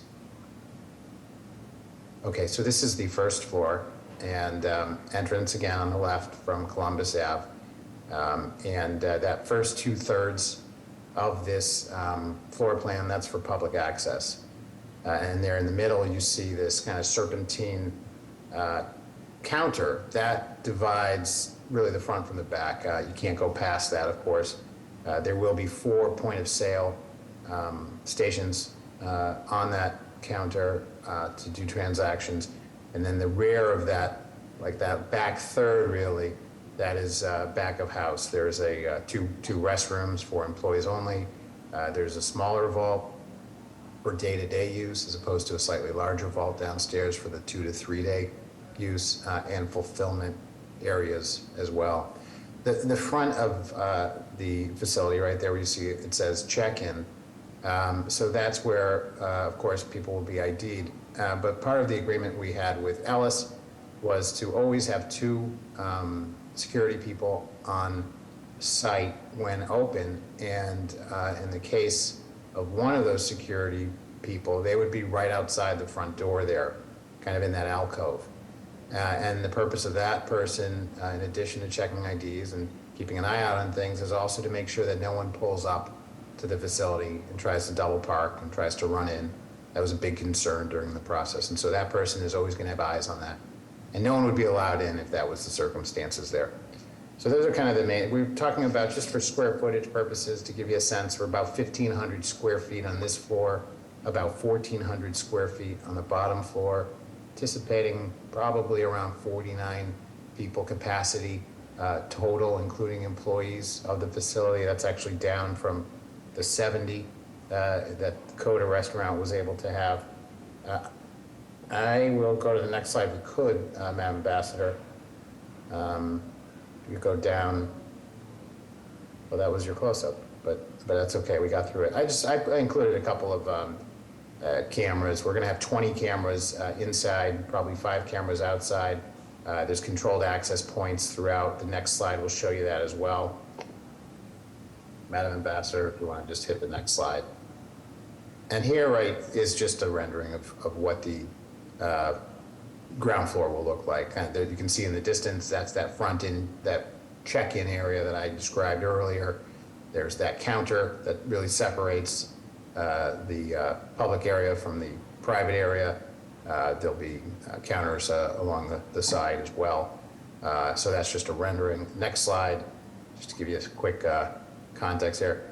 This is within, so this siding here is within, is outside of by half a mile, right, of any other dispensary. And that's significant, because were it not, it would trigger a variance.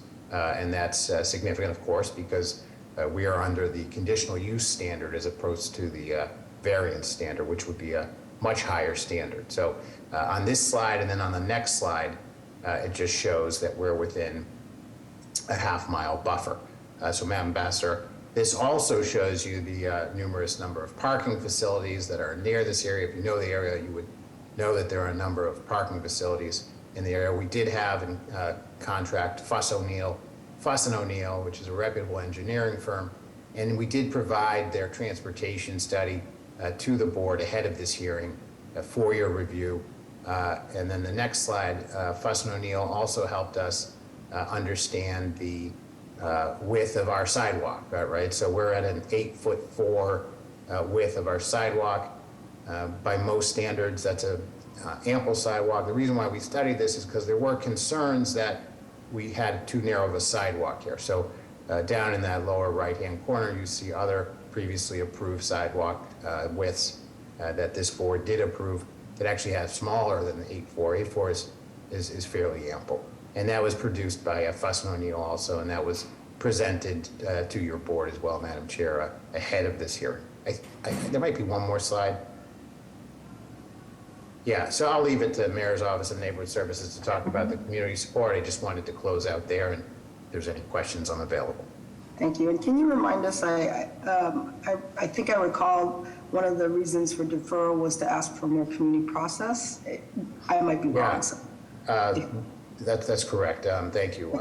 So Attorney Hawkins handled the community outreach. I think we had 10 meetings, Madam Chair, with the community. We do have that letter, that agreement with the Ellis Neighborhood Association, which we're very happy to have gotten. But I would ask if my co-counsel has, if it's all right, Madam Chair, anything to add with regard to what happened before the deferral and today. Absolutely. Thank you very much, Mike. Madam Chair, Leslie Delaney Hawkins with the law firm of Prince LaBelle Tai. We did have upwards, and we've detailed this in what was submitted to the board, numerous community meetings above and beyond what is statutorily required. And that also involved Desi Franjul from Herbal Power meeting one-on-one with anyone and everyone in the South End that would have a conversation with her. The prior deferral was simply to allow her continuing to do that person-on-person outreach. Thank you. Questions from the board?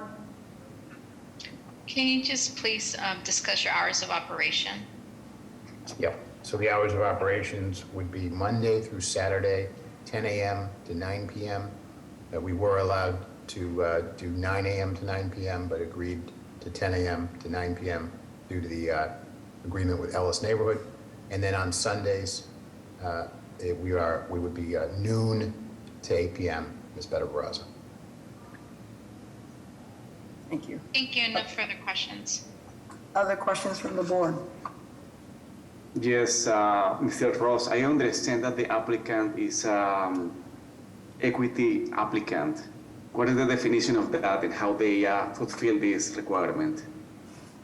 So there are a number of criteria that will allow you to be an equity applicant. One of them is if you're a Boston resident. One of them is if you identify with a minority status, if you will, a Black, Latino, such. This applicant identifies as of Latinx descent.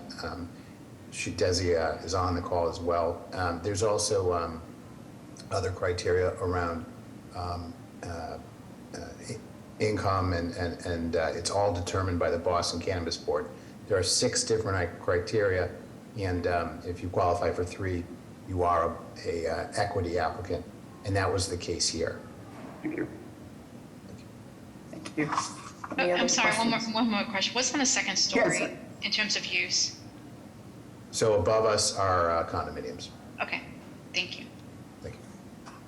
Okay, with that, I'm guessing there's some public testimony, so we'll try to limit. If folks can make sure you're building upon others and not repeating the same information, that would be great. Jessica. We'll start with ONS. Hi, good afternoon, Madam Chair and members of the board. Kim Crucioli from the Mayor's Office of Neighborhood Services. Our office would like to defer to the board on this matter. The applicant did an extensive community outreach process. They held 2 of their own private informational meetings, as well as met with the Ellis Neighborhood Association 3 times. Our office held the official statutory abutters meeting in May of 2022 that was widely attended by about 140 abutters. Concerns over traffic, pedestrian safety, parking, loitering, and proximity to a public park were raised.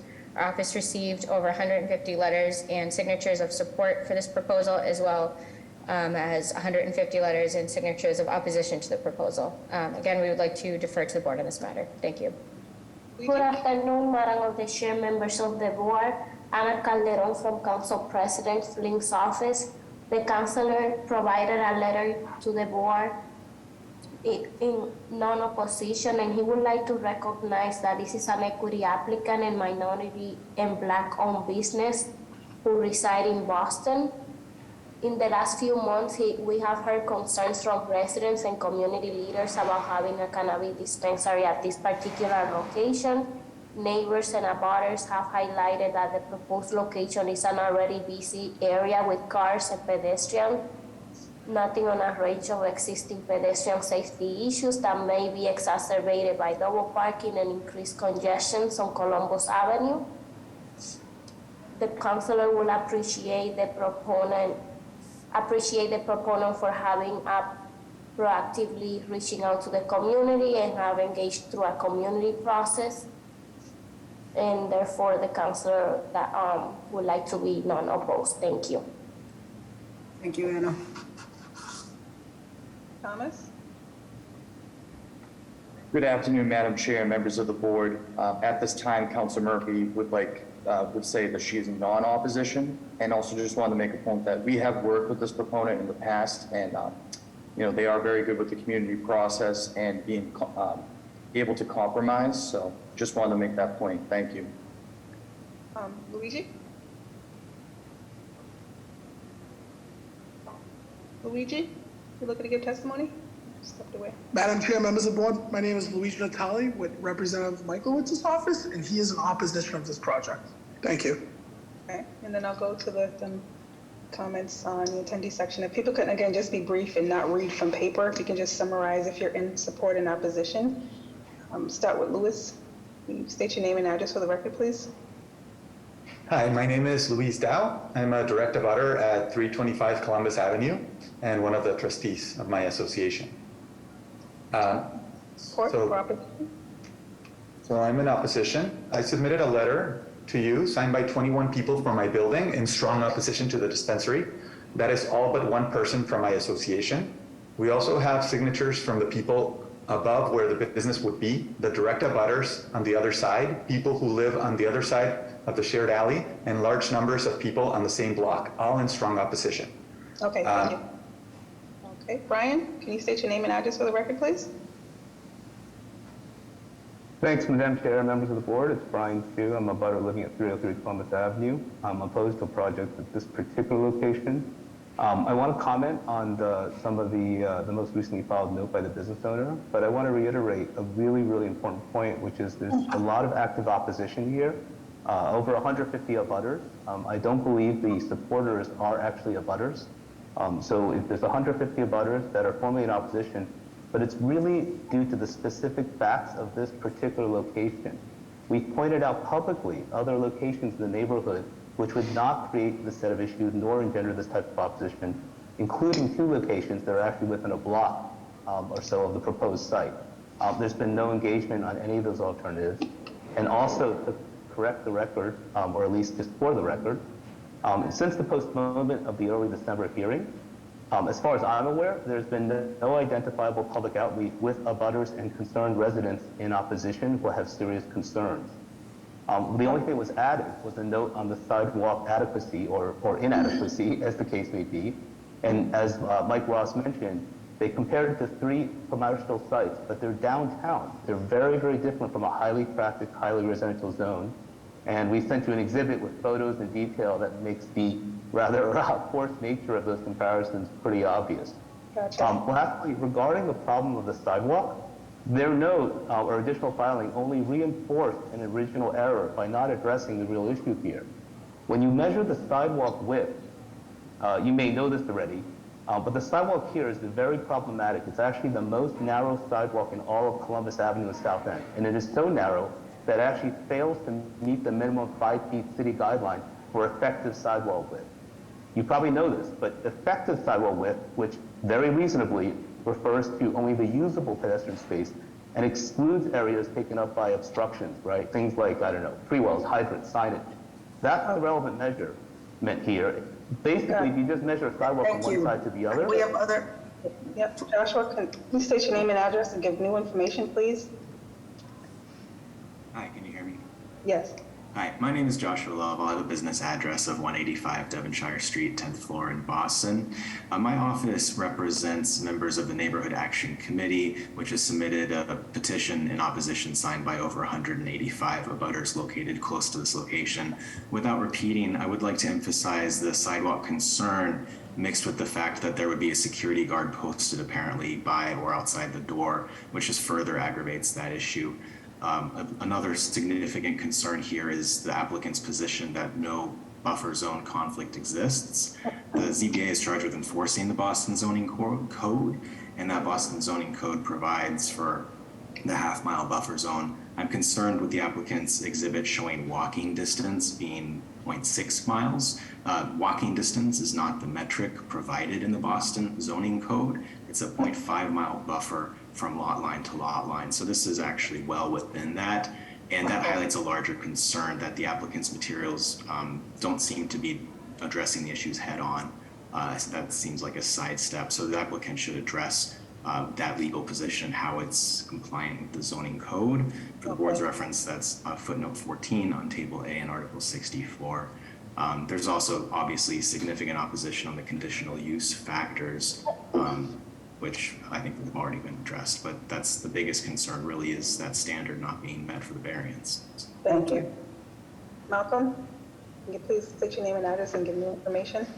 State if you're in support of Yes. opposition. Yes, Malcolm McDonald, 121 Chandler Street. I am a butter to this location. I am opposed to this application. There have been numerous issues that have been brought up over the entire period of this going on. I keep hearing references to a, quote, deal that has been cut with the Ellis Neighborhood Association.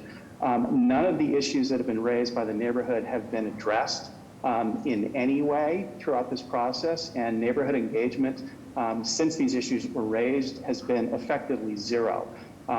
The issues raised as it relates to buffer zone and sidewalk, I think, are well documented. I'm not going to go through those. This is one of the most dangerous intersections in the South End, and no one that I'm aware of that is in opposition to this application is opposed to a dispensary. They are simply opposed to it in this location, which will make an already dangerous situation significantly worse. Okay, Todd? State your name and address for the record, please. Hello, my name is Todd Davis. I'm at 325 Columbus Avenue, and I'm also a trustee in the building. If you remember the rendering from the front, the ground floor of the dispensary, that bank of cabinets that's in there is actually the length of my living room, dining room, and kitchen wall. So I'm the closest abutter of anyone, and I'd like to state my strong support of this project. It they have addressed every concern there's been. The sidewalk that people keep talking about, they're not even measuring that property. What they're talking about is my property with that has trees. The one in 329 has no furniture, tree pits, or anything else in front of that property. It goes from the building to the street, uninterrupted. I'd also like to say that while I do support the property and the petition and letters that you seem to be getting, should look at those very closely. The last one that I saw, because I'm not involved in this, the last one I saw had fabricated signatures, and one signature was even from a 3-year-old. So I would take that with a grain of salt. So I would like to very much register my support, the increased security, both in the front and the back, because I share not only the wall, but the street frontage and the frontage in the alley. Thank you. Is there anyone from Ellis, since the Councilor Ross keeps mentioning Ellis neighborhood? I think that would be helpful. Yeah, that's hard to say with the hands up. We still have about 8 raised hands. Do you want me to keep? Well, I want to, we've heard a lot from opposition, so I just want to make sure if there's anyone in support that we hear from them as well. It may be helpful. Lower all the hands, and then if you're in support, can you just raise your hand, please? Exactly. Thank you. Okay, Mike? Can you state your name and address for the record, please? Okay. All right. James, you looking to are you in support of the project? If so, can you state your name and address for the record, please? Yes, I am. Good afternoon. My name is James Finney, and I have been a part of this community for decades. I've been helping businesses like the Eagle, Fritz, Club Cafe from the 80s to the 90s to the early 2000s. I am in full support of this business at this location. I keep hearing all this stuff about this business at this location, this business is going to do this is wrong, that's wrong. I am also an economic empowerment advocate as well. We've been having such a hard time getting a location. When we get a location, we always hearing the same thing. We love you guys, we want you at this location. We love you guys, we're in support, but just not at this location. This is going to be a good location, this is a good advocate. They have addressed every single thing to all the people in the neighborhood. Desiree goes over and above. So I am in full support of this business. Thank you. Mike? Yes. My name is Mike Curtis, and I'm in total support for this.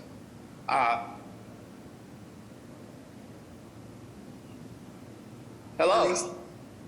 Hello, yes. My name is Mike Curtis, and I live at 333 Columbus Ave, and I'm in total support for this. I've lived here for 30 years, and there's always a bar that's next door. With herbal power, there'll be someone there who will watch the door. And it'll be open till 9, not late till 2 like a bar that would usually be. They'll also have cameras to keep an eye on the street and accountability, which is something we really need. So I am for this 100%, and everyone in my building is as well, and we'll be right next door to this. Okay. Thank you. You want me to keep going, Madam Chair? There's 3 more. Any questions from the board? Does the board wish to hear any additional testimony? Okay. I can't see you guys. Are you ready is someone ready to make a motion? Madam Chair, I'll make a motion to approve, and I'd like to just go on the record. I think these uses operate similarly to other retail commercial uses, and I think they're heavily regulated beyond zoning. And I also think as more are approved, the demand spreads out, so there's not a mad rush to, one approved store.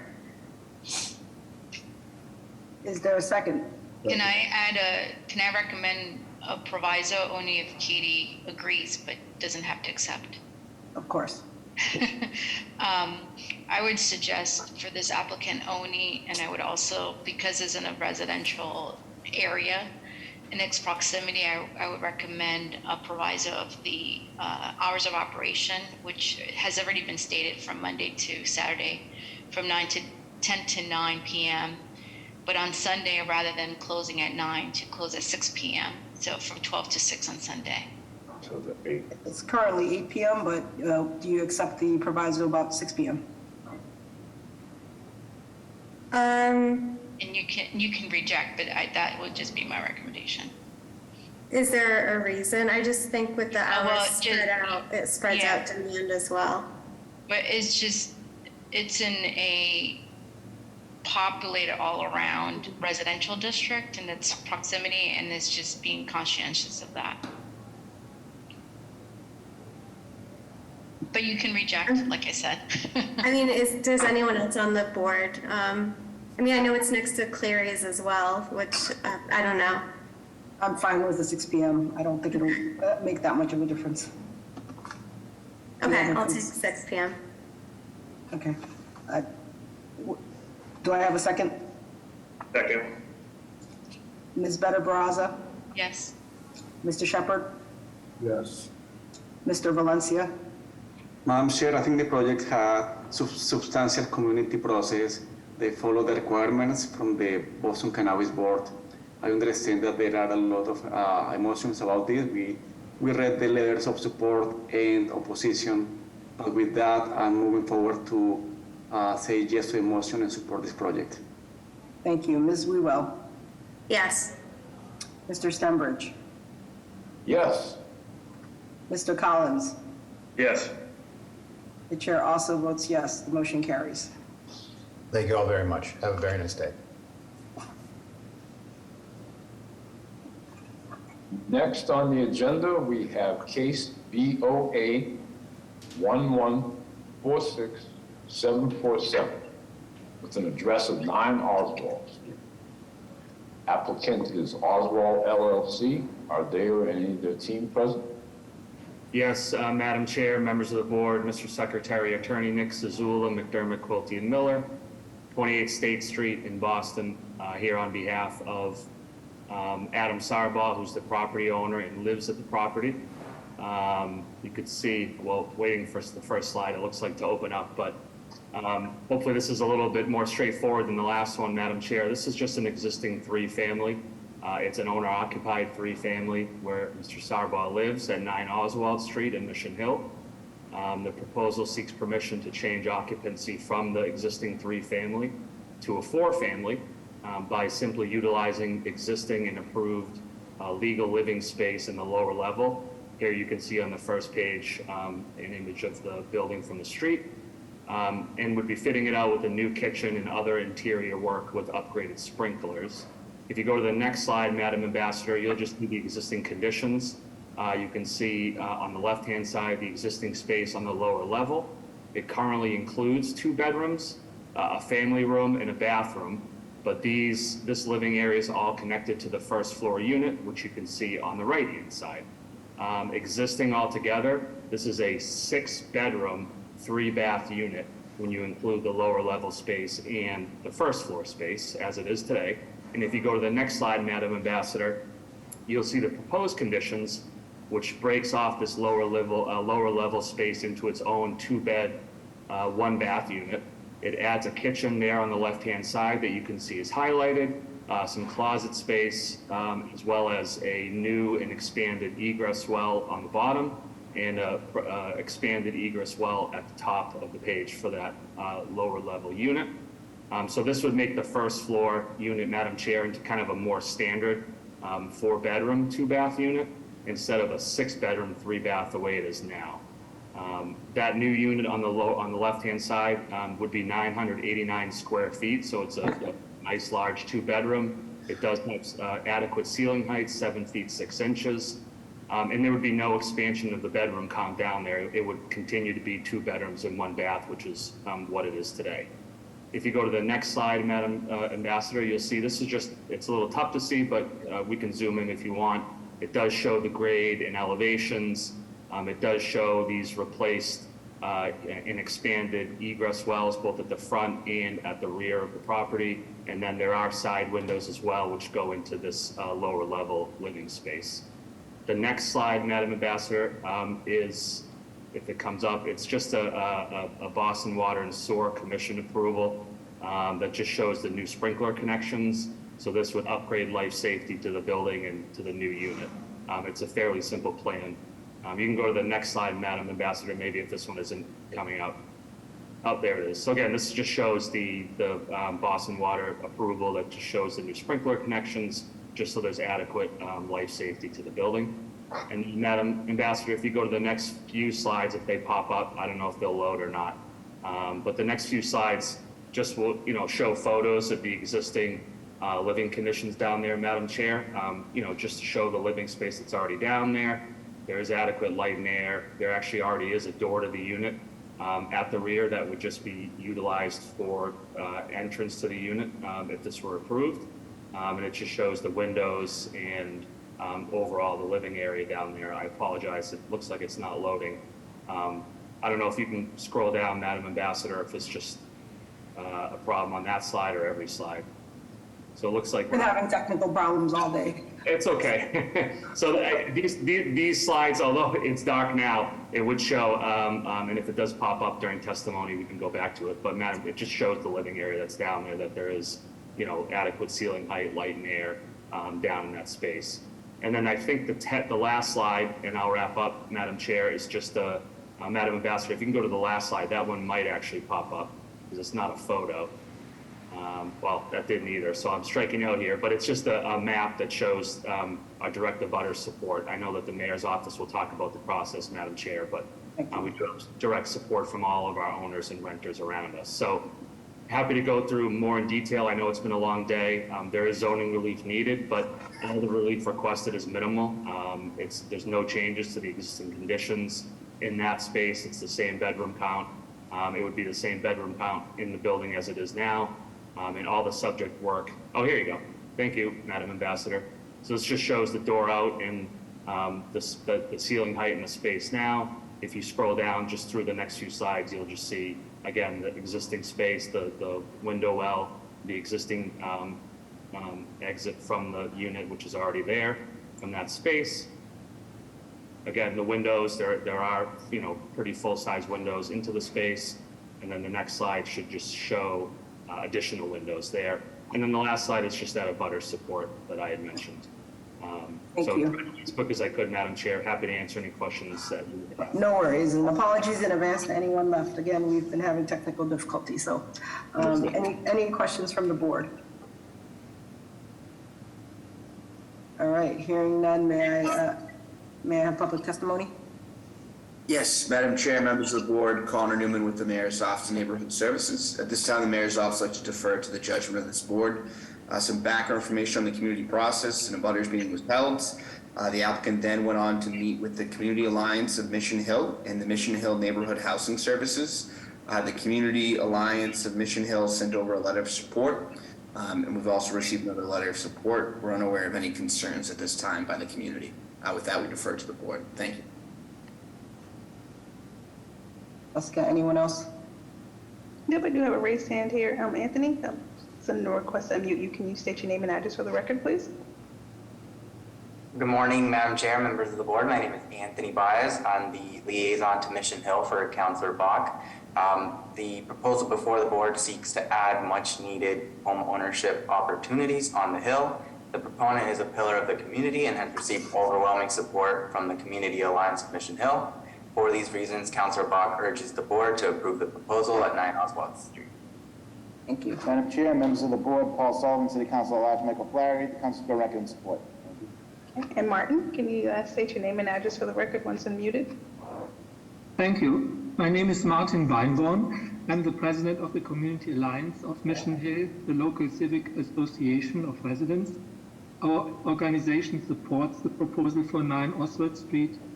The Mission Hill residents discussed this at the usual 3 consecutive meetings and then voted to support.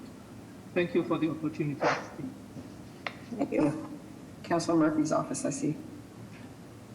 Good afternoon, Tom Mannion from Councilor Murphy's office. With the support of the community and the district councilor, Councilor Murphy would also like to go on the record in support. Thank you. Thank you.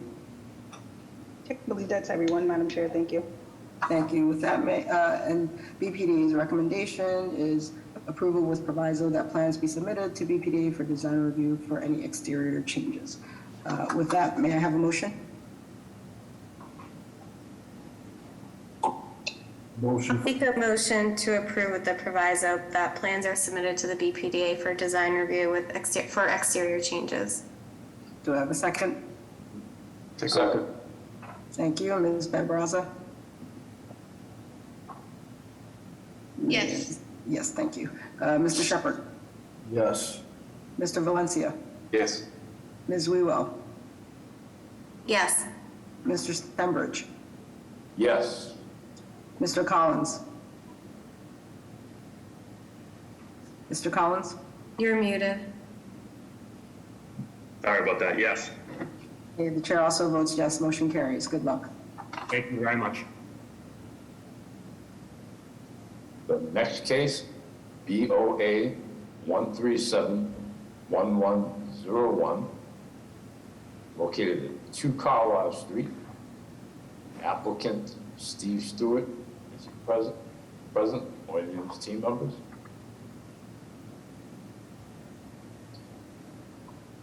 Is the applicant for 2 Carlisle Street on? Because it might be Stu here. Stu, I'm going to make you a panelist, and once you become a panelist, you'll be able to unmute yourself so that you can call it in for the record. Thank you.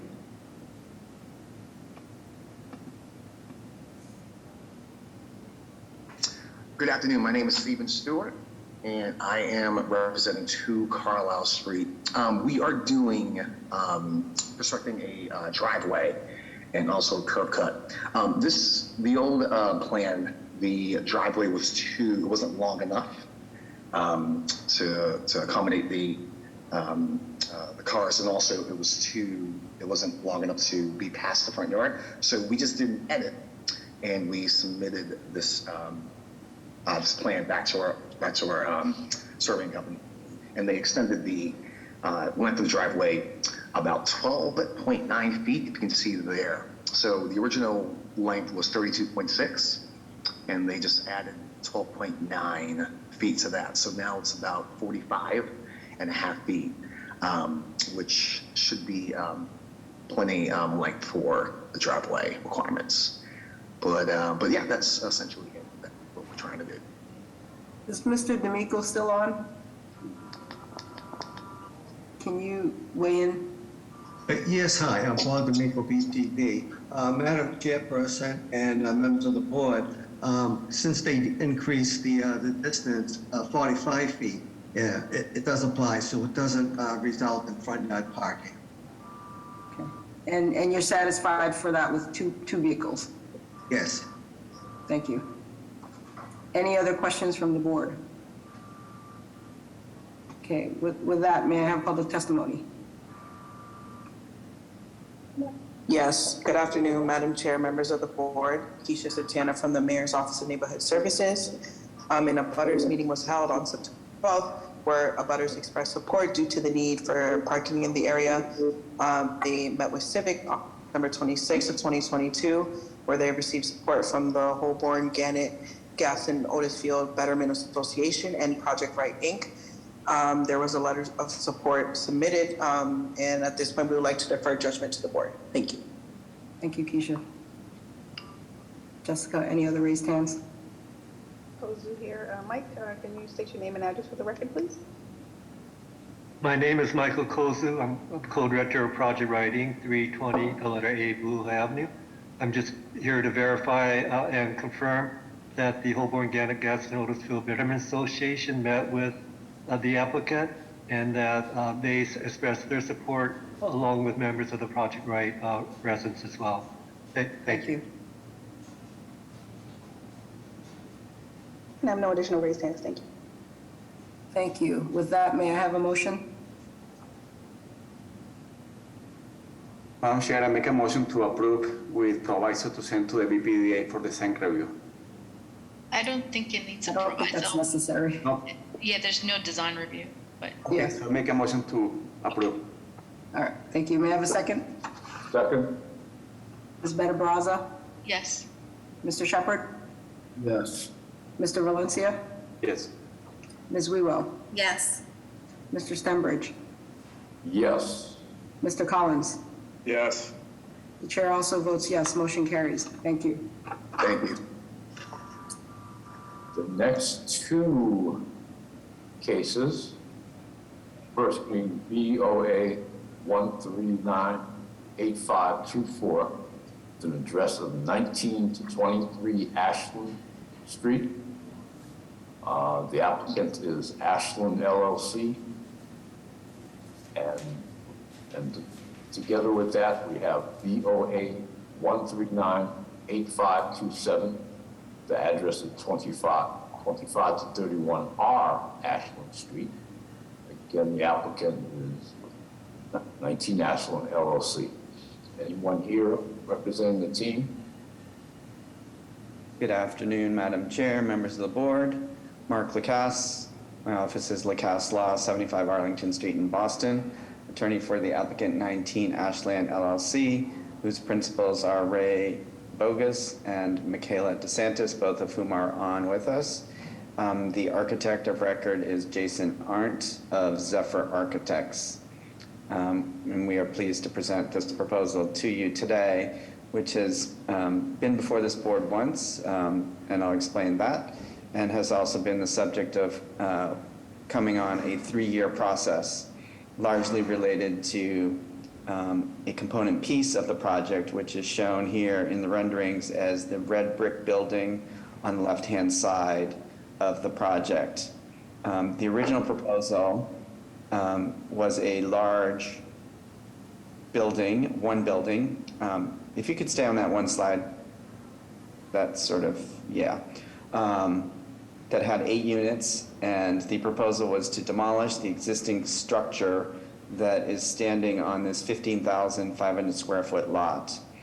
We filed our application for demolition delay, and Landmarks Commission then entertained a petition brought by some residents of Dorchester and the Dorchester Historical Society to seek to establish some protection for this structure. Taking the cue from the Landmarks Commission and desiring to work with them and the neighborhood to get a project that was approvable, the plans were substantially changed completely. A new architect was hired. Zephyr Architects has considerable experience and history working with historic buildings and additions there too. And when we next appeared before this board in November of 2021, the signal was definitely that some progress had been made, but that we needed to do some more work with the Landmarks Commission. So we then separately met with the Landmarks staff on a number of occasions, taking direction from their staff on the architecture for the project, and then appeared before the full Landmarks Commission on an advisory review basis. And the result was that they have submitted a unequivocal strong letter of support to this board, indicating that the architect and the applicant has done a great deal of work in terms of preserving the red brick structure, which is currently painted yellow and will be restored to the red. There are a couple of appendages on the historic structure, which came much later and are not historic, and those will be removed to make way for the addition of what you see on the right-hand side of the rendering, which is a new structure. And on the front portion of the parcel, there will be 3 units, one in the historic building, and then 2 townhouses in the portion that you see on the right. Behind this structure, because it's a 15,500 square foot lot, there will be a second building constructed. And again, this is in response to working with the community and working with the Landmarks Commission to reduce the massing by dividing it into 2 buildings. In the back, there will be 4 separate townhouses. So this project now represents a total of 7 townhouses, all approximately 2,000 square feet, all 3 bedrooms, all containing garage parking, tucked in and away from the public view, because that was one of the initial design considerations that was a rub. So all of those things have been taken into account. And next slide, please. So a little bit of background on the existing conditions. Because of the age of the house, it's not traditionally facing Ashland Street. In other words, the front door of the house is on the right-hand side of this slide, sort of facing the backyard of the abutting property. Orientation of the existing historic structure was very important to the Landmarks Commission, so that orientation remains. And the portion, next slide please, that is being added on to the front structure is essentially the left-hand side of that image, with the rear building in the back with the 4 additional units. Shaded is the driveway with the existing curb cut on Ashland Street, which will serve as the entry point for each of the garages for the townhouses in the front building and the 4 townhouses in the back building. During our ISD permit review process, there were issues raised by our plans examiner concerning the width of the driveway and access for fire vehicles because of the existence of the second building on the same lot. And we did work closely with the fire department and Tom O'Donnell at ISD to get permission from the fire department to go ahead and move forward. And that is so noted on our updated refusal letter. Next slide. You just scroll through these. These are showing the existing conditions of the historic property with the appendages that are being demolished. Next slide. Next slide. Get to the.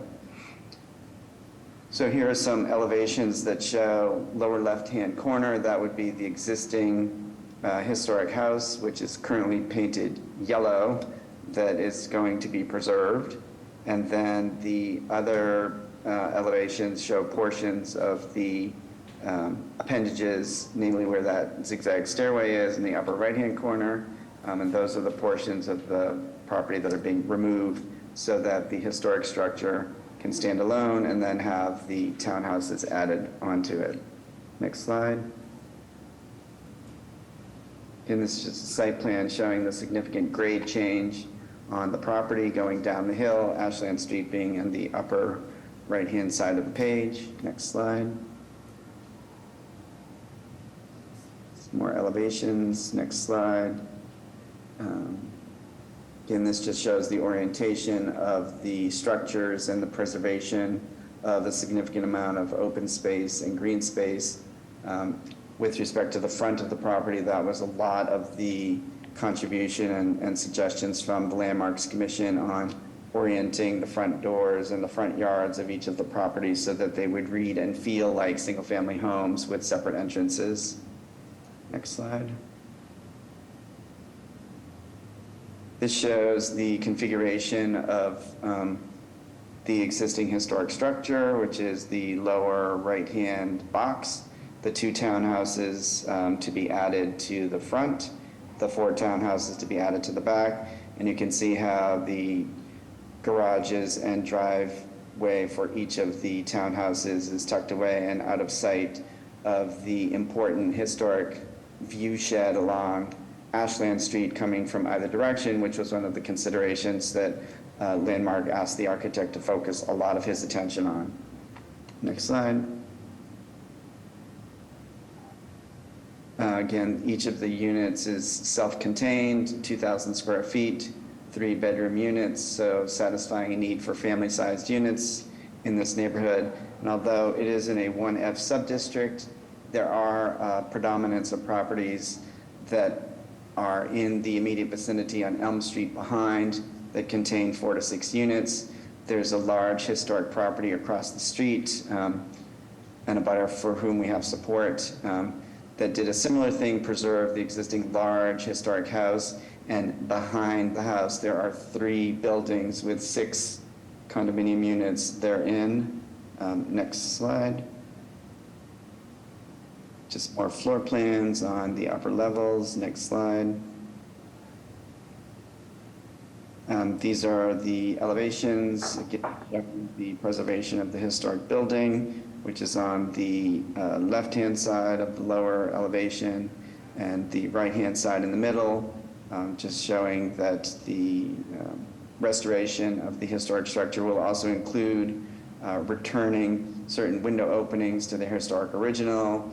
My clients have done a lot of work in connection with the architect on finding as much history about this property as possible and doing everything to restore it as an essential and sort of central feature of this development is the preservation of that building.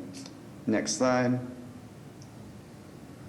Thank you, Mark. It's been a long day. Is there anything else you want us to focus on? I didn't want to leave anything out, but I just wanted to make our case, and since it's been a 3-year slog, I hope you understand that a lot has preceded you, and my clients have done a diligent effort of working with the commission, and in fact, I've never received a letter of support directly from the Landmarks Commission, so we were quite pleased on that front as well.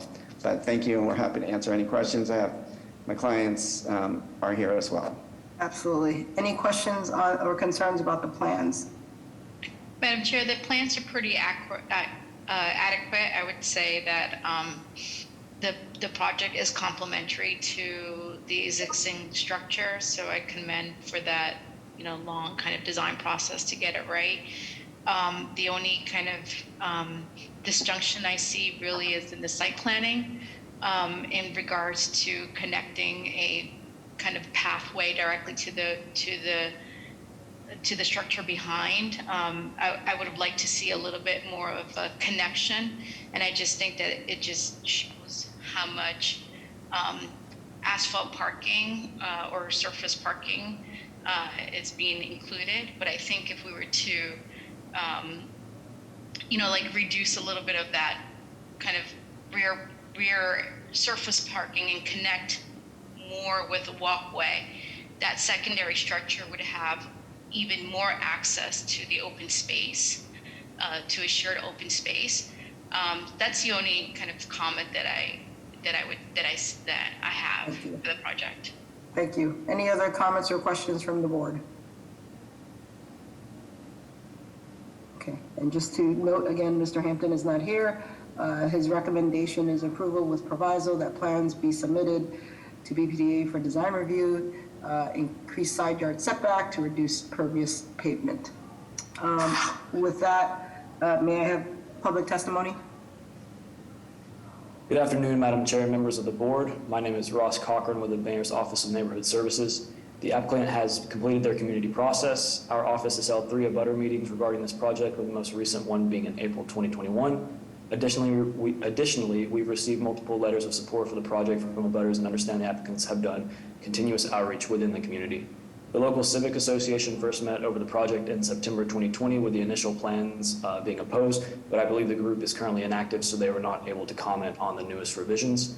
At this time, we'd like to defer to the board's judgment. Thank you very much. Thank you.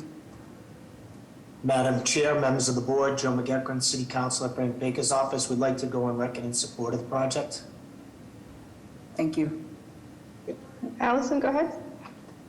Good afternoon. I'm Allison Frazee, Executive Director of the Boston Preservation Alliance, a nonprofit advocate for historic preservation located at 87 Mount Vernon Street. We have met with the project team and feel that they have been responsive to our concerns and are proposing an appropriate rehabilitation of the historic building with contextually sensitive new additions. So we are happy to support this project. Thank you. Madam Chair, Stacy. Madam Oh, Chair, go members ahead. of the board, Paul Sullivan, City Council at Large, Michael Flaherty, the council is on record in support. All right, Ashton, name and address for the record, please. Hi, Ashton Strait. I live at 29 Mill Street, which is directly abutting. I'll keep my comments brief because my partner, who also lives here and is the owner of the property, also has a lot to say. We are strongly opposed to this plan, in particular because of the violation of the setbacks. So the proposed 4 units of townhouses that sit in the back of the property are less than 3 feet from our backyard. So they sit almost directly on the property line. And in the most recent plans that we saw, they actually have balconies. And so we feel like having 3 stories of townhouses looking directly onto our backyard would be a pretty serious, violation of our privacy and our, sort of ability to enjoy our backyard and not feel like we're providing a view for other people. Thank you. Yep, Stacy Anderson. Hi, this is Stacy Toomey. I live at 38 Mill Street, so I live at near the same prominent intersection of Mill Street and Ashland, and I'm strongly opposed to this proposal because of the excessive density of changing a 2-family to 7 townhouses and the insufficient side and rear setbacks, which have already been mentioned to be 3 feet on the side. Okay, thank you. And Liz?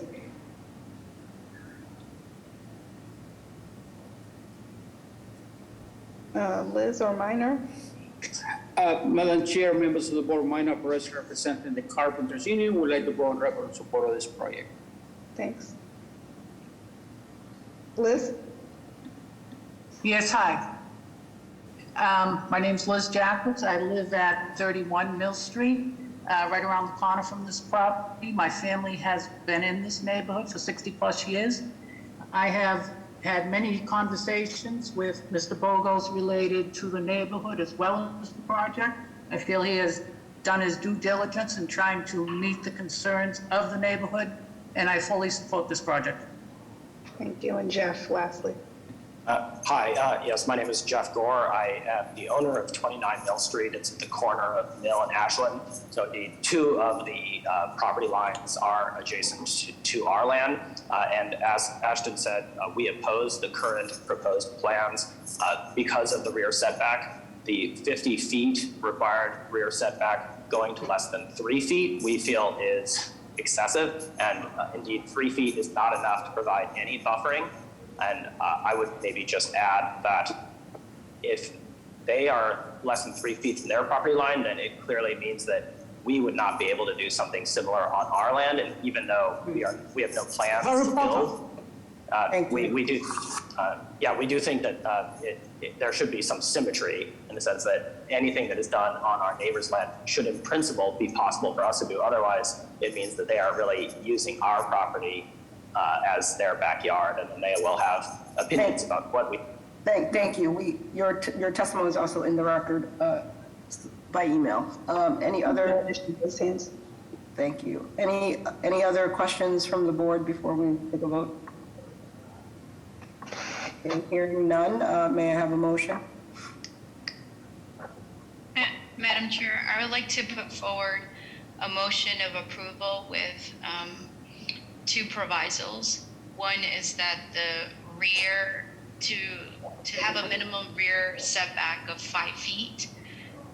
The second proviso is for the site planning with BPDA design review for the site planning to ensure a connection of a pathway Well, that was at work today. to the rear structure. And third is to pay attention to the ground surface material. Do I have a second? Second. Ms. Better-Baraza? Yes. Mr. Shepherd? Yes. Mr. Valencia? Yes. Mr. Wewell? Ms. Wewell? Yes. Mr. Stenbridge? Yes. Mr. Collins? Yes. Chair also votes yes, motion carries. Good luck. Thank you very much. 2 more cases. Thank you so much. Thank you. The next case is BOA 123-6084, address of 45 Milton Ave. Applicant Michael Castillo, and any of his team members present? Yes, Mr. Mr. Spitz. Secretary. Yes, Mr. Secretary. Attorney Ryan Spitz, Adams and Moranci, with the business address of 168 8th Street, first floor, Boston. With me today is the applicant, Miguel Castillo. As read into record, this proposal is here for a rediscussion due to administrative deferrals coming to the year end. So again, we're here seeking to combine 3 parcels amounting to approximately 10,800 square feet to erect a new 3-story building with 11 dwelling units, 14 off-street parking spaces in the rear of the property, and a bike storage unit for approximately 12 bikes. 2 of those units will be offered as affordable units to comply with the mayor's initiative. Affordable housing is the equivalent of 20% rather than what the regulation requires at 13%. All units will be owner occupied. Further, the proposal will restore parking to the neighborhood, as there is currently 2 existing curb cuts. One will be used for the parking scheme, the second will be restored to the neighborhood. This proposal is located within a 2F 5,000 subdistrict. The building footprint is approximately 3,956 square feet, which is approximately 40% lot coverage. Units will range approximately from 475 square feet all the way to 1,660 square feet. If you could turn to page 6 of the plans, please. First floor will consist of 1 studio, 2 1-bedrooms, and 2 1-bedroom with balconies on the corner units. There also, you'll notice that there's a trash area, there's a bike storage, and then you can see that there's carved out for a little carve out in the back right-hand corner for 3 covered parking spaces as well. 2 of those units will be the affordable ones. One is the studio, and one is the 1-bedroom in the front of the building on the left-hand side. Next page, please. Second floor will consist of 3 1-bedrooms with study and 1 2-bedroom with study. Again, the corner units will have balconies as well. Next page. Third floor will consist of 2 1-bedrooms with study and 1 3-bedroom with study. Both will have balconies. Corner units, again, will have those balconies as well. The proposed floor area ratio is 1.0. What is compliant is a 0.5 by the code. Building height is actually compliant for the feet, but the stories is excessive. We're proposing 3 stories, and 2.5 is what is required. A gable design was provided for the roof to better fit than a flat roof in the character of the neighborhood. Front yard, what we're proposing is 10 feet. We have the frontage alignment, which we're a little bit short, but the body of the building is actually 15 feet from the property line. Parking will be 8 full size at 8 foot by 6 by 20, and 6 compact sizes, 7 feet by 18 feet. And again, the parking scheme is a little bit more elaborated on page 6 of the drawings. And then lastly, the building will be equipped with an elevator for accessibility. So at this point, I'm going to open it up for any questions from the board. Thank you, Mr. Spitz. Just to clarify, have you made any changes to the, unit count or height or anything else since you last presented, or was it just an administrative deferral? Yes, Madam Chair, there were many changes. So the very first hearing, I believe, was back in June 2022, and we went through an extensive community process. We made changes to the dimensional massing of the building. We reduced the setbacks. We complied with parking, and then we provided more affordability component to the neighborhood. Thank you. Ms. Benabraza, any questions on the plans? Out of your 11 units, how many are affordable? 2. We're going to comply with the initiative of 20%. And Thank you. they're identified, because I know you'd like to specifically identify those units, would be on the ground floor, first floor, which will be the studio unit, and then the 1-bedroom in the front of the building on the left-hand side.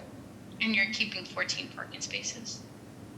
As of now, yes, because if we reduce the parking spaces, That's going to provide another violation on the zoning. What was required here by parking would be 13.5 parking spaces. So then if we did reduce them here today, again, we'd have to, re-advertise and go through a whole nother process at this point in time. That was one of the biggest issues when discussing with some of the abutting residents was parking. Because the original proposal, we weren't compliant with parking. We had less parking, but then we revised the plans to allocate for more parking to be compliant.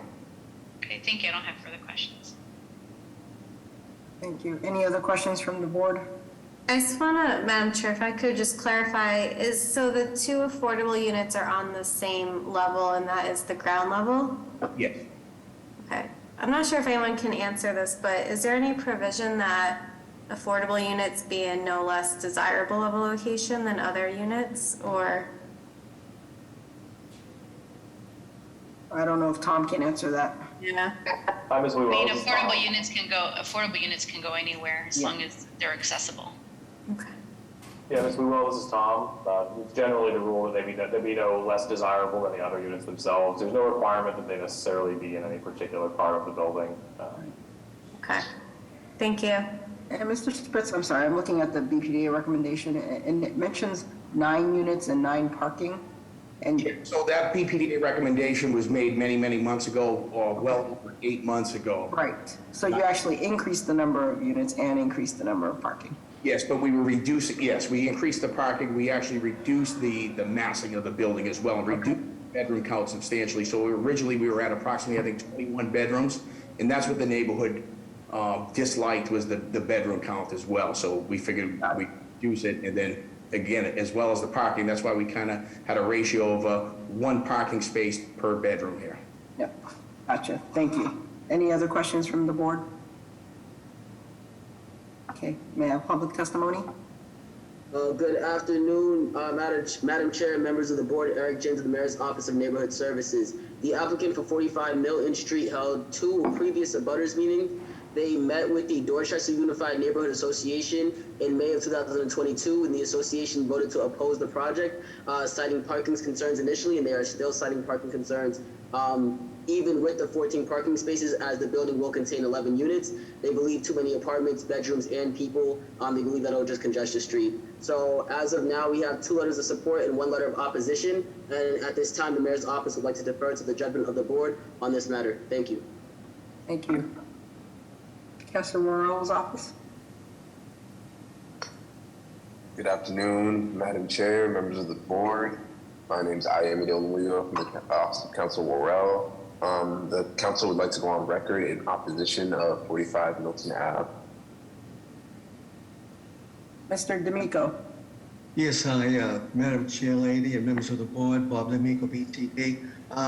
Unless I missed something, I only see 1 curb cut, yet they mentioned 2 curb cuts. I'd like to request clarification on that, and if this project is approved, I strongly oppose 14 parking spaces. I know parking is an issue, but BTD regulations have gone through somewhat of a change, and we would support 1 space per unit with an increase in open space.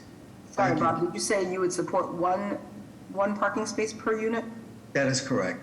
Okay. And then I think you had said, Mr. Spitz, that you removed a curb cut, but you should clarify that for Mr. D'Amico. Yes, Mr. D'Amico. So this is 3 parcels, and one parcel.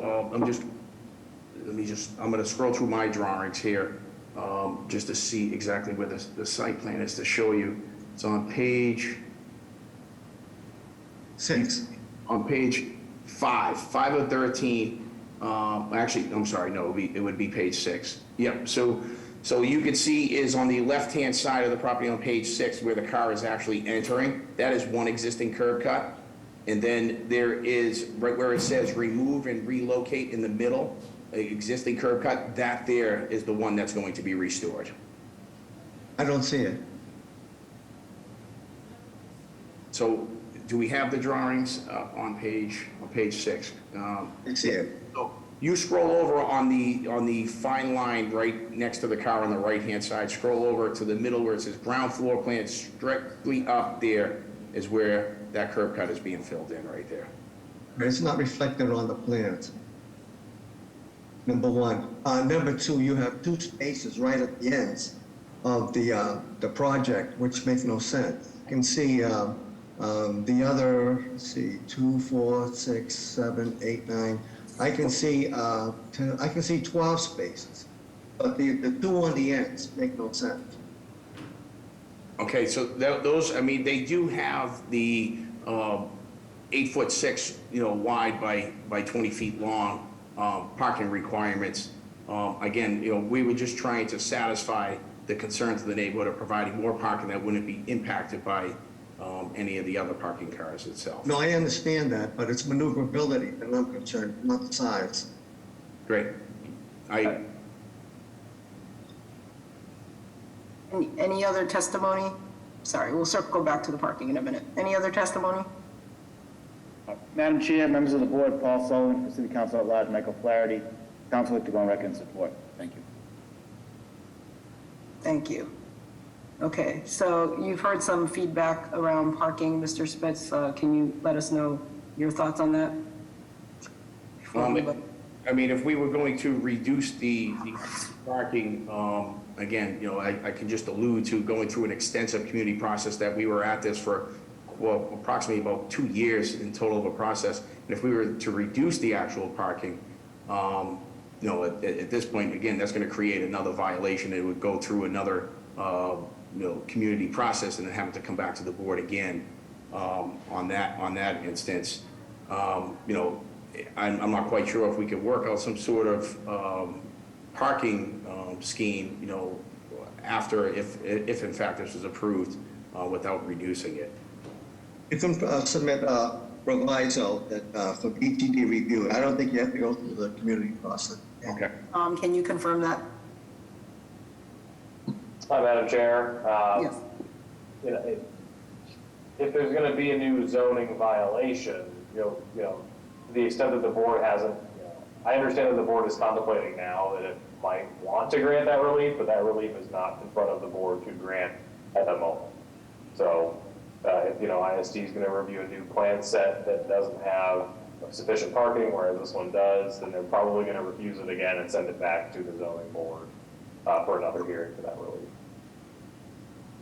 Madam Chair, can you please read BPDA's recommendation? I can, but I think as Mr. Spitz pointed out, and as Mr. Hampton points out, they only do one recommendation, and this was from June of 2022, so it predates whatever When these it revisions are. when it had lesser units, and correct? Yes, less units, but I think more bedrooms. Is that right, Mr. Spitz? Yeah. The massing of the building was reduced. The density of the building with the bedrooms was reduced. So, okay, so at that time, the recommendation was denial without prejudice, density excessive. Appellant should consider a project more closely aligned within the spirit of existing zoning. So from June of 2022. And also, I'd just like to highlight again, as well, too, is the building footprint is approximately 400 square feet, which is about 40% lot coverage as well. Thank you. Any other questions from the board? May I have a motion?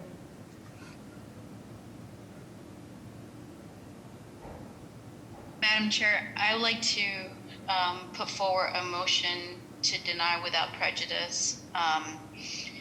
These are 3 parcels on a zoning subdistrict of 2F 5,000. I can see, 6 would be in alignment with the zoning. Even if we were to do 3 on each parcel, that gives 9. I find the proposal of 11 units and to cover it with parking, 14 parking spaces is excessive. So I would recommend to reduce the project in regards to density. Is there a second? Madam Chair, I'll second that. I think there's just more work to be done on the parking and circulation and maneuverability throughout the site. Through the chair, quick. Yes. Was I too late, or did we have any opposition from abutters or anything like that? All the testimony, I believe, Jessica, you you announced, right? So Madam Chair, may I interject? We did submit many letters in support from the actual immediate direct abutters. I actually re-forwarded them yesterday because this has been a long time since we've revisited this conversation, just to ensure that the board was in receipt of all those letters of support as well. Yeah, I think we heard all of the public testimony, Mr. Shepherd. Okay. Okay, so I heard a motion that was seconded. Ms. Betta Baraza, Yes. Mr. Shepherd, Yes. Mr. Valencia, Yes. Ms. Wewell.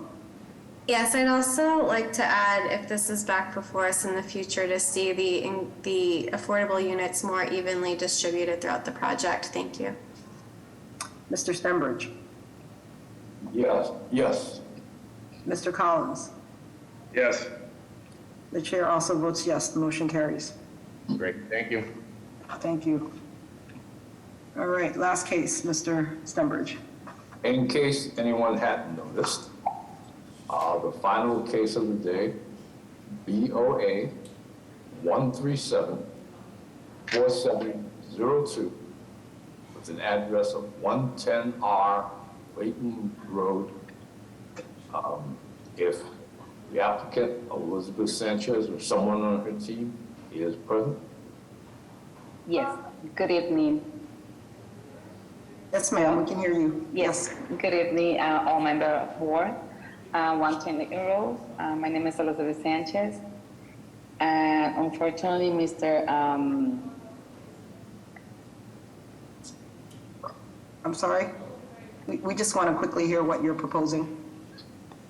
Yes, I'm sorry, Mr. Bozella, Designer Group, he couldn't be here today, he's traveling, so I guess I have to do it myself. I upload the new design that he did. So he made the right measuring, well, he fixed it because it was missing some measuring, so he fixed it.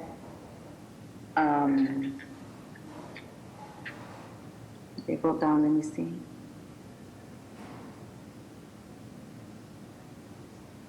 You don't have the new one? Is this not this is what we No, have? I uploaded one, I guess was Monday when he sent it to me. So I uploaded last week, so. I will defer to Madam Ambassador on that. Okay, Madam so Chair, I'm sorry, go ahead. No, go ahead, sorry. Go ahead. I was just going to state that what I have in front of me is the 30-page package, and I think the best drawings are probably the site plan, which is the first sheet, and it's a pretty straightforward project that proposes a prefab for a garage. So right here? Correct. That's Okay. really what we need to see. Thank you. Yes, it is a prefabricated garage. That's what they sent me, so that's what I uploaded, so I don't have anything else. No worries. Anything that you guys asked. This seems pretty straightforward, so I'll just ask if any members of the board have any questions. Hearing none, I'll take public testimony. Good afternoon, Madam Chair, members of the board. This is Danielle Fonseca with the Mayor's Office of Neighborhood Services. I hosted an abutters meeting for this proposal on October 11th of 2022. And at the abutters meeting, all of the abutters that were present were in support of this project. We've received no letters of opposition or support outside of that abutters meeting. So at this time, we wish to defer judgment to the board. Thank you. Thank you. Any other testimony? No raised hands, Madam Chair. All right, with that, may I have a motion? Motion for approval. May I have a second? Second. Ms. Betta Baraza? Yes. Mr. Shepherd? Yes. Mr. Valencia? Yes. Ms. Wewell? Yes. Mr. Stenbridge? Yes. Mr. Collins? Yeah. All right, the chair votes yes, motion carries. Thank you all for putting up with all these technical difficulties today. I think we did great considering. Thank you very much. Thank you very Thank much. you all. Have a great day. Thank you. Bye-bye. Recording stop.